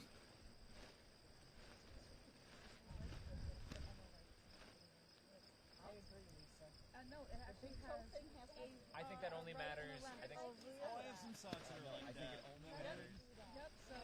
I'm not nearly Coming out of organized the washing enough to machine, actually make that work. freshly washed. Okay, all right. Other than that, I agree. Other than that, yeah. And like, so if you took your socks off right now, wanted to put them back on before we left it, yes. Like I had them on earlier, and I was like, this doesn't feel right. And I'm like, no, I'm the wrong foot. But out of the wash, it doesn't.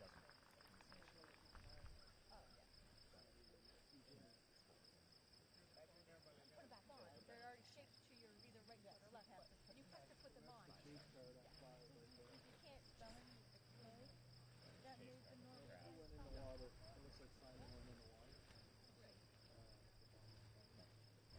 Ebenheimer.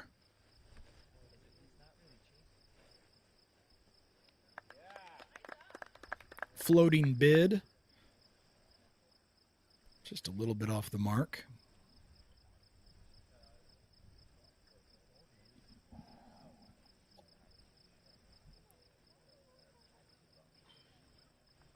It appears James Proctor may have gone out of bounds with his tee shot, so now James,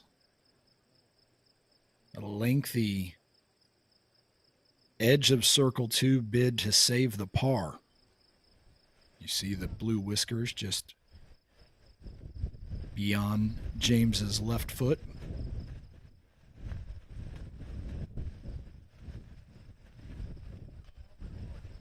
Draws metal. That will be a bogey.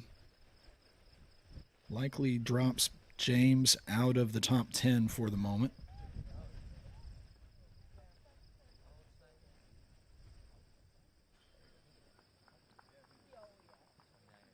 Grady Shoe.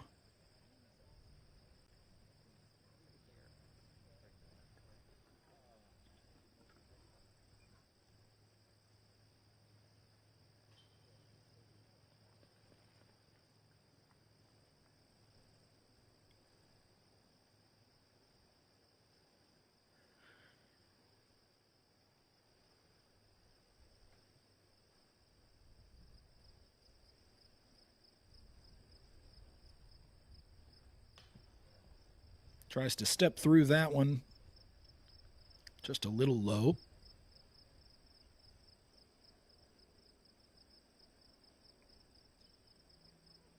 And Jakob.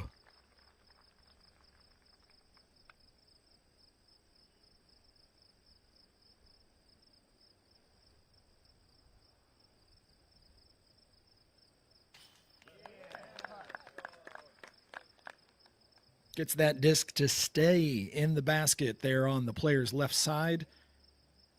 It's the lone birdie on the card here at the 9th. Jakob back to even for the day, 8 down for the championship. Not bad positioning. Still in the early going. In fact, at the end of the day today, we'll still be a half round short of the halfway mark in this 5-round major.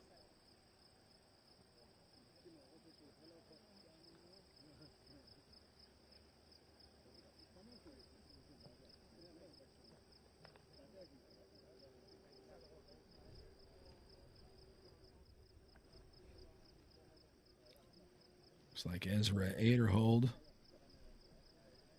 making his way to the tee of hole number 9. Alden Harris, the light blue.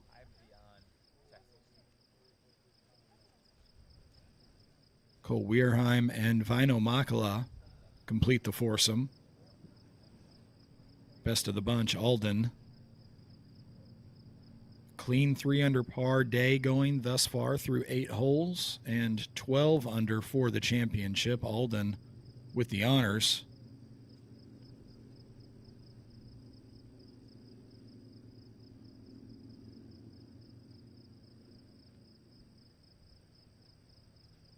.480-foot par 3.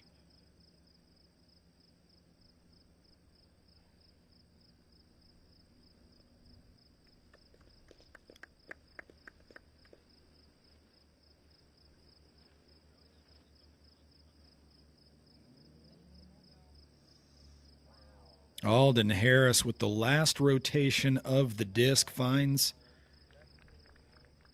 I believed it was OB, but he's getting a green flag from the spotter.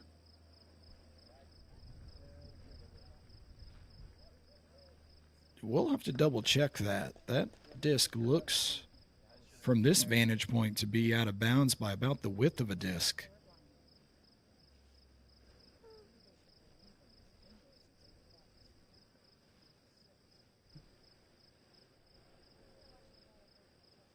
Makala.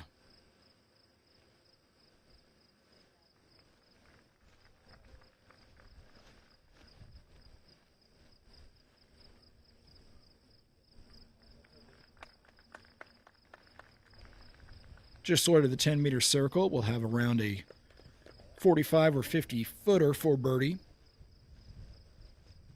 Ezra Aderhold.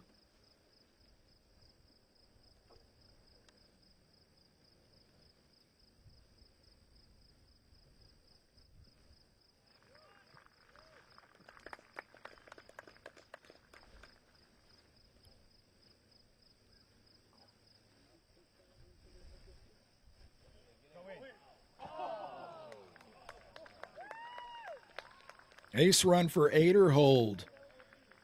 And and uses the rock formation as a backstop. That's the best drive we've seen thus far today on featured hole coverage of the 2023 PDGA Professional Disc Golf World Championships. Now Cole Weirheim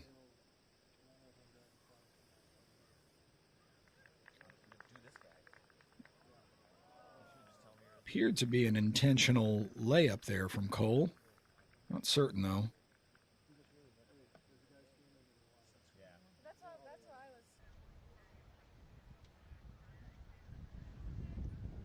We jump ahead to the 17th. Clay Edwards, Matt Bell, Cody Kirkland, and Colton Montgomery.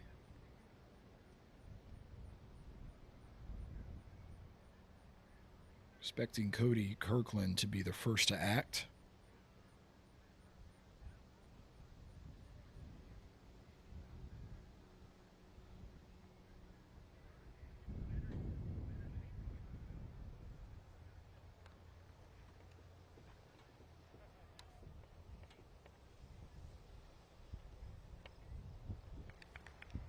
Green flag.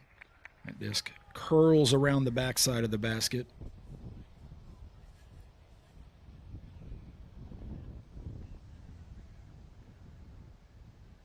Next to throw should be Colton Montgomery.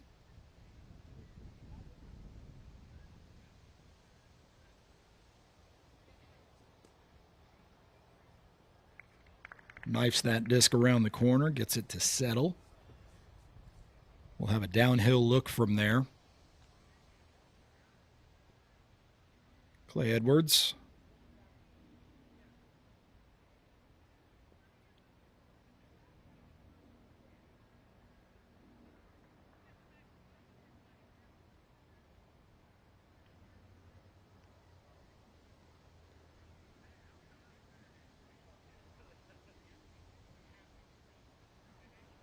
Charlotte, North Carolina native. Needs this disc to roll for him, and it does indeed. Not only does it roll in bounds, it puts Clay at circle's edge for a birdie opportunity.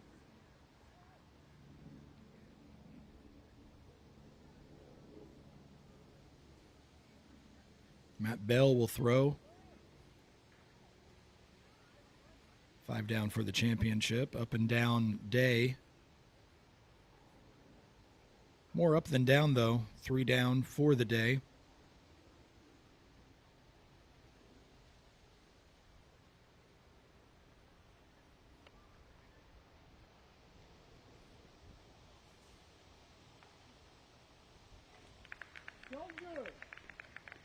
The man from New Jersey sticks it just outside of the bullseye.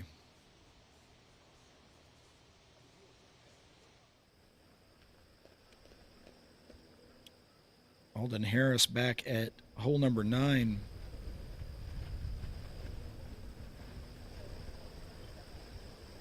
Still awaiting confirmation whether or not he was OB or not. I believe he was OB. We simply got an inadvertently incorrect card, flag that is, from the spotter.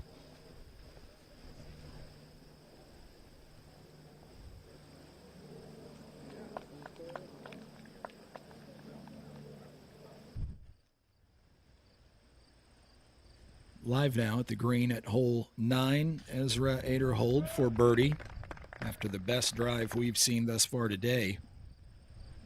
The 480-foot par 3.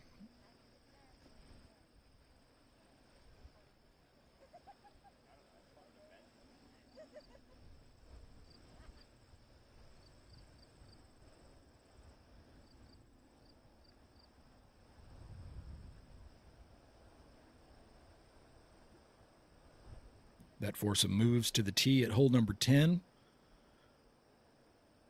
We'll confirm their scores, in particular that of Alden Harris. They're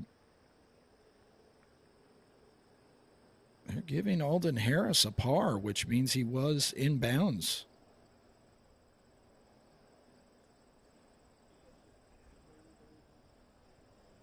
Ezra Aderhold, though, with the box.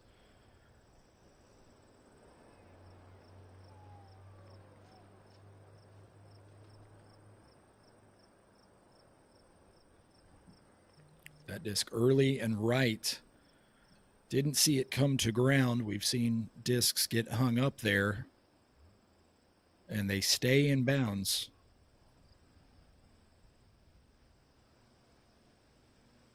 Vaino Makala.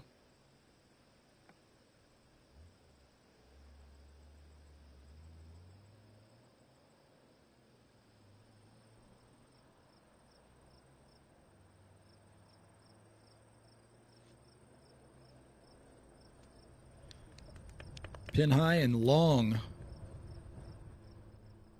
will have a 31-footer coming back along the hillside, playing quickly. Alden Harris dances that disc up higher onto the slope.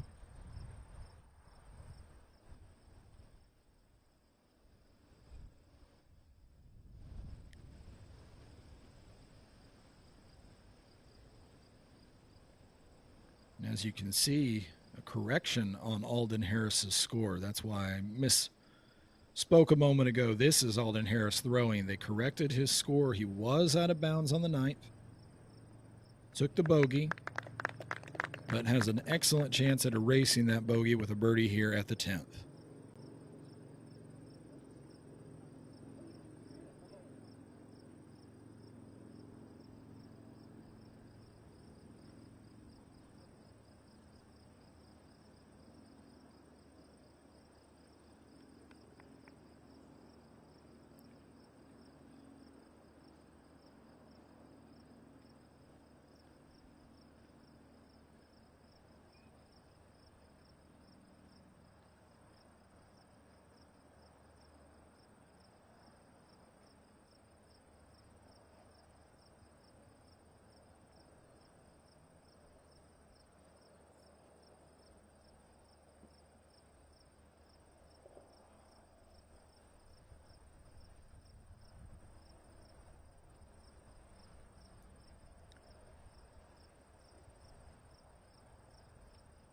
Aderhold looking for his disc that went early and right.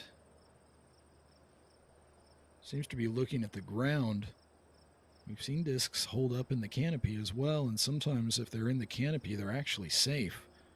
Aderhold, though, it appears, has located his disc and now will create his new lie in bounds with a 1-stroke penalty. So this his 3rd at the par 3 for par.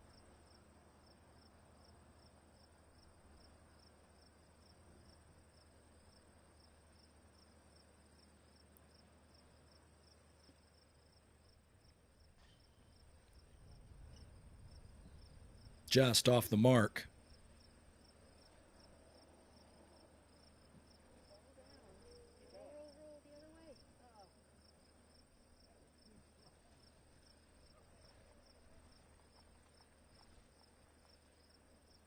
Makala for birdie.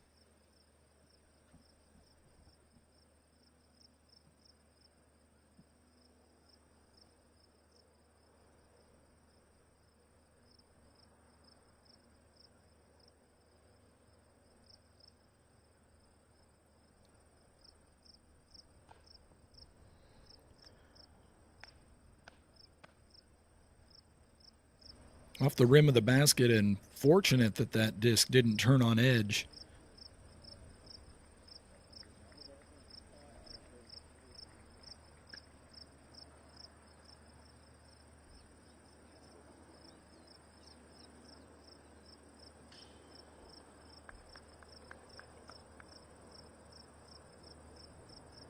Cole Weirheim. That's a birdie on 10. Cole under par for the day.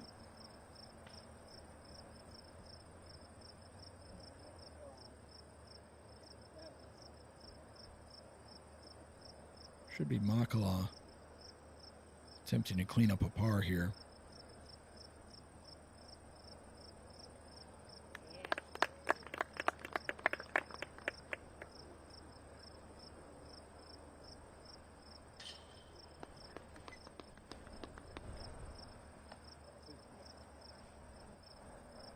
Alden Harris to erase the bogey at the 9th.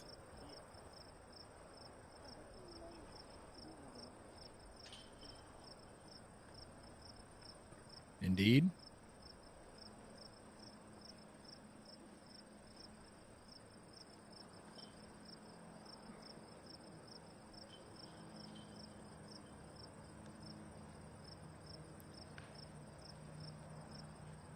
Moving to the 17th now, where Anthony Barella, your co-leader, along with card mates Gavin Babcock, Nathan Queen, and Manabu Kajiyama,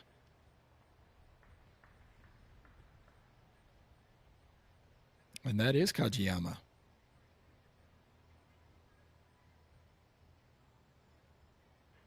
Two birdies in a row for Manabu.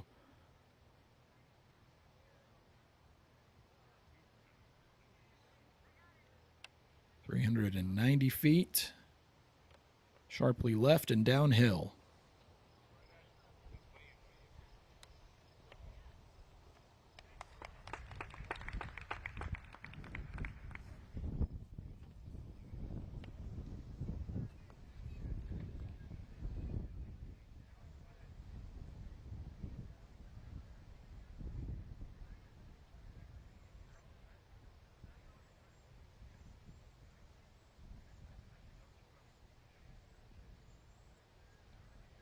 Nathan Queen now, tricky backhand hole for a lefty.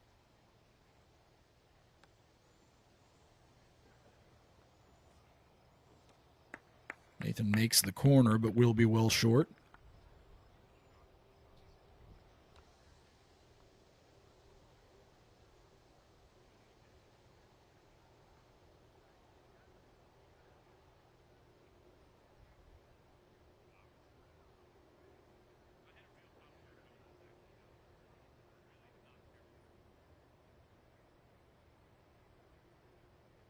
Gavin Babcock.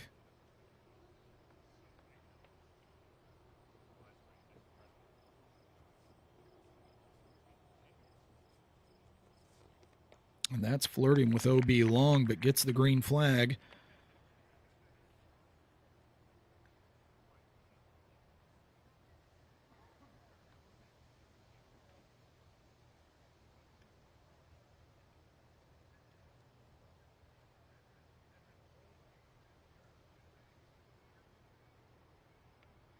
Your co-leader, Anthony Barella.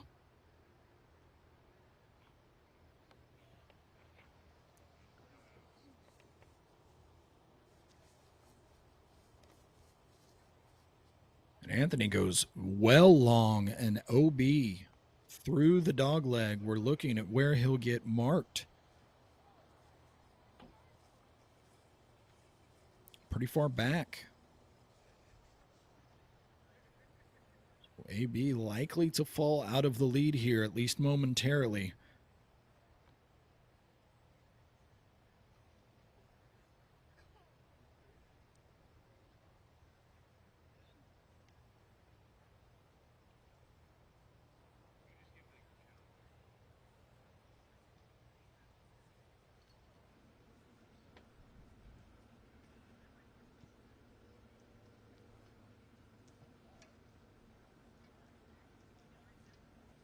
For those old enough to get the reference, Anthony Barella looks to me like a very tall, slender, youthful Lee Trevino.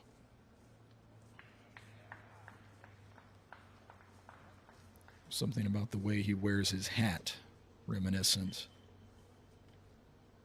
of another golf great and a slightly different version of golf.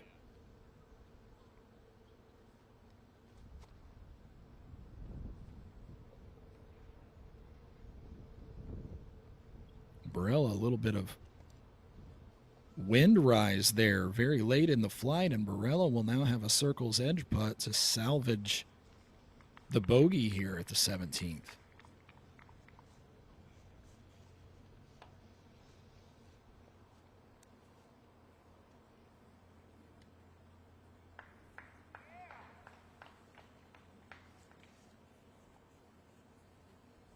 I believe it was Nathan Queen who already threw his second. Babcock now around behind the basket.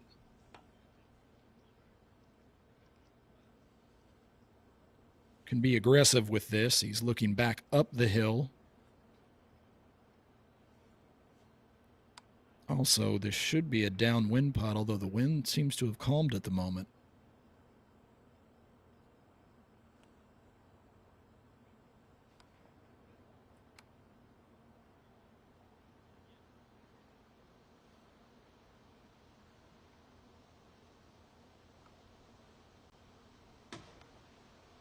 Gavin needed more on that one, and it does show the sloping nature here of the circle area around the 17th basket is a lot steeper than it's going to look from this particular vantage point through a camera lens.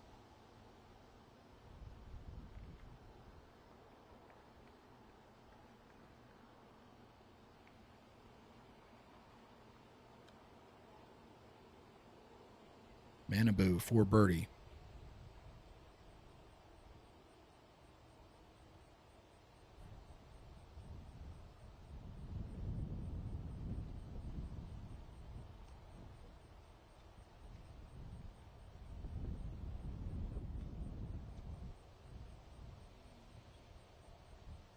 Another low effort.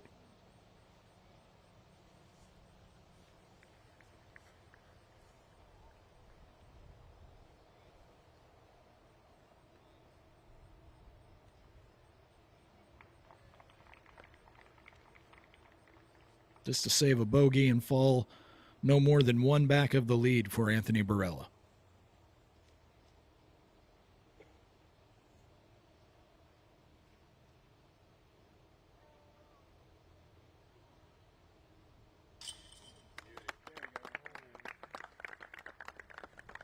Confident putt there. Puts a lot of speed on that putt, knifing it through the wind. Simply not giving the wind long enough to affect the disc.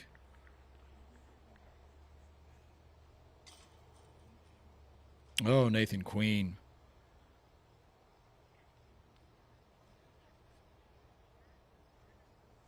Well offline.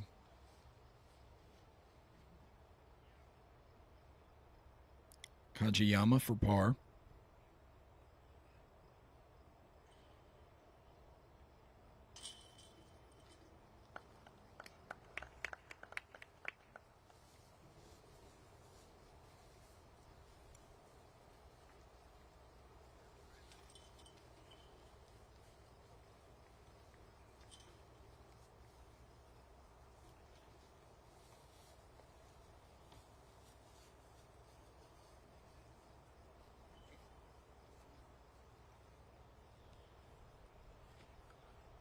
Nathan Queen still well positioned for the championship. He's 12 under par,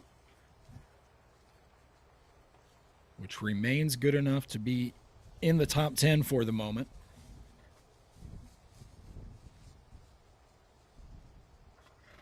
We'll stay with this grouping as they move to our final featured hole and the final hole of Fox Run Meadows, hole number 18.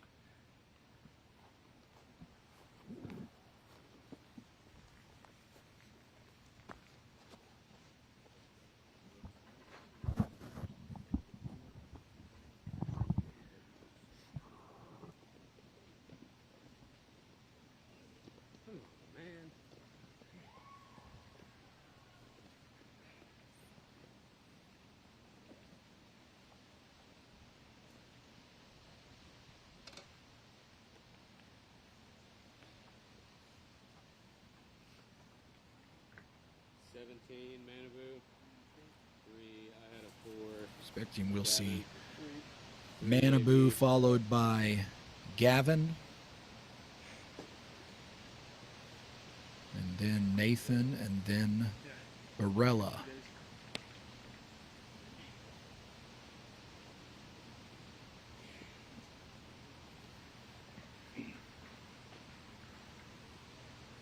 Swirling winds at the 18th. Earlier in the day were, from the players' perspective, right to left. Then they became more of a headwind.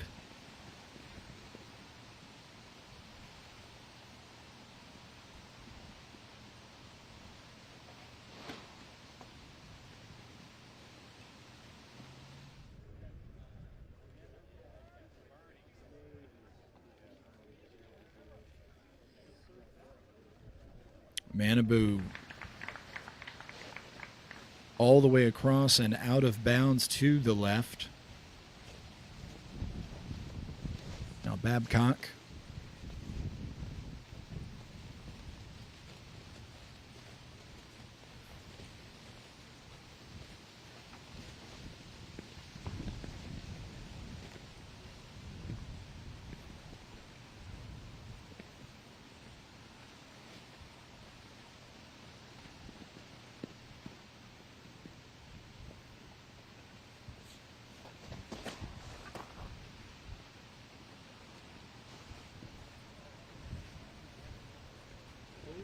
Yeah, nice shot, Kevin.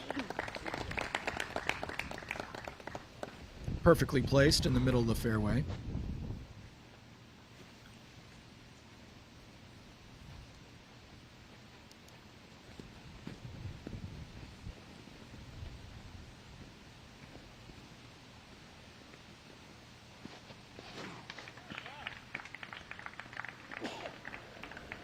Some queen. Dang. Nicely done. Swinging that disc around from left to right. Now Anthony Barella. How aggressive will he elect to be here off the tee at 18?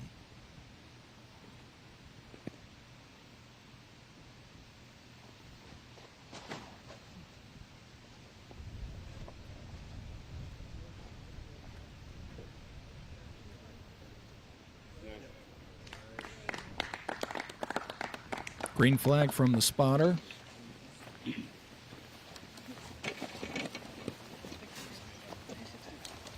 The 18th of par 4, measuring 775 feet. It plays substantially downhill, especially from the tee to the typical landing zone for drives. Doesn't necessarily take a lot of aggression, especially given how narrow the fairway is at the 18th, and in this particular case, the headwind.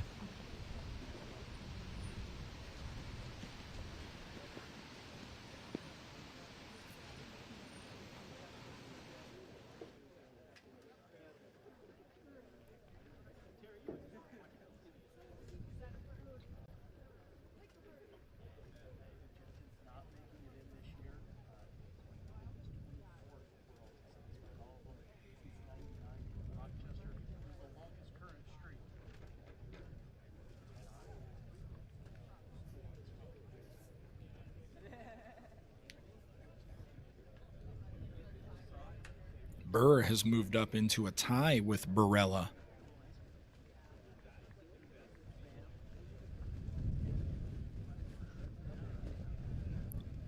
Burr will drive off the 17th tee momentarily. We'll try to bring you that. Meanwhile, this group looking down the hill toward the 18th basket, a precariously placed basket location.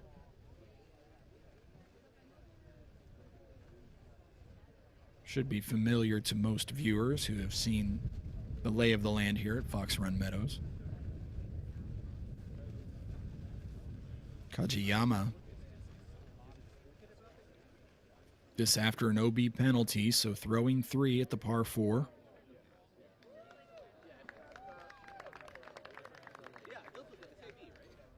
And to circle's edge.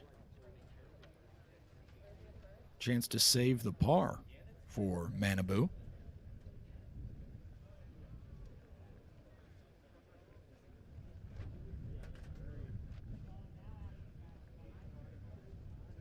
Babcock appears to be preparing to throw next, and Babcock is looking well to the left. It appears he intends to send this disc over out of bounds territory.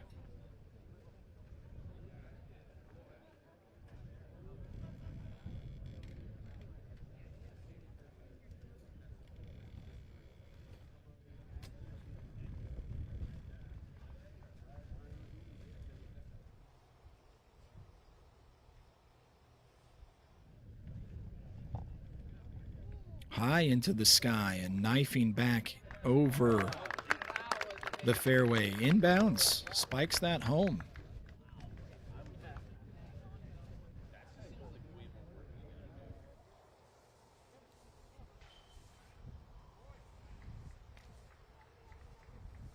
Barella trying to laser his distance. But it looks like Queen will actually throw next, the lefty. This should set up well.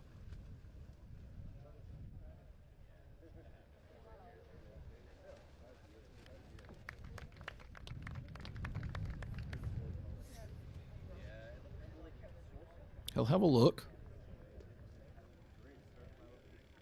That tree we just passed is 170 feet from the basket. It looks like Barella roughly doubles that to his lie, so we'll call this a throw of perhaps just over 300 remaining for AB. He's also looking high and over OB territory.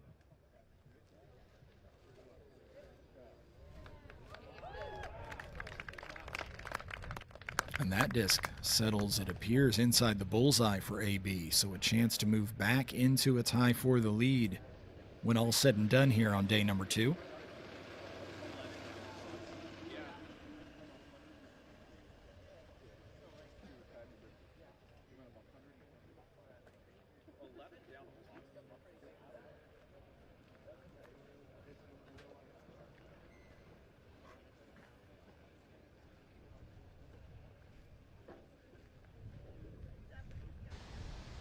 Back to the tee at 17, Nate Sexton.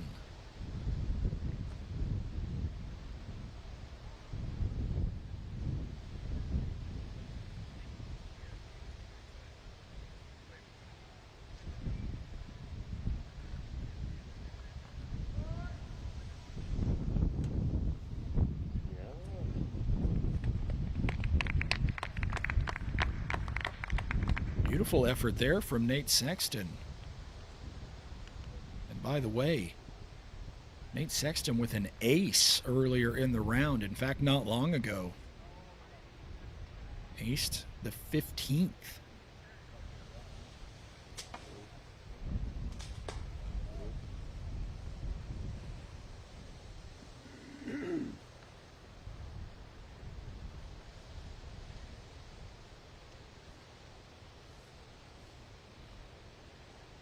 Gannon Burr coming off of a bogey at 16.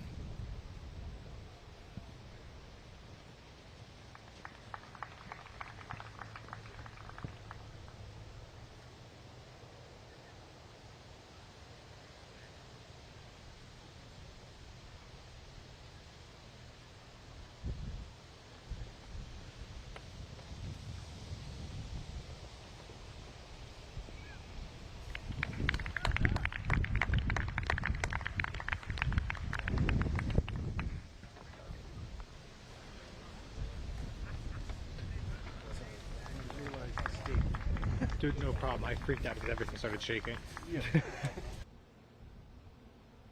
Live now at the green, Nate Sexton for birdie. Drops it. That moves Nate to 2 under par for the round. 4 under for the championship. Gannon Burr, this for birdie.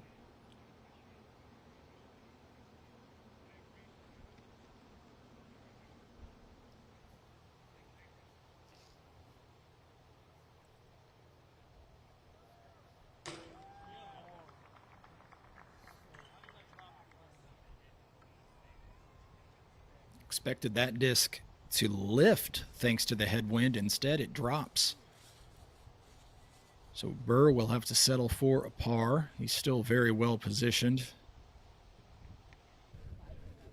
Back to the 18th, Gavin Babcock for birdie.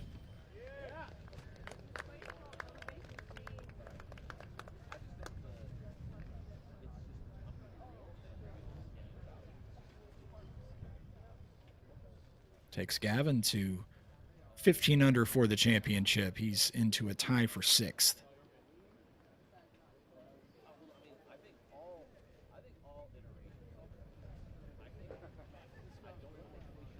Queen for par.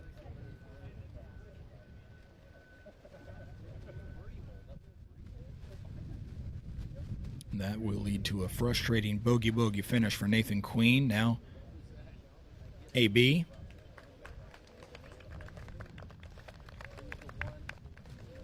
Birdie's the last.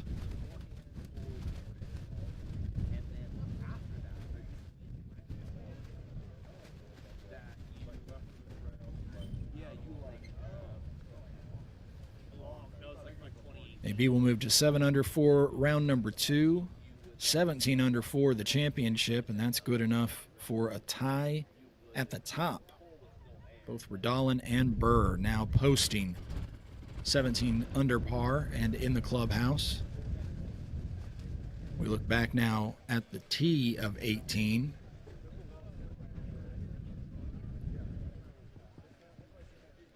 Nate Sexton, Gannon Burr. The rest of their foursome have already teed off.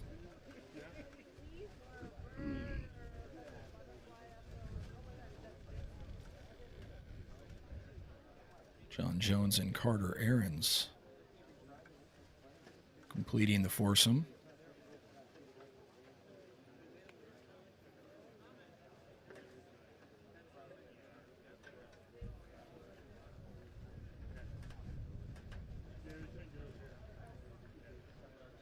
We'll go back in time and look at the drives from that group, starting with Nate Sexton's.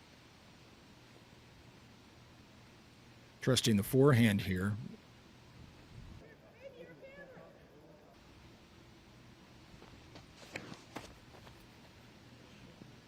Wow.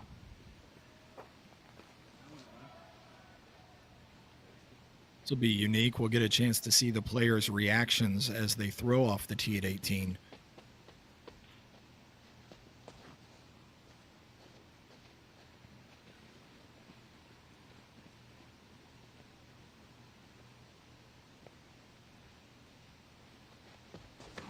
John Jones, there we go. John Jones airborne. Ow. A little bit of body language there. That was fun. Nate Sexton now.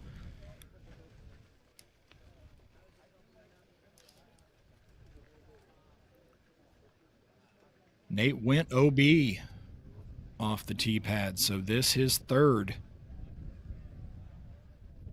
Lengthy.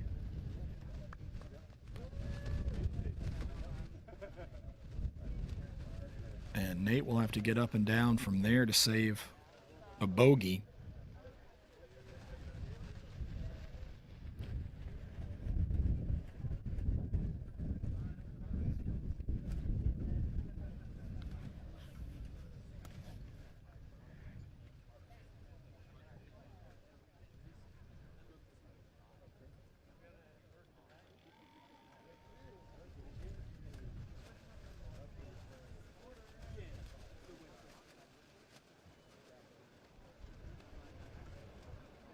Carter Aarons going for the basket up and around the right side.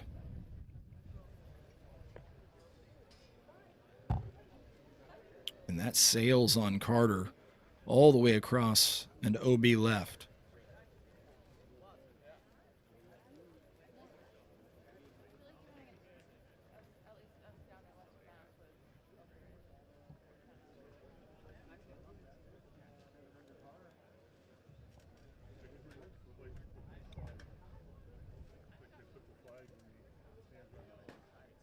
Gannon Burr to the forehand.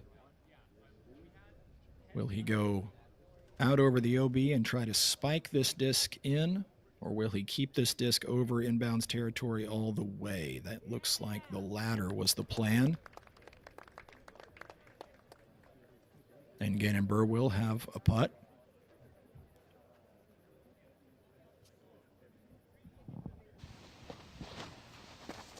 This is Gannon's reaction after the tee shot.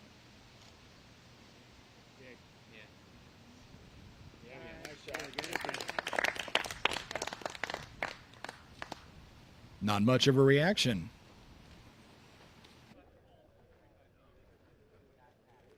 John Jones.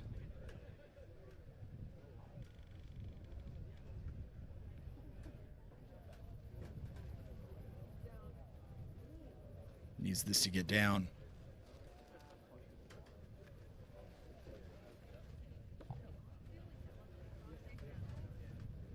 I expect that went long and OB.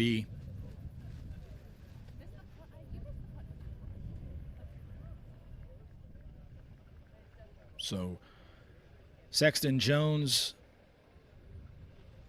and Aaron's all taking an OB penalty at the 18th. Gannon Burr, the only one with an opportunity here. And a birdie would bring Gannon Burr into a tie for the lead.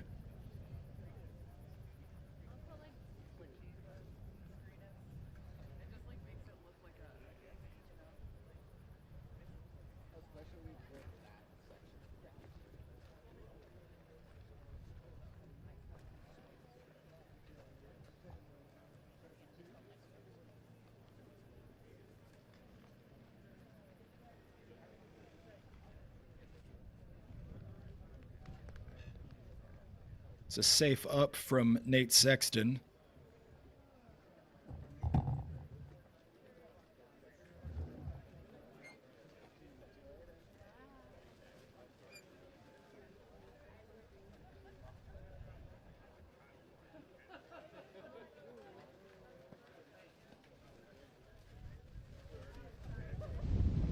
Back at the 17th.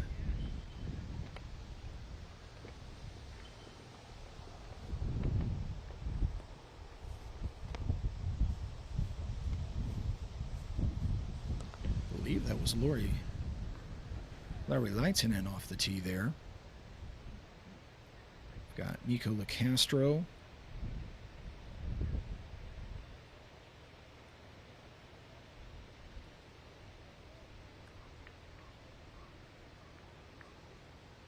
Nico is 10 under par for the championship, still right there at the edge of the top 20.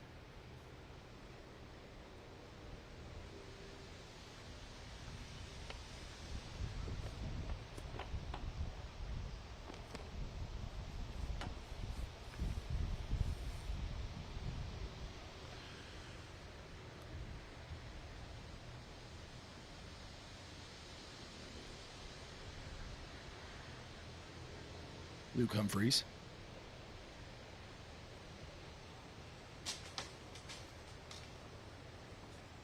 And that's out of his hand very, very early. Didn't make the corner. And Luke may elect to go to the drop zone. There is a drop zone available to the players. At least there's one in the map on the caddy book. Linus Carlson.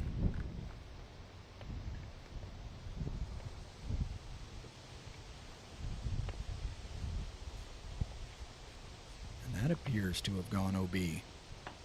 We'll await confirmation. No. Down and just in bounds. Spotter had to run all the way over to be sure that Linus is safe and is down in the neighborhood of the basket. We're now going to have to locate the wayward drive of Luke Humphreys.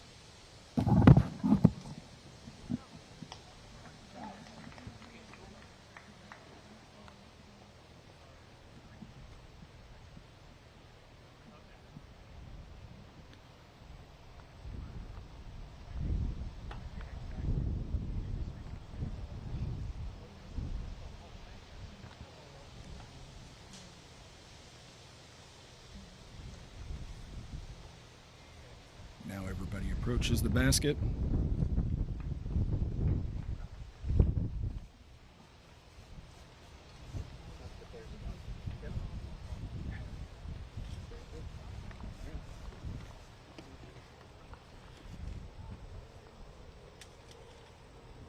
Nico LaCastro for birdie at 17.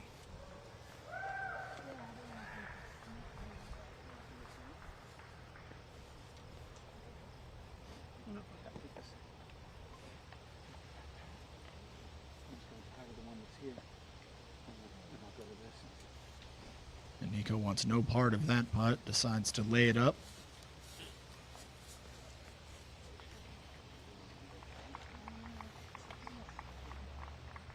So this world, by the way, is here to say you should be listening. The reason I know it seems like a cool because as long as you know, you're where they put it at see if I get. Linus. And I want you to get it.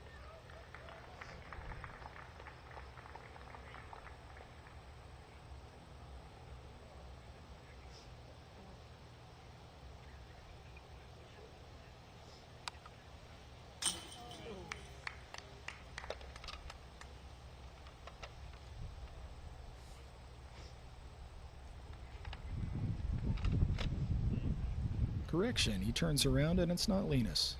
It's Lowry. Lowry with a birdie on the 17th. Now Linus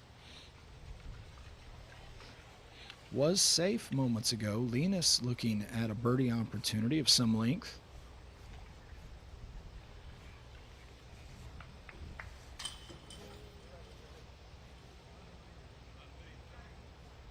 Larry and Linus,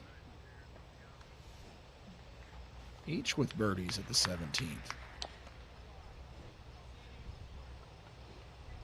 Castro in after the layup for the par. Now Luke Humphreys needs this to save a bogey.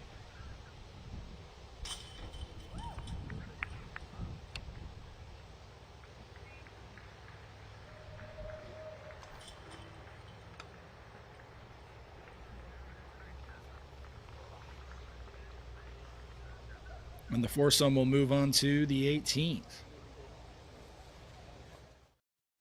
Less than 10 groups remain on the course here on day number 2 at Fox Run Meadows. Of course, we're watching the A pool. The B pool is currently in action on the Brewster Ridge course. Gannon Burr, Cole Redallen, and Anthony Barella, a trio of youngsters leading the way at the 2023 PDGA Professional Disc Golf World Championships from Smuggler's Notch, Vermont. Take a moment and look for your favorite player in the field.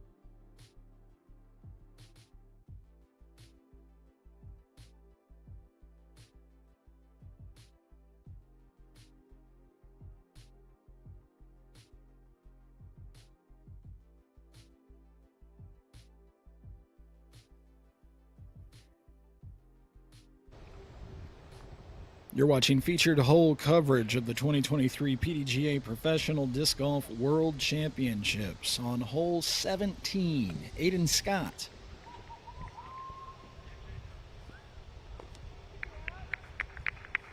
spikes that disc into the circle from 390 feet away and up the hill. Playing very quickly, Brody Smith.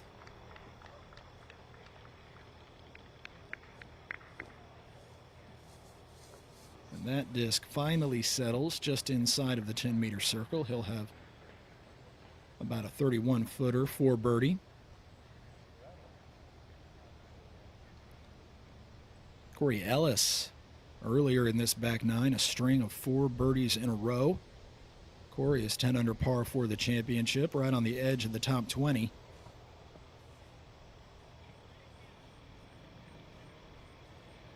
And that disc on its edge.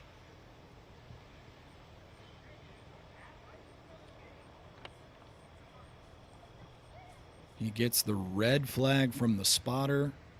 Will take his mark probably within a few feet of where that disc came to rest, but will have to putt for par instead of birdie. Now, Tim Barham.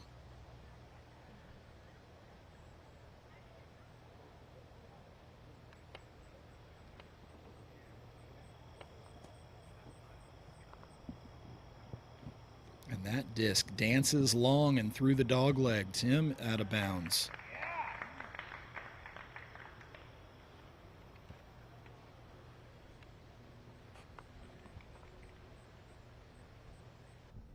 Grant Zellner from the PDGA with you this afternoon as we look at holes 9, 10, 17, and 18 on our featured hole coverage. This same group approaching their discs.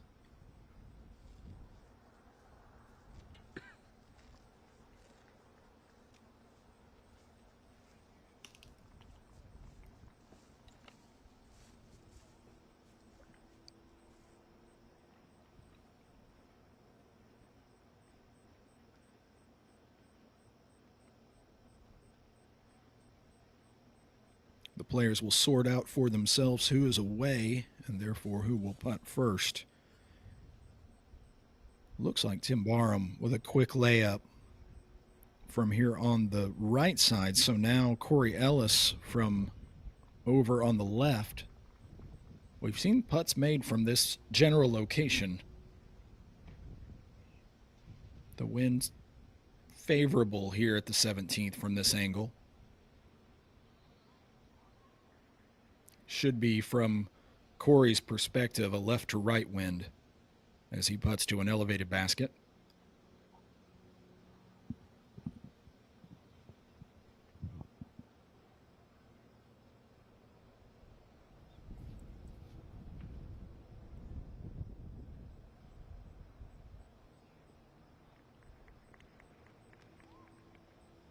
Expecting the wind to knock that disc down, and it doesn't. That disc sails up and over. Brody Smith now approaching his lie.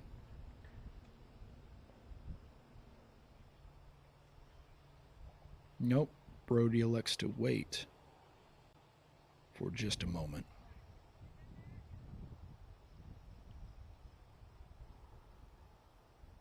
So it'll be Aiden Scott putting for birdie. Looks like Aiden is right about circle's edge. So call this a bid of 33 feet.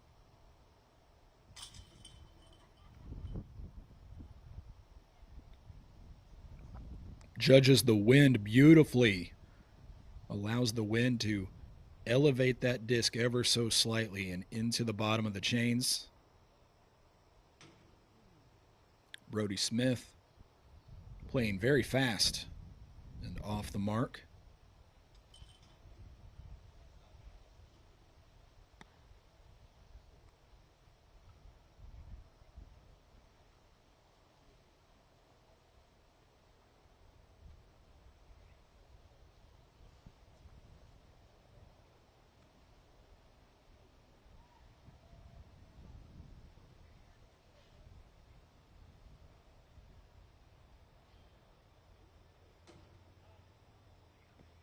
Corey Ellis.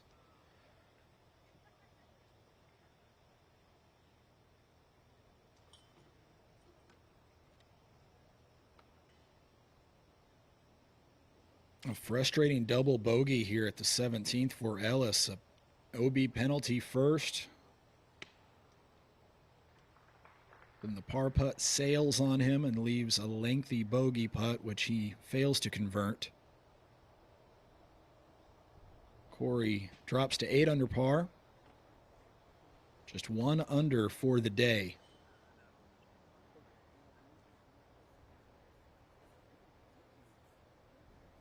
We look back at our next group that'll be approaching the 17th as they are finishing up on hole 16.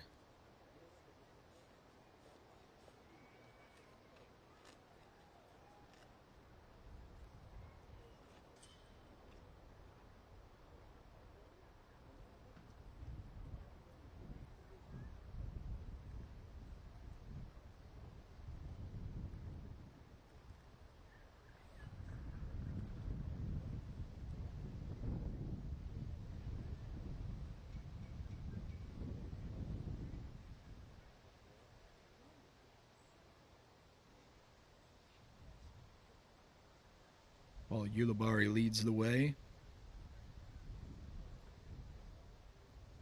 After a barbecue there on the 16th, everybody carding the 4.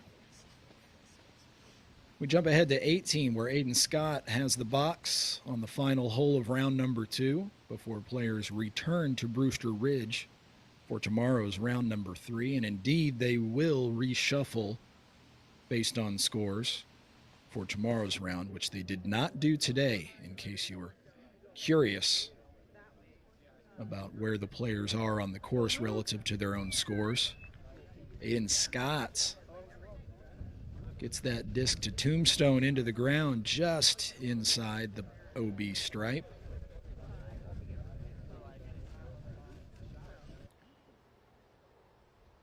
Meanwhile, back at 17,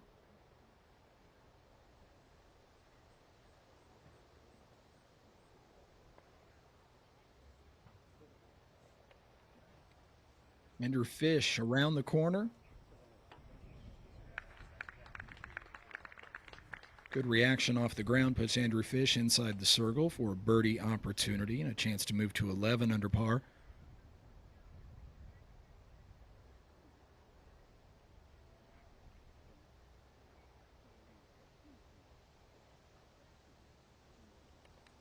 Luke Sampson.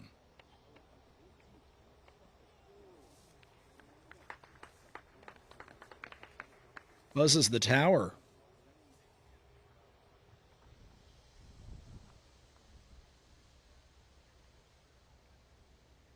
Ulibarri quickly airborne.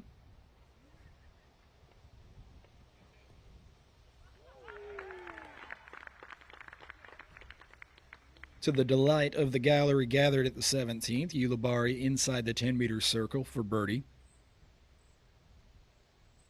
And Koichi Fukuta.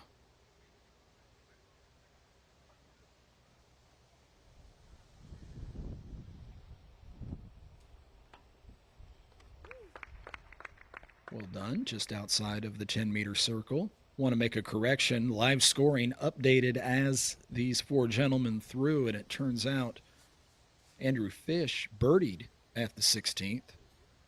Fukuta bogeyed at the 16th, so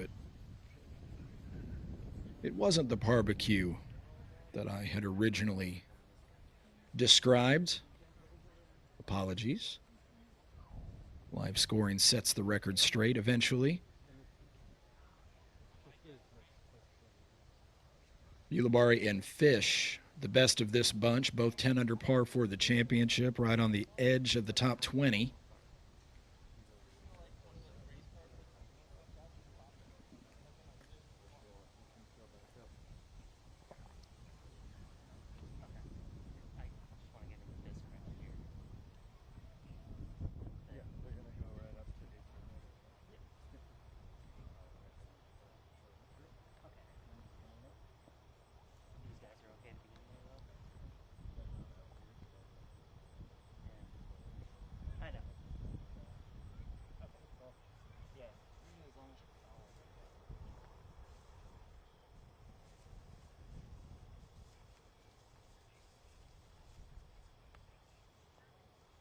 Kuta putting.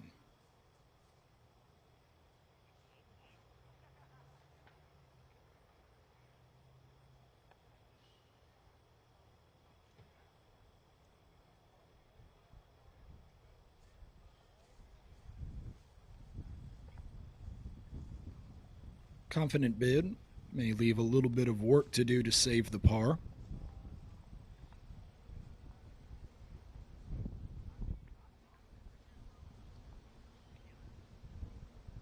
We look to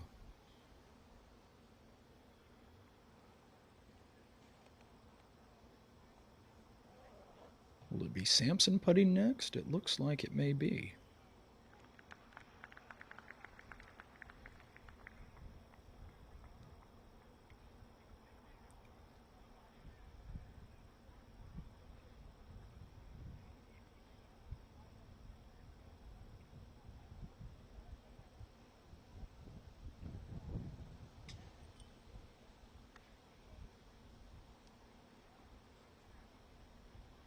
And that's high off the band.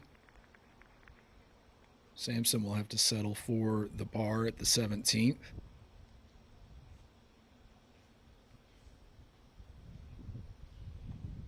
Andrew Fish, a sudden gust of wind, and Fish will reset and restart his routine.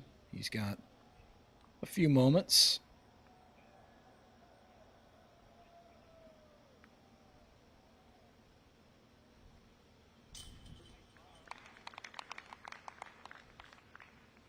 Fish buries the birdie. That's 3 in a row. Make that 4 in a row now for Andrew Fish. Goes to 11 under par. Now Paul Ulibarri.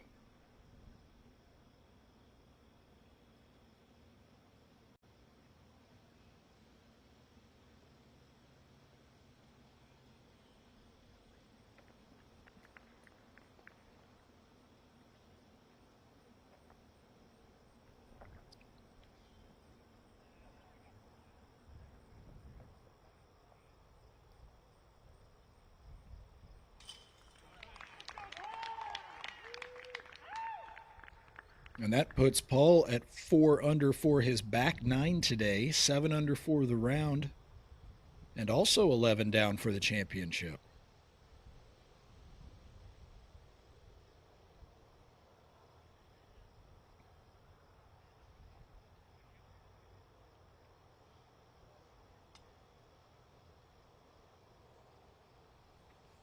Fukuta off the mark.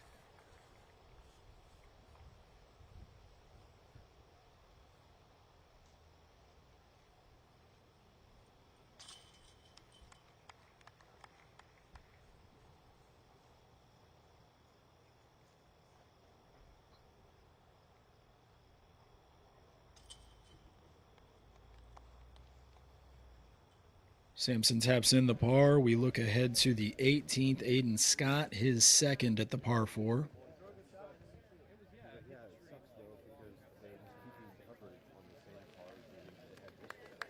A little short, a little right for Aiden Scott.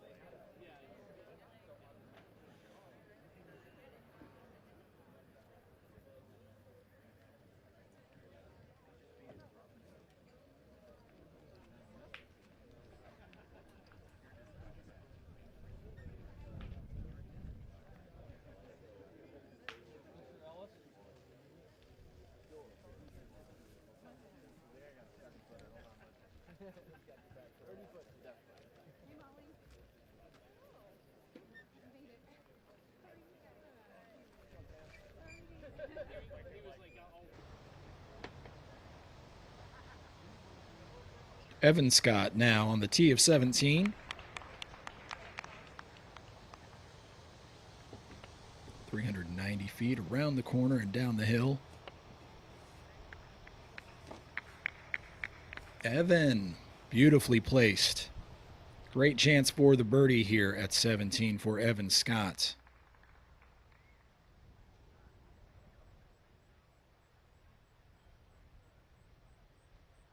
Albert Tom.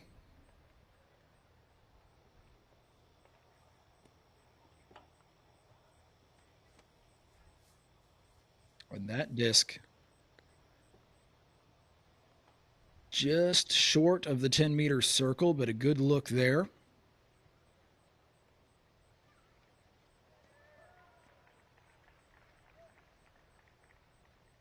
Andrew Presnell now off the tee.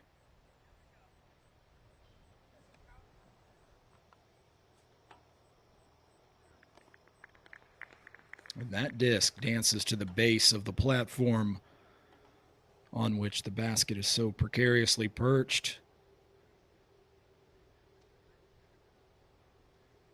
Connor O'Reilly.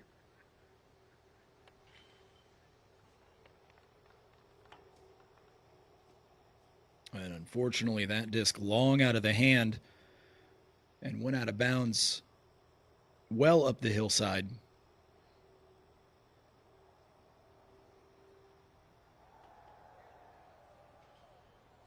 Evan Scott, by the way, also aced the 15th. 2 holes in 1 at 15, and that's just what we know of. The first by Nate Sexton, and now Evan Scott, who is on a clean round. 9 under par, no bogeys. Making his presence known. Look at that scorecard. It's a thing of beauty.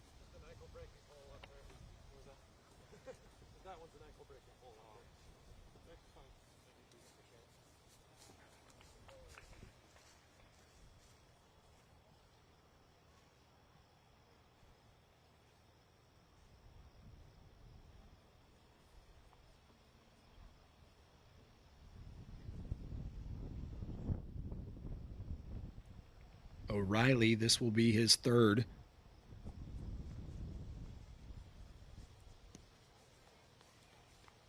And he'll settle for the bogey.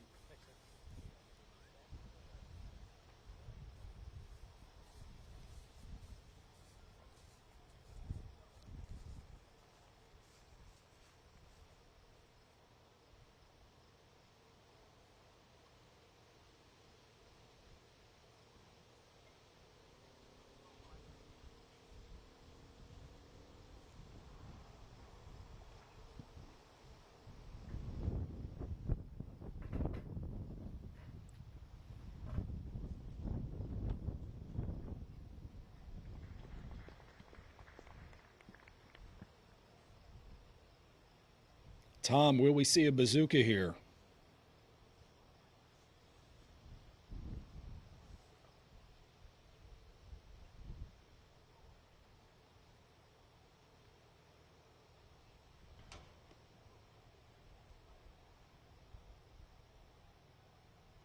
I've never wanted anything so much in my life.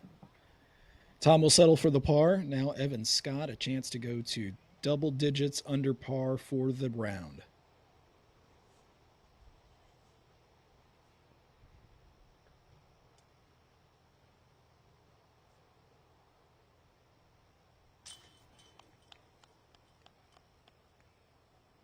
Scott, 210 under par for round number 2, 15 down for the championship. And most assuredly in the conversation, though we are still 9 holes short after today of the halfway mark. As Presnell taps in a birdie of his own, this group will move on to the 18th with just 5 groups behind them remaining on the course.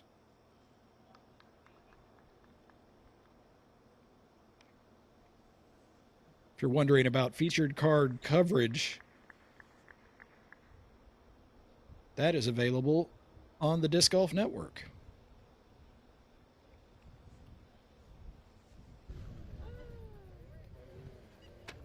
Hayden Scott is at the green of 18 with a lengthy look at birdie. He's putting into the wind. A steep drop off beyond the basket. That's up and over. We'll have to see if that disc stayed in bounds.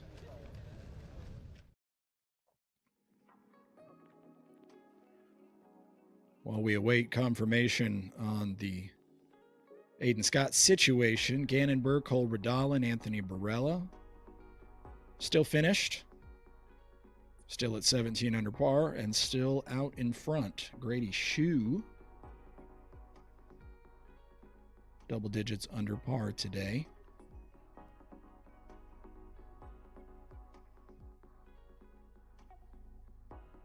And Raven Newsom also just one back of the lead. Back to Aiden Scott.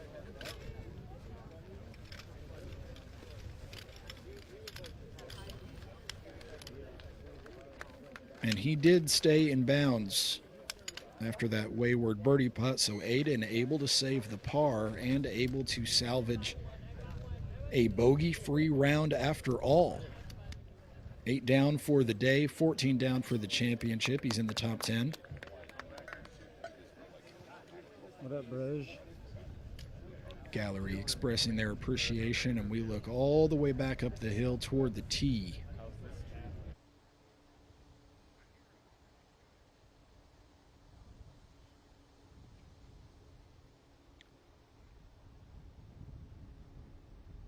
We jump back to the tee of 17 now. Grady Shue, Jake Ebenheimer, Jakob Semerad, and James Proctor.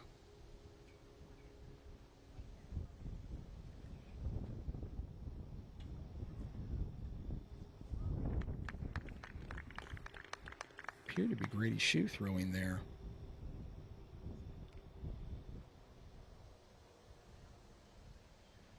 Try to see who's up next. This will be Jakub.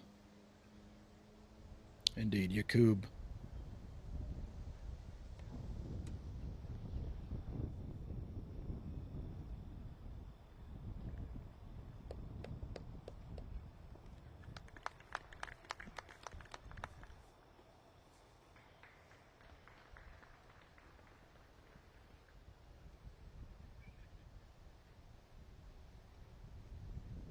Proctor throwing.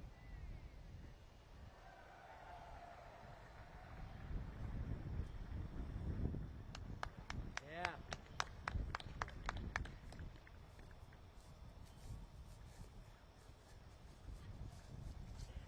Hebenheimer had already thrown his drive before we joined this foursome here at 17. Word is he was safe off the tee.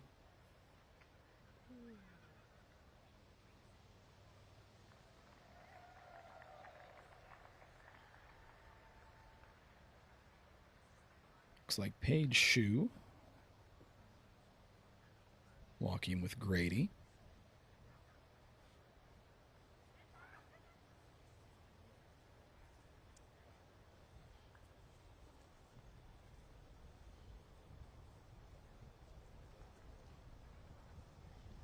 What a back nine for Grady Shue.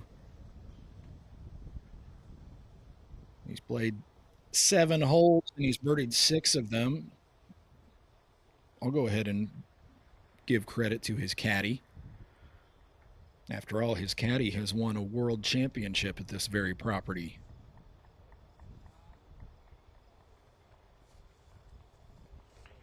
Paige Shue, then Paige Bjerkus, hoisting the World Championship trophy here at Smuggler's Notch. Back in 2018, I believe it was.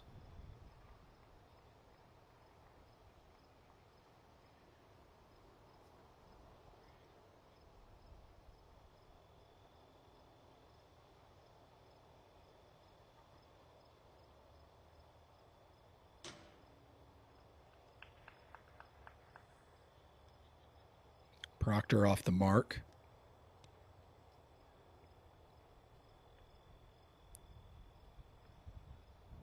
Jakub. This will be for birdie from just beyond and below the basket. Haven't seen too many putts from this angle.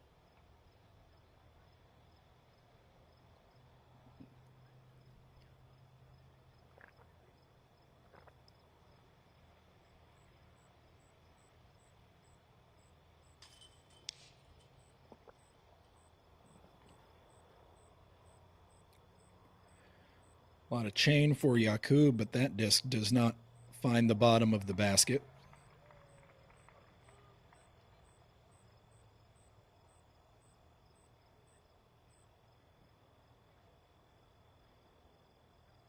Jake Hebenheimer.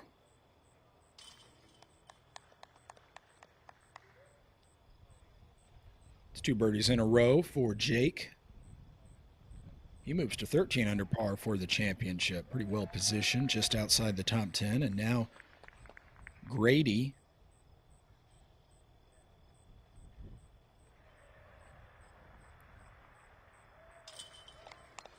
seven birdies in his last 8 holes. Grady Stu on a charge. Tied for first with 1 to play. And as of now, one of the hottest rounds of the day. In fact, the hottest round.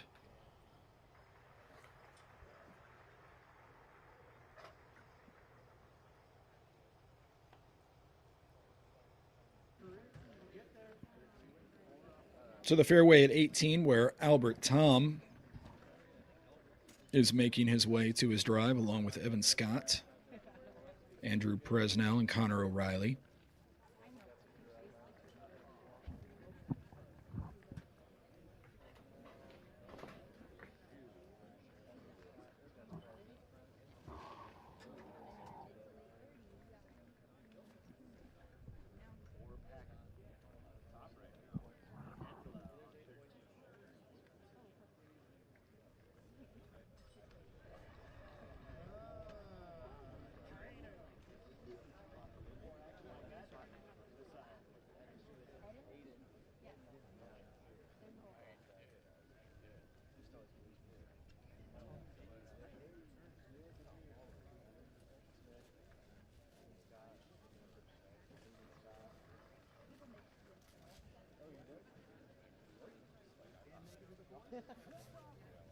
Connor O'Reilly preparing to throw first. He's got a throw of some length ahead of him here to approach the basket here at 18.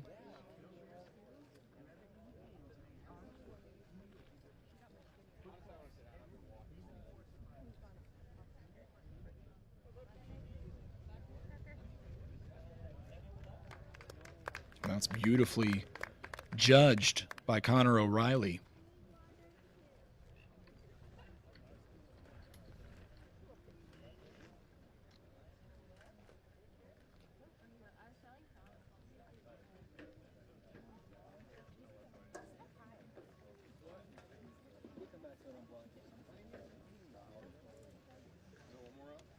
Andrew Presnell broke through earlier this year with that win at the silver event at Harmony Benz. Now his second at the par 4.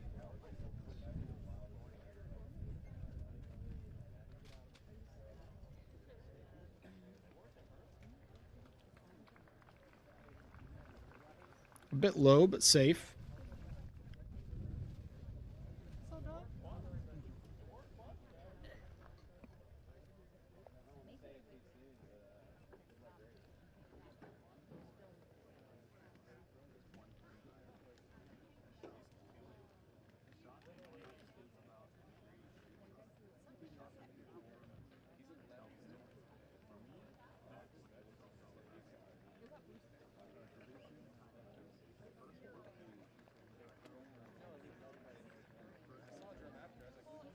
Albert Tom is next to throw. He went OB on his drive, so this will be Albert's third at the par 4.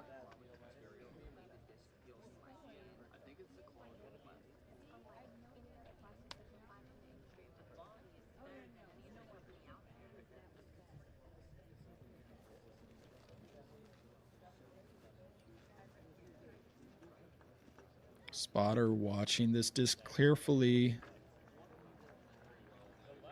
No. Disc turns on edge and rolls out of bounds. That'll be 2 OB penalties here at the 18th for Albert. Rough way to finish.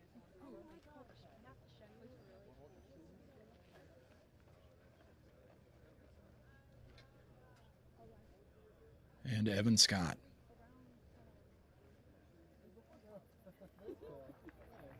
Cranks over on that disc hard.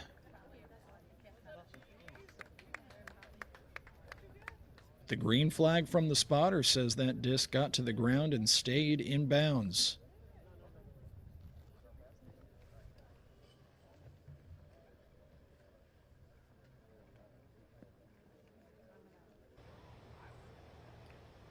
Back to the tee at 17, Vaino Makala.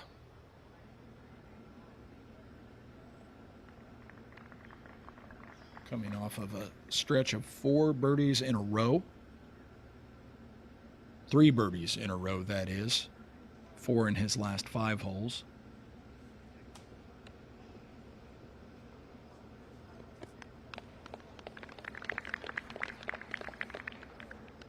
Vaino well positioned for another birdie. Ezra Aderhold.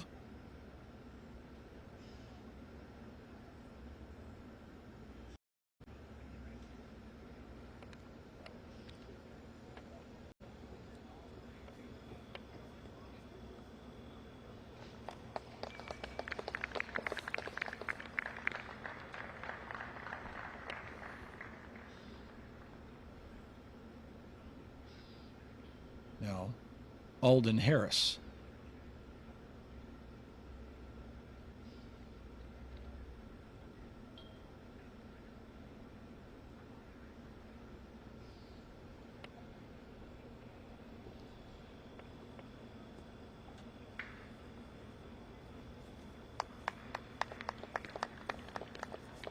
Safely in bounds. Finally, Cole Wareheim.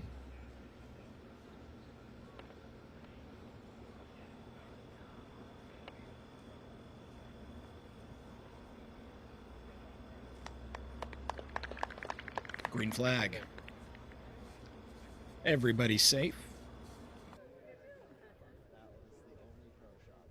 To the 18th, Aiden Scott. Or that would be Evan Scott. Evan up and over, just like Aiden earlier, and electing to rethrow from here.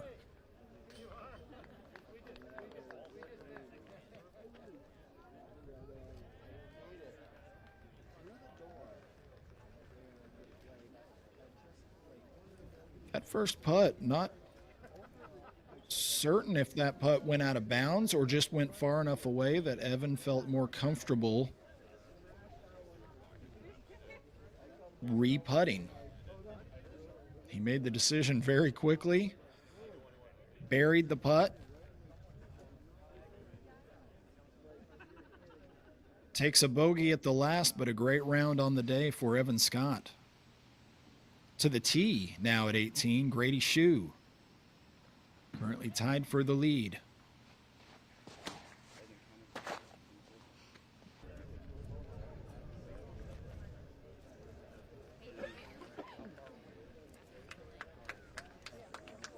Beautifully placed right in the middle of the fairway.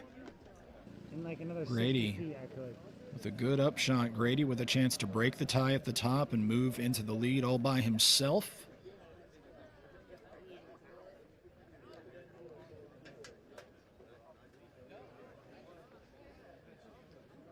I can hear the director.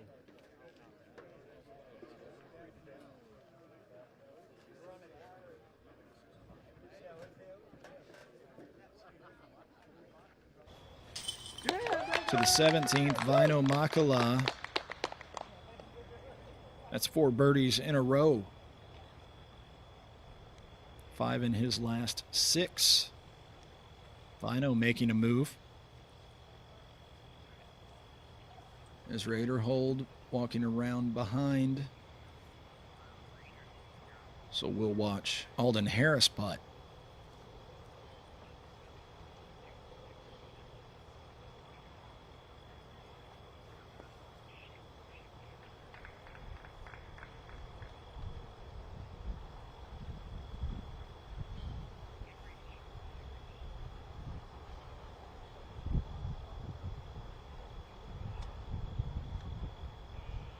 Disc soars a bit on Alden.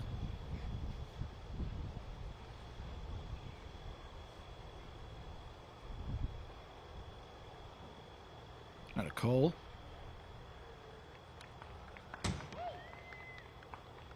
Weirheim low and off the pyramid.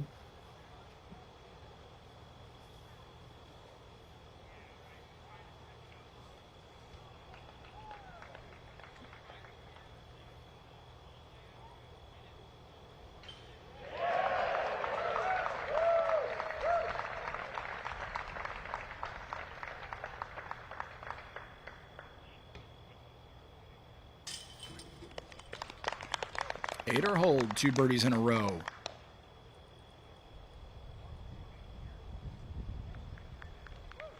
He's to 8 down for the championship with 1 to play in this second round. Alden to save a par. I heard somebody said that their bear that their lunch got stolen by a bear. I mean, one of the spotters said it's very, very plausible. Weirheim cleans up, back to 18. Grady Shue, his second at the par 4.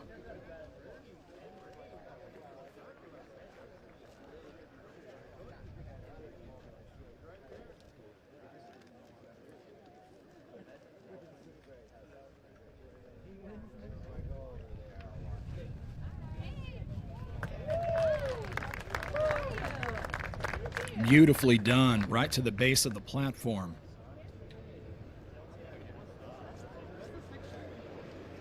Grady with an excellent chance at breaking the tie at the top and moving out into the solo lead at 18 under par.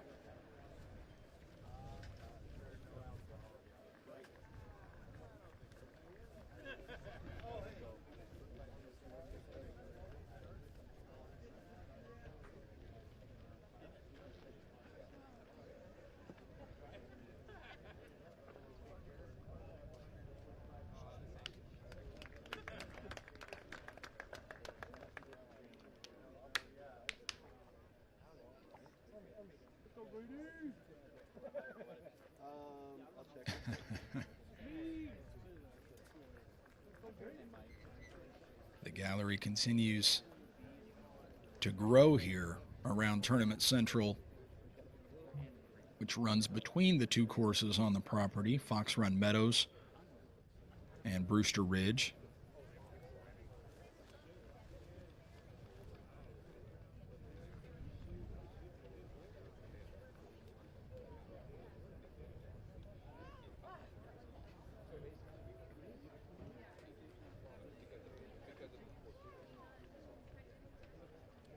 Will it be Semerad or Hebenheimer putting first?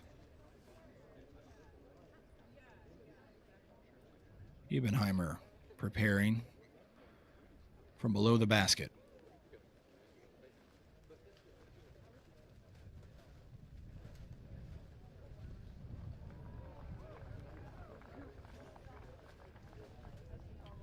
Hebenheimer off the mark. James Proctor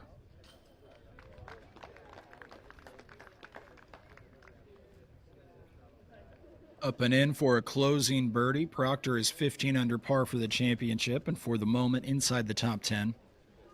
Jakob Semerad just to move into the top 20.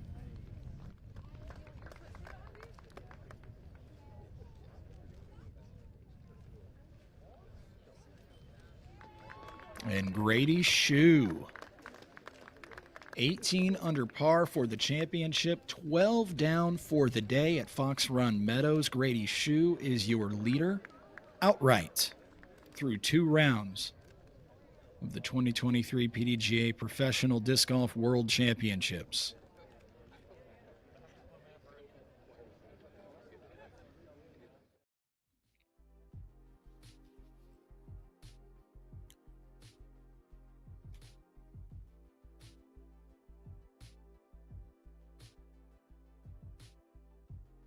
There you have it. Grady Shue out in front. The trio of Burr, Radalin, and Barella, who have all been finished for some time now on day number 2. Sitting there at 17 under. Ricky Wysocki making his way onto the first page of the leaderboard. He still has a number of holes to go on the day.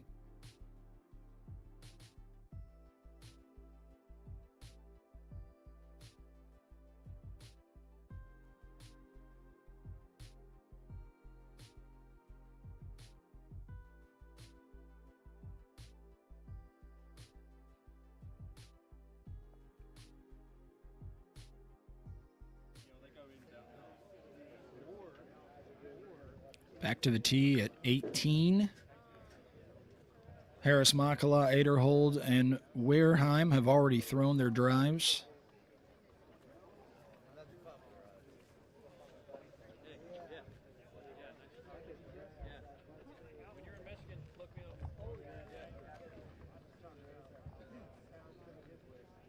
Just 3 groups remain on the course behind this one.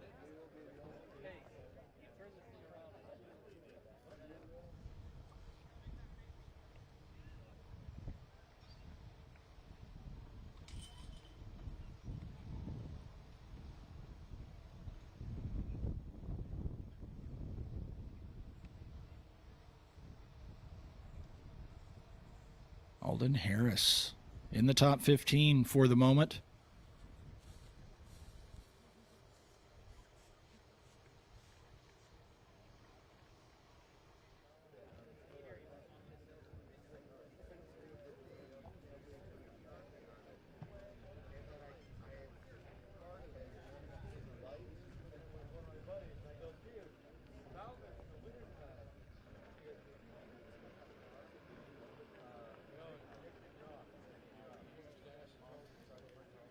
But Harris was out of bounds off the tee, so Harris throwing 3.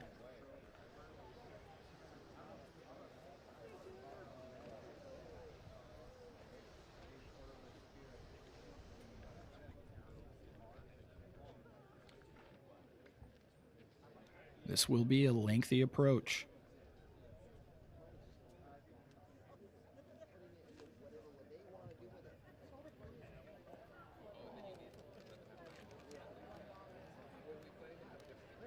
Reaction of the crowd suggests that that disc found OB yet again, and indeed it does. That's 2 OB throws in a row for Alden Harris. That second one looks to be out of bounds by just inches.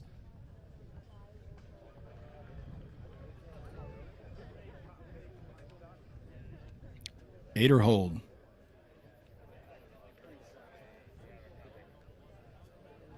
That disc dancing dangerously close to the OB stripe, but gets the green flag.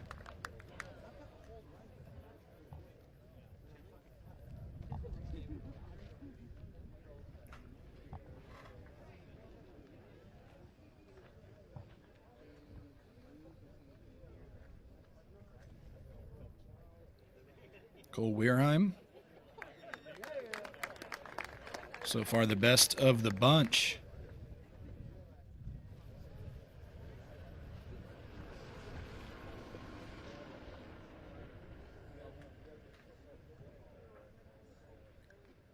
And Vino eyeing things up from over on the right-hand side of the fairway. We haven't seen too many approaches from this far to the right.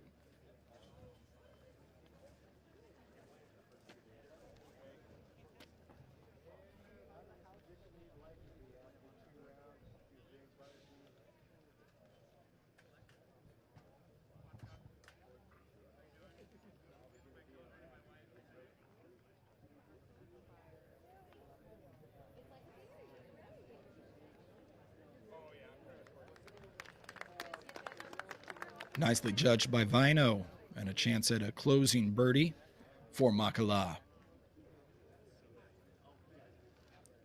Should move Vino into the top 20 if he's able to convert. Back at the tee now of 18.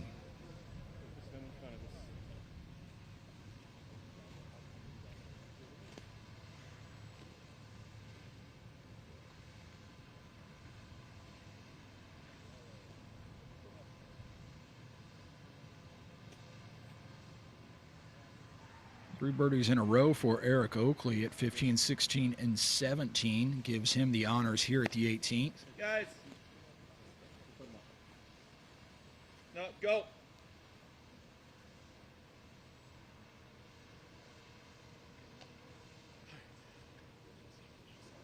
Waiting for a little traffic to clear.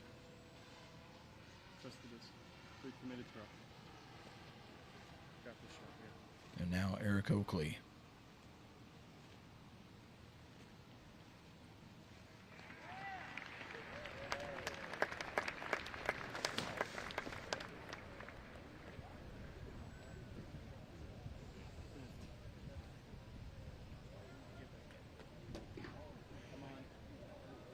That disc well OB and over the road to the left.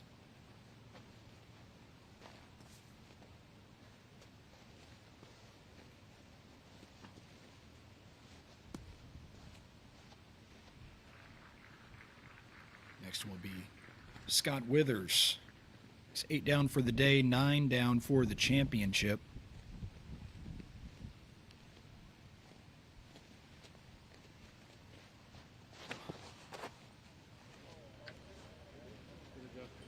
Drop.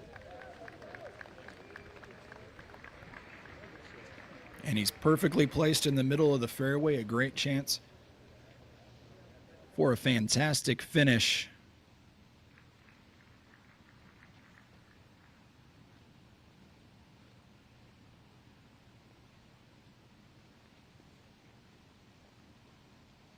Tall Paul Oman.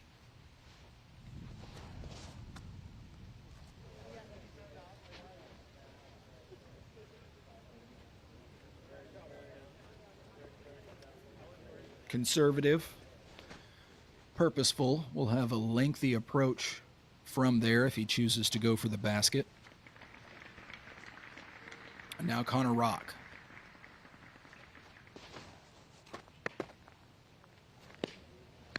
Awkward step there. Oh, come on. Get back in there. Yes. And that disc lands out of bounds, turns on edge, perhaps deflects off of something over there, and rolls back in bounds for Connor Rock.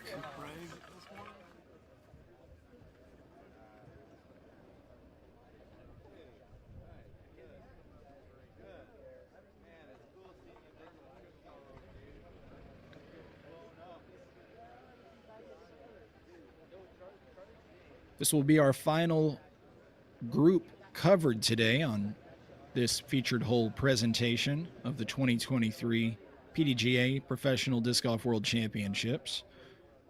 The final 2 groups, the featured groups for the day, are over on the main broadcast on the Disc Golf Network.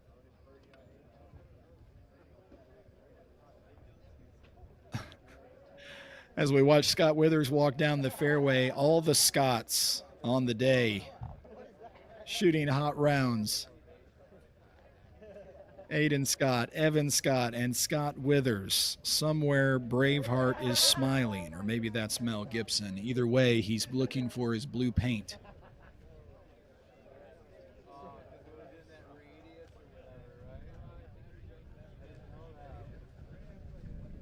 Scott's played like warrior poets today.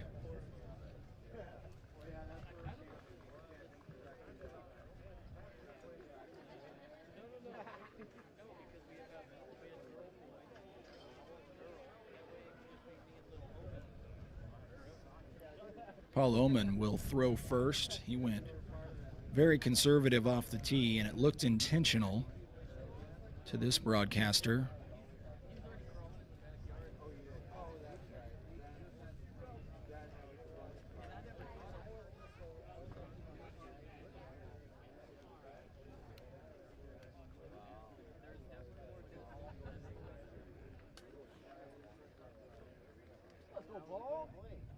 Now going aggressive with his second, way out to the right.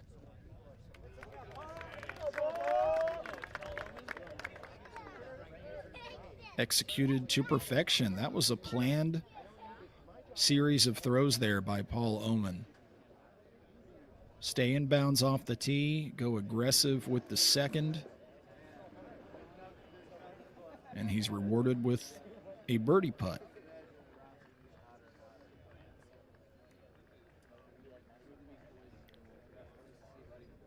Now Connor Rock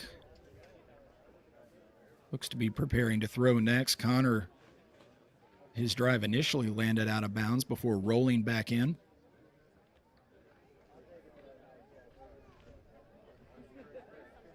No? We'll go to Scott Withers instead.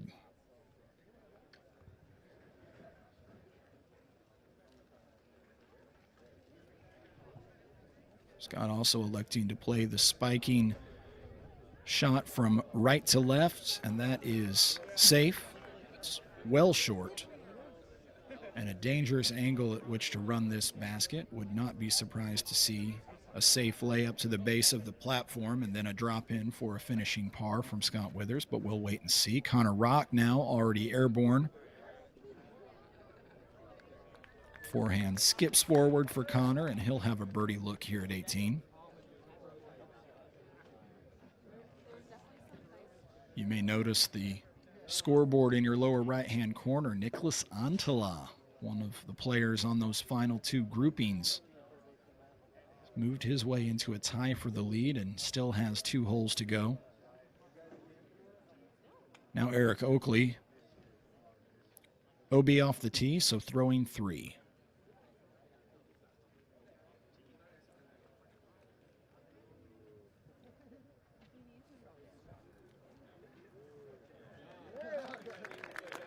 Beautifully done by Eric Oakley. A great chance to save a par despite the OB penalty here at the 18th.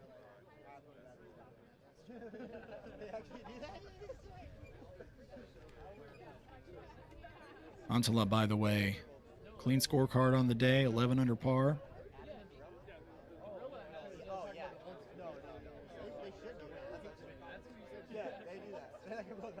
Has only parred 5 holes. Everything else, birdies.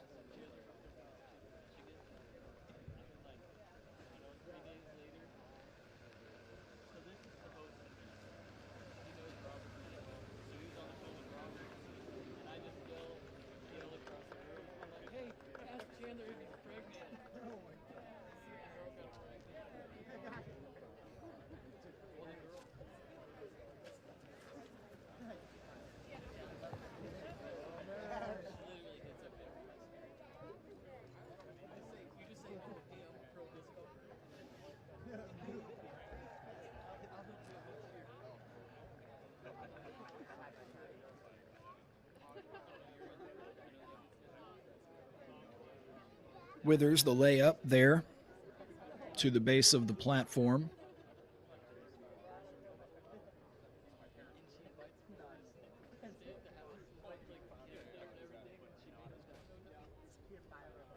Connor Rock now to putt.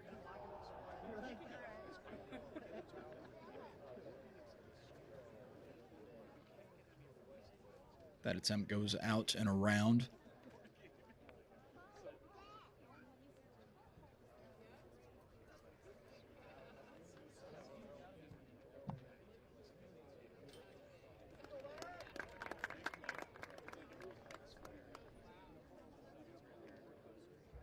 I may have mixed up Connor Rock and Paul Oman. Apologies.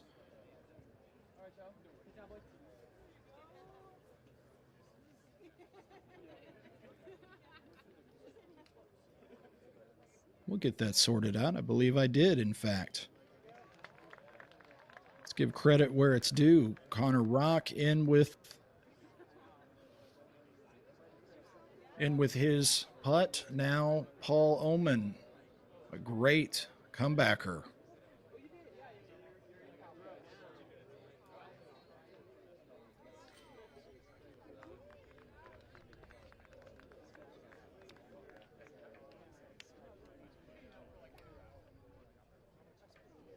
And Eric Oakley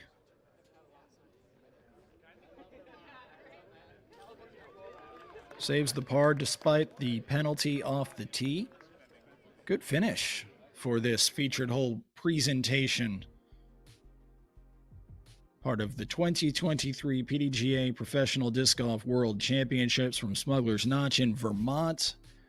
A look at the overall scores. Some of those players still on the course. You can follow along by switching over to the main broadcast on DGN.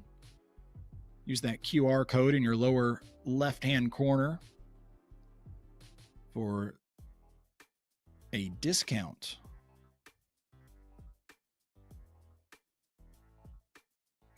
Paul Macbeth playing his way up to the second slate on the leaderboard and still has 3 holes to go. Simon Lizotte was there as well. We're not halfway through this edition of the PDGA Professional World Championships yet. That won't happen until midway through the round tomorrow. And we will be back with featured card coverage from Brewster Ridge, as well as, of course, the main broadcast of both the FPO and MPO divisions. That's tomorrow. We expect to see some movements on the leaderboard. We also expect to see some good weather conditions. Hopefully, all of the rain for the week has moved on. Once again, if you want to see the last groups finishing up, join the main broadcast on the Disc Golf Network. Or join me again tomorrow afternoon for featured hole coverage from Smuggler's Notch in northern Vermont. I'm Grant Zellner. Thanks for watching this presentation of the Disc Golf Network. See you tomorrow.